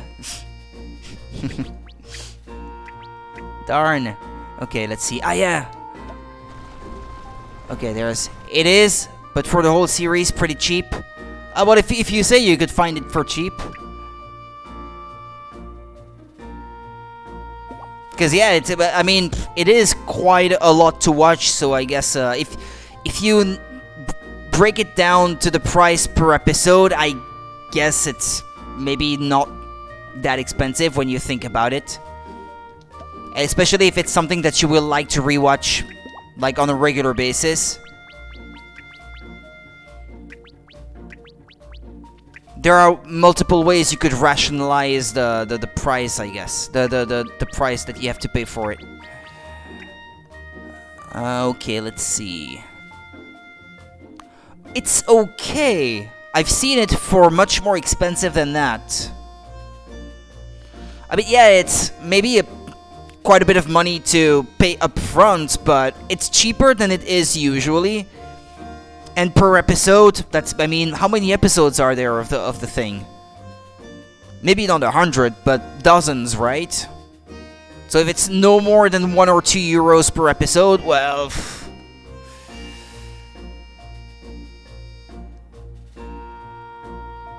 It's pretty okay.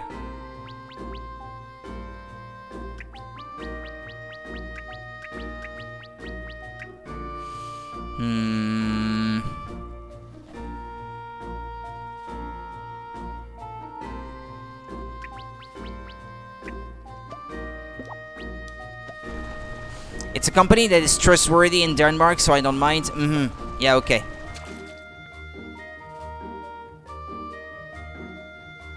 Alright. Now, I need to find a way to bring a boulder to this spot right here.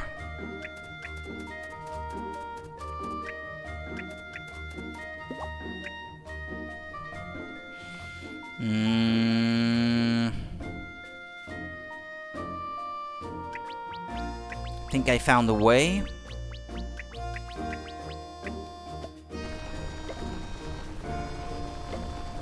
Okay.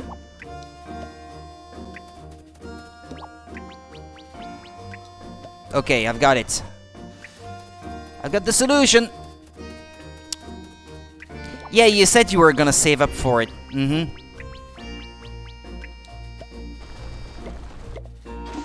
Okay, good. Staggered Hills. Yay! Well, I've run out of puzzles for this category, I guess. They're fun. They're a lot of fun, though. Blooms and Shrooms. Let's see. In Blooms and Shrooms, your aim is to plant 4 different types of flower and bring each garden back to life. Inflatus potentiae, more commonly known as burst flowers, produce a unique blast of energy when they bloom. The strength and direction of this blast varies according to the color of the flower. On the right side of the touchscreen, you'll see the flowers that can be planted in that particular garden. You've got a fixed number of flowers for each garden. Don't try digging around looking for more, because there aren't any. The blast of energy produced by purple flowers covers 4 squares in both vertical directions. That's quite some distance. Blue flowers act in a similar manner, but produce a blast of energy that covers 4 squares in both horizontal direction. Yellow ones, it's 2 in all 4. Pink ones, it's a square. You'll come across a few fences during your gardening adventures. These will block the blasts of energy produced by your flowers. The blast of energy from pink flowers can reach the other side of a fence, however, provided there is a gap in it. Also, energy can't pass through any squares in the garden that have already been touched by an energy blast. Yeah, okay, well, I think I'll have to try it out like the squirrel minigame to understand exactly everything that I have to deal with. If a toxic mushroom receives a blast of energy, it will emit a cloud of spores. This cloud will cover every square that surrounds the mushroom, but it will immediately ruin the vitality of those squares. So basically, you don't want that to happen.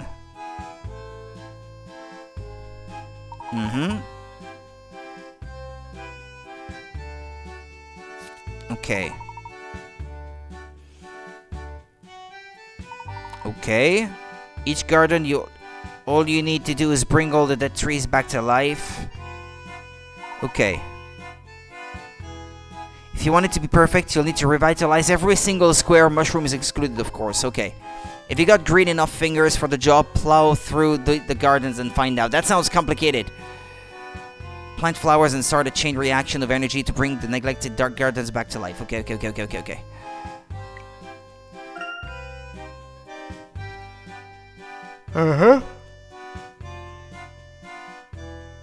Well, for this one, I do have to use the touchscreen.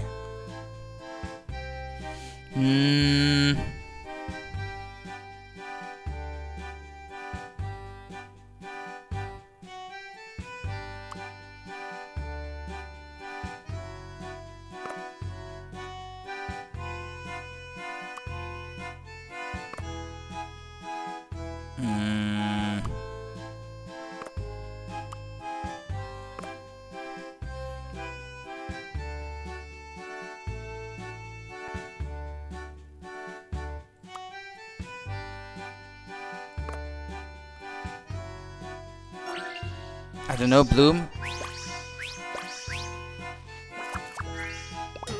Yeah, okay, I should have put those other yellow ones right there. Alright, that should be good.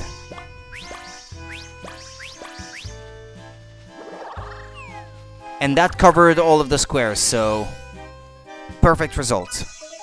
You've completed the Victorian Terrace. Okay, yeah, but the first one isn't too complicated and it helps me understand the concept. A swampy area.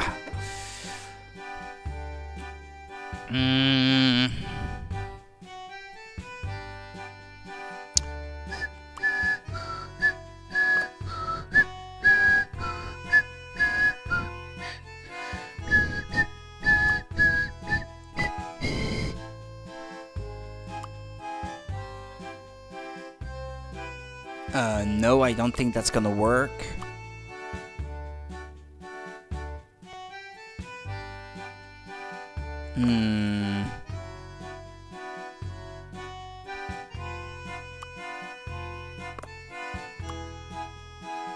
As long as there's a gap, yeah, okay, so I think I'm gonna need one of these here. Yeah, that's not gonna cover the tree, though.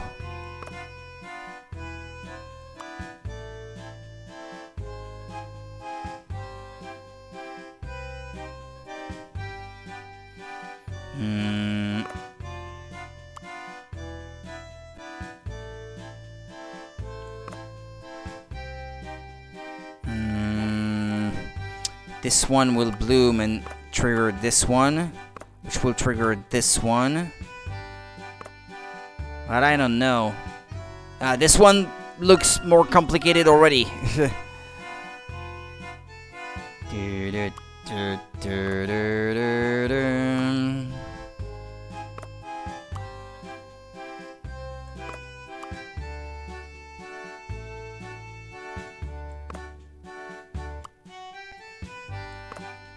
It's complicated, especially if there's supposed to be a solution where you cover absolutely every square. I don't see it.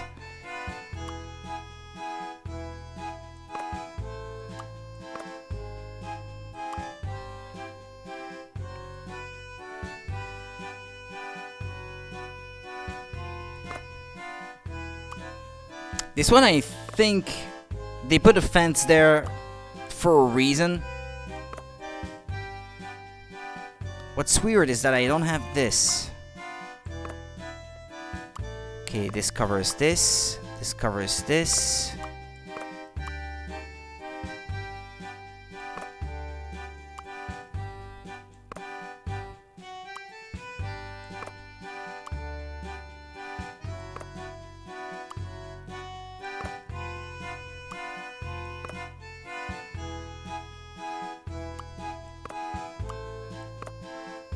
Maybe I do have a solution?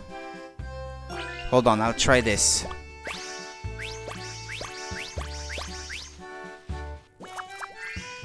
There's a part that was not... Wait, what? Okay.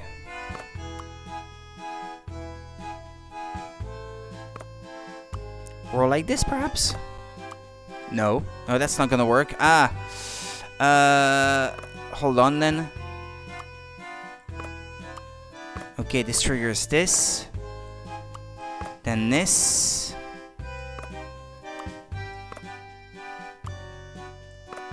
How about like this?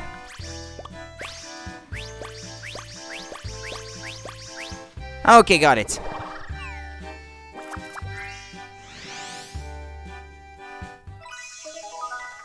You completed Lily Lake. Okay, next.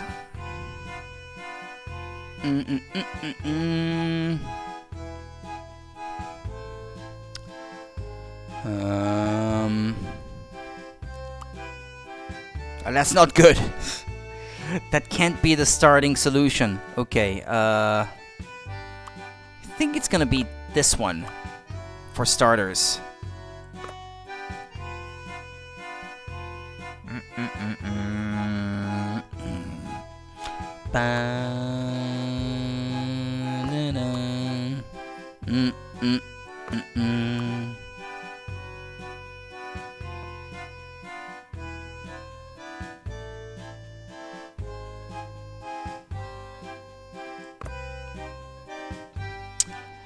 A lot more complicated already. Don't think this is what I have to use here.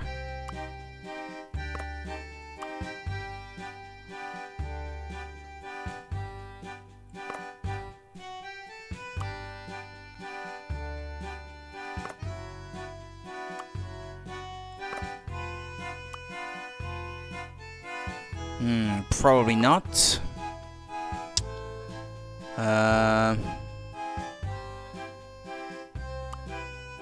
Maybe not this one. Like this.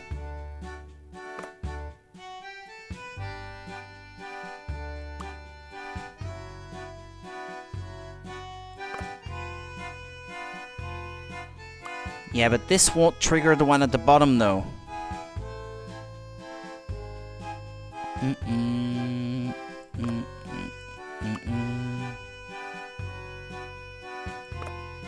I don't know why I think that this one fits here. I can't explain it.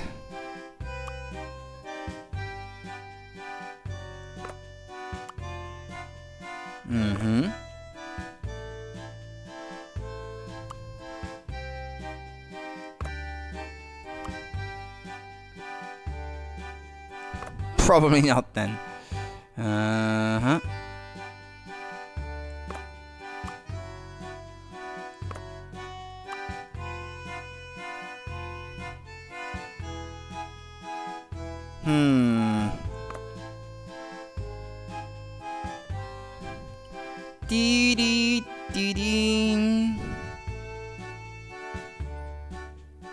Let me see how that would work already.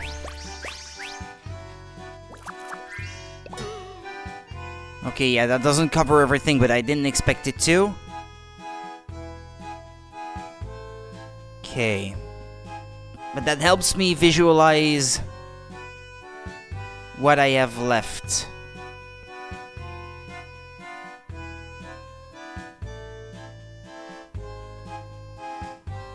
That purple flower there, I don't think it got triggered by anything.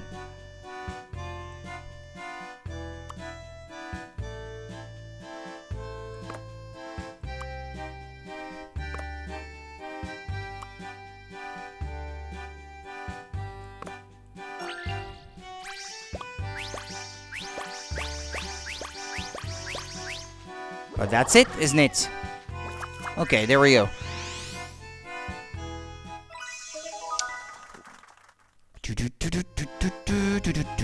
Okay, continue. Da, da, da, da, da.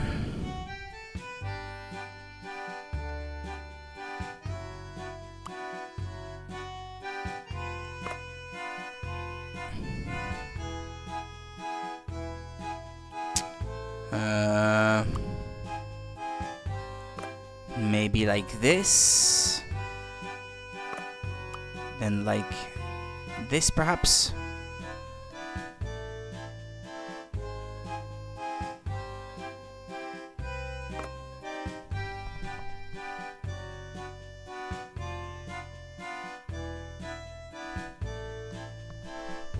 I don't know what it is I'm hearing.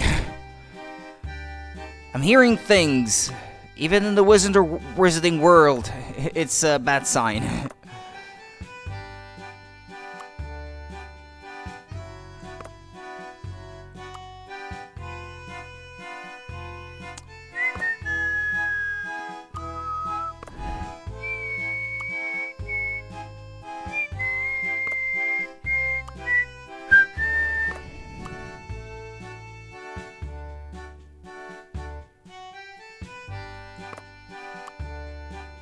Ah, okay. That rules this out already.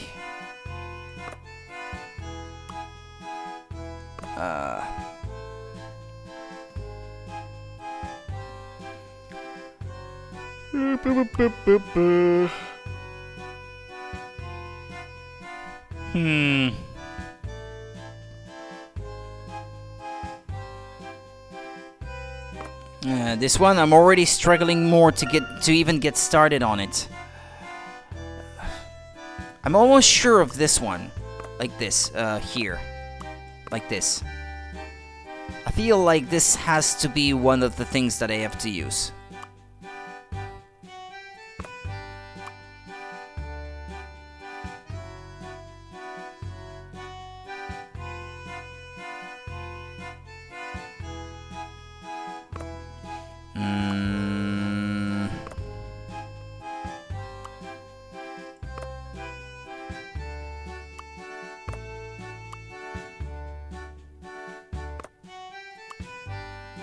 No, that's not possible. Ah!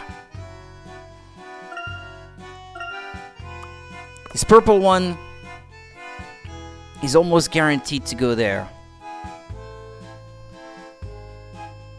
It's how do I trigger it? That's my concern. You either trigger it from the left or from the right, but I can't decide.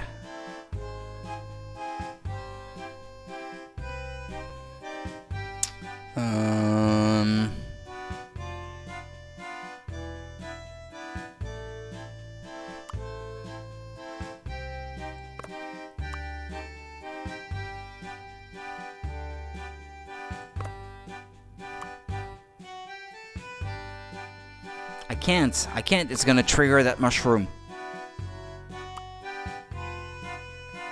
Trigger warning, by the way.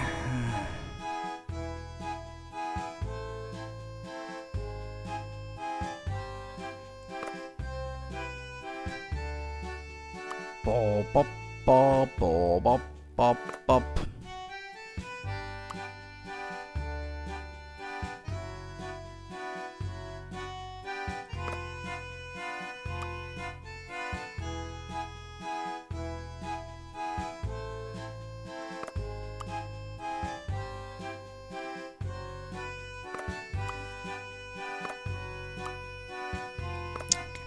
Maybe I should visualize how it's gonna react. Okay.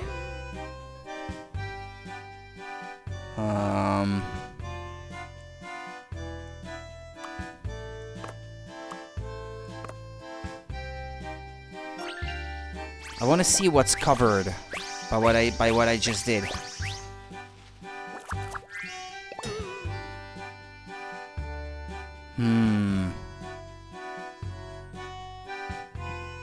Nah, that doesn't seem optimal at all, what I've set so far.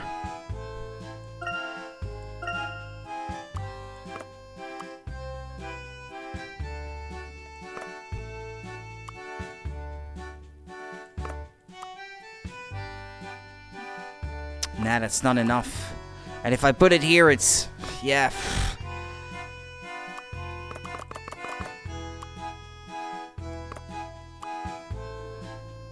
Uh-huh. Yeah, that seems like a good start already.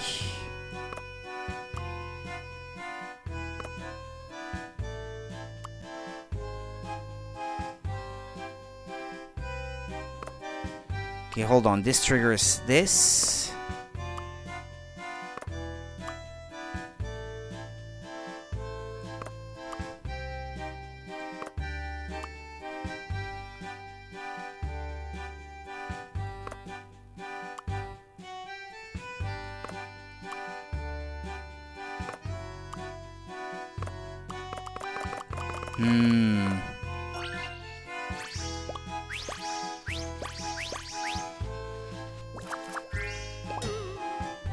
I think there's a little bit of the right solution in there already.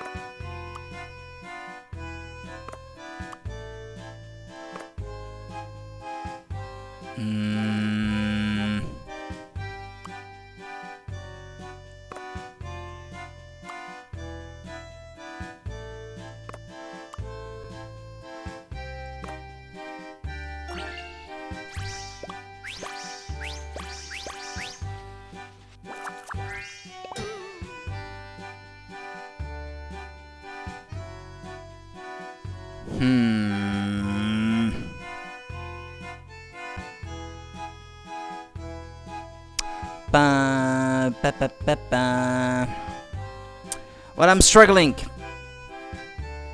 I'm struggling on this one.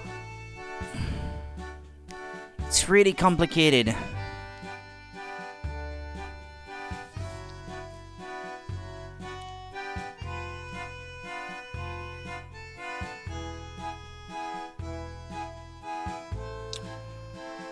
I don't think I'm wrong putting the purple one here. Maybe it's the starting flower that I have set wrong. But it can't be a blue one. And it can't be a purple one because I don't see what that would achieve.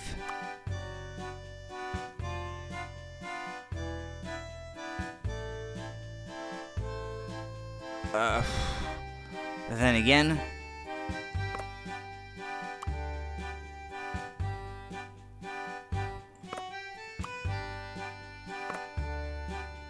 Boulder has somehow snuck up on the chair beside me.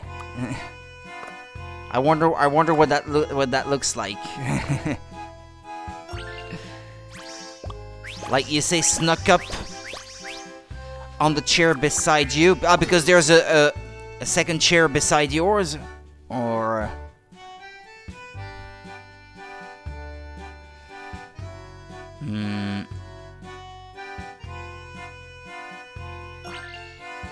Let me have a look at that one more time.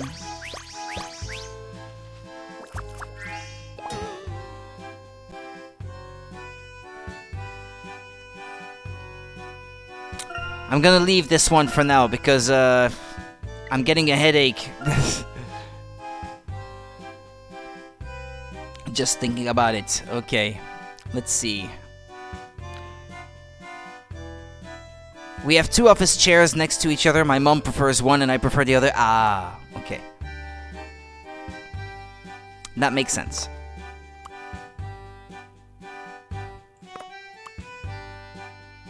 Wop, wop, wop, wop, wop, wop, wop, wop, wop, wop, wop, wop, wop, wop, wop, wop, wop, wop.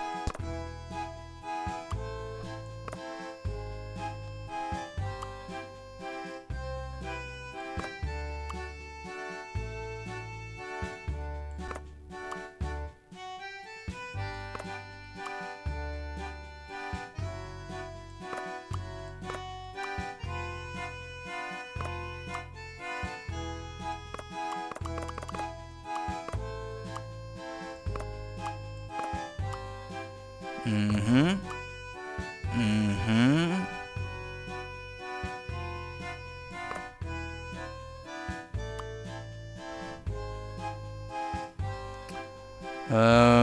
Let's see.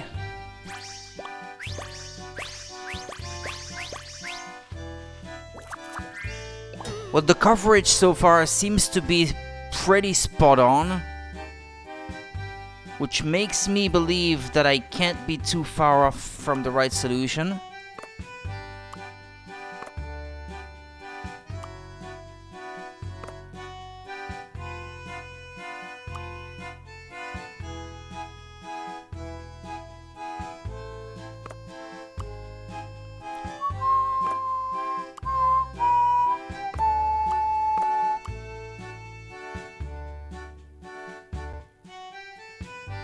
Huh.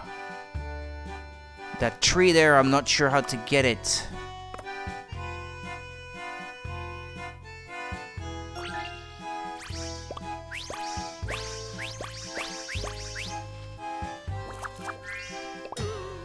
Yeah, I know it's not gonna work. It's just to help me get a good view of the situation here.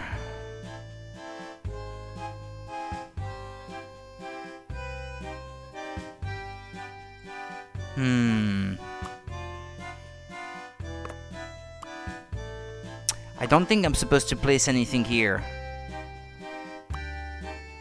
This is mostly for coverage of the terrain, I think, here. Anything I do is gonna have to be coming from the right side. It's gonna be a long chain reaction, I think, this one. But so far the coverage is just too perfect to not be the right solution, I'd say.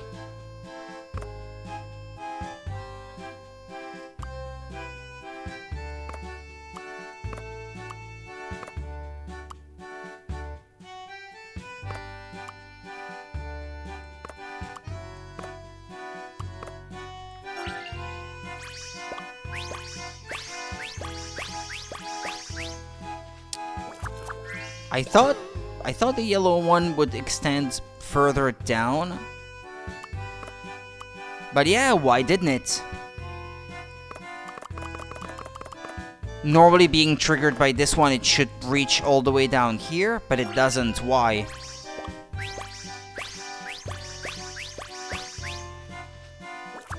Ah, yes, I remember why. Yeah, it will not extend any further than what's already been covered by this one. Okay, never mind then. That's my mistake.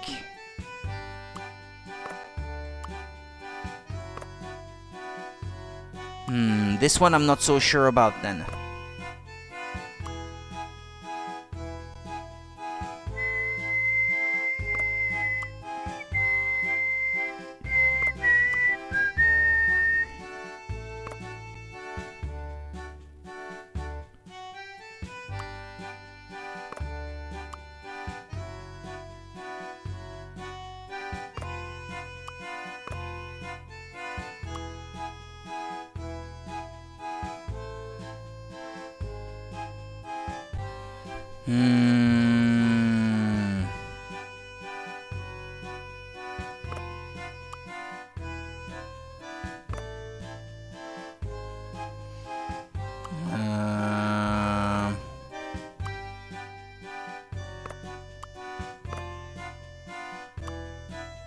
No.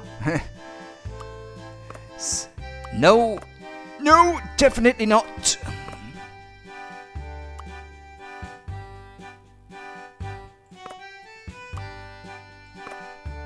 No, definitely not.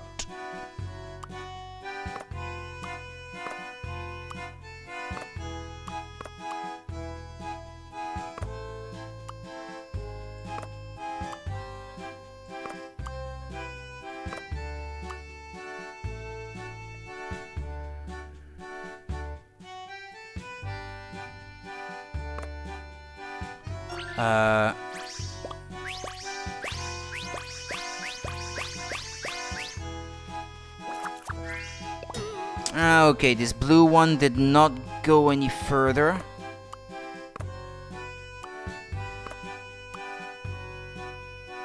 Ah,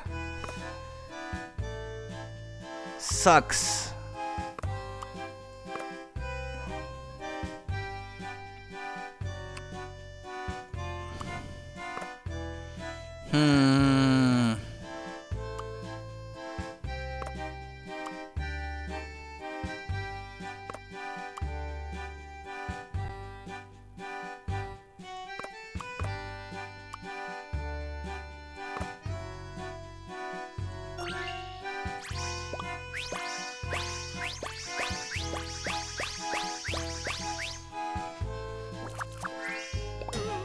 But that's it.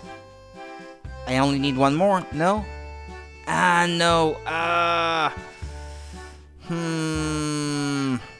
Hold on then. I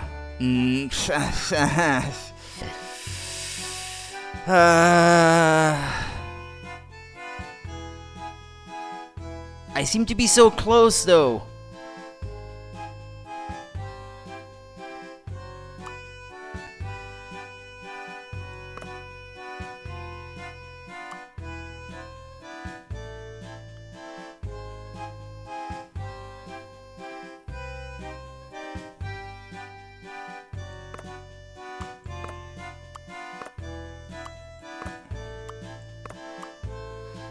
I think if I did it that way, it would sort of work, but I would not get 100%.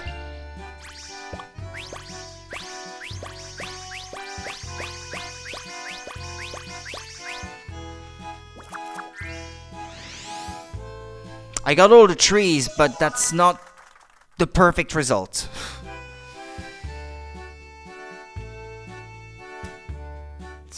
And this is annoying. I could look up the solution, of course, but... Okay, hold on. Let me save everything that I've done so far. Okay, just a few more minutes of this. Start gardening.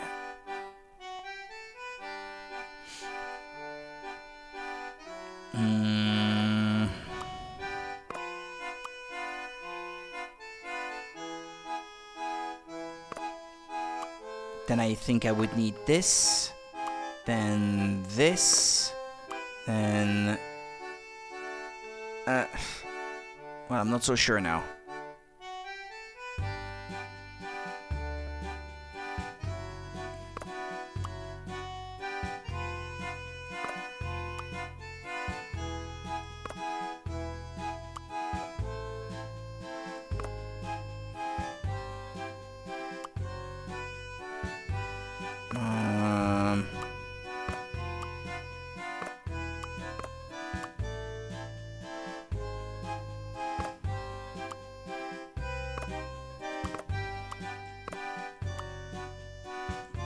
Okay.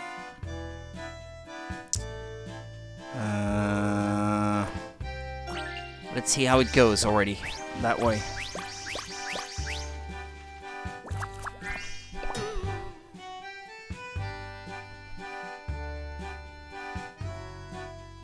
Yeah, this one is pointless.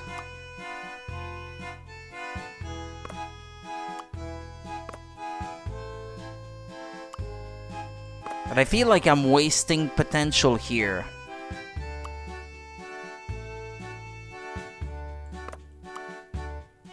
No, not like that. Definitely not like that. Okay. Let's see if I can already cover the whole left part like this. Uh-huh. Okay.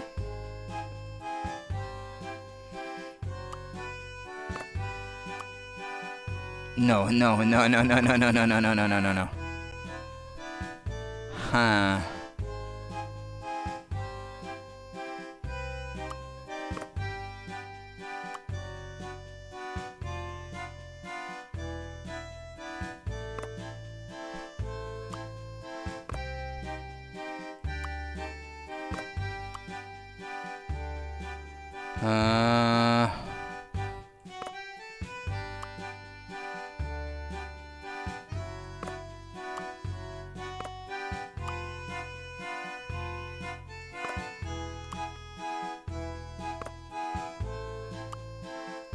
Like this.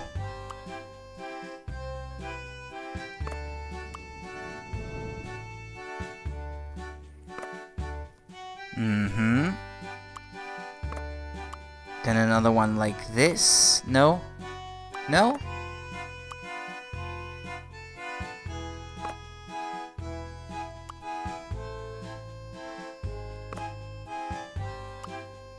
Yeah, but I don't know how I'm gonna trigger this though.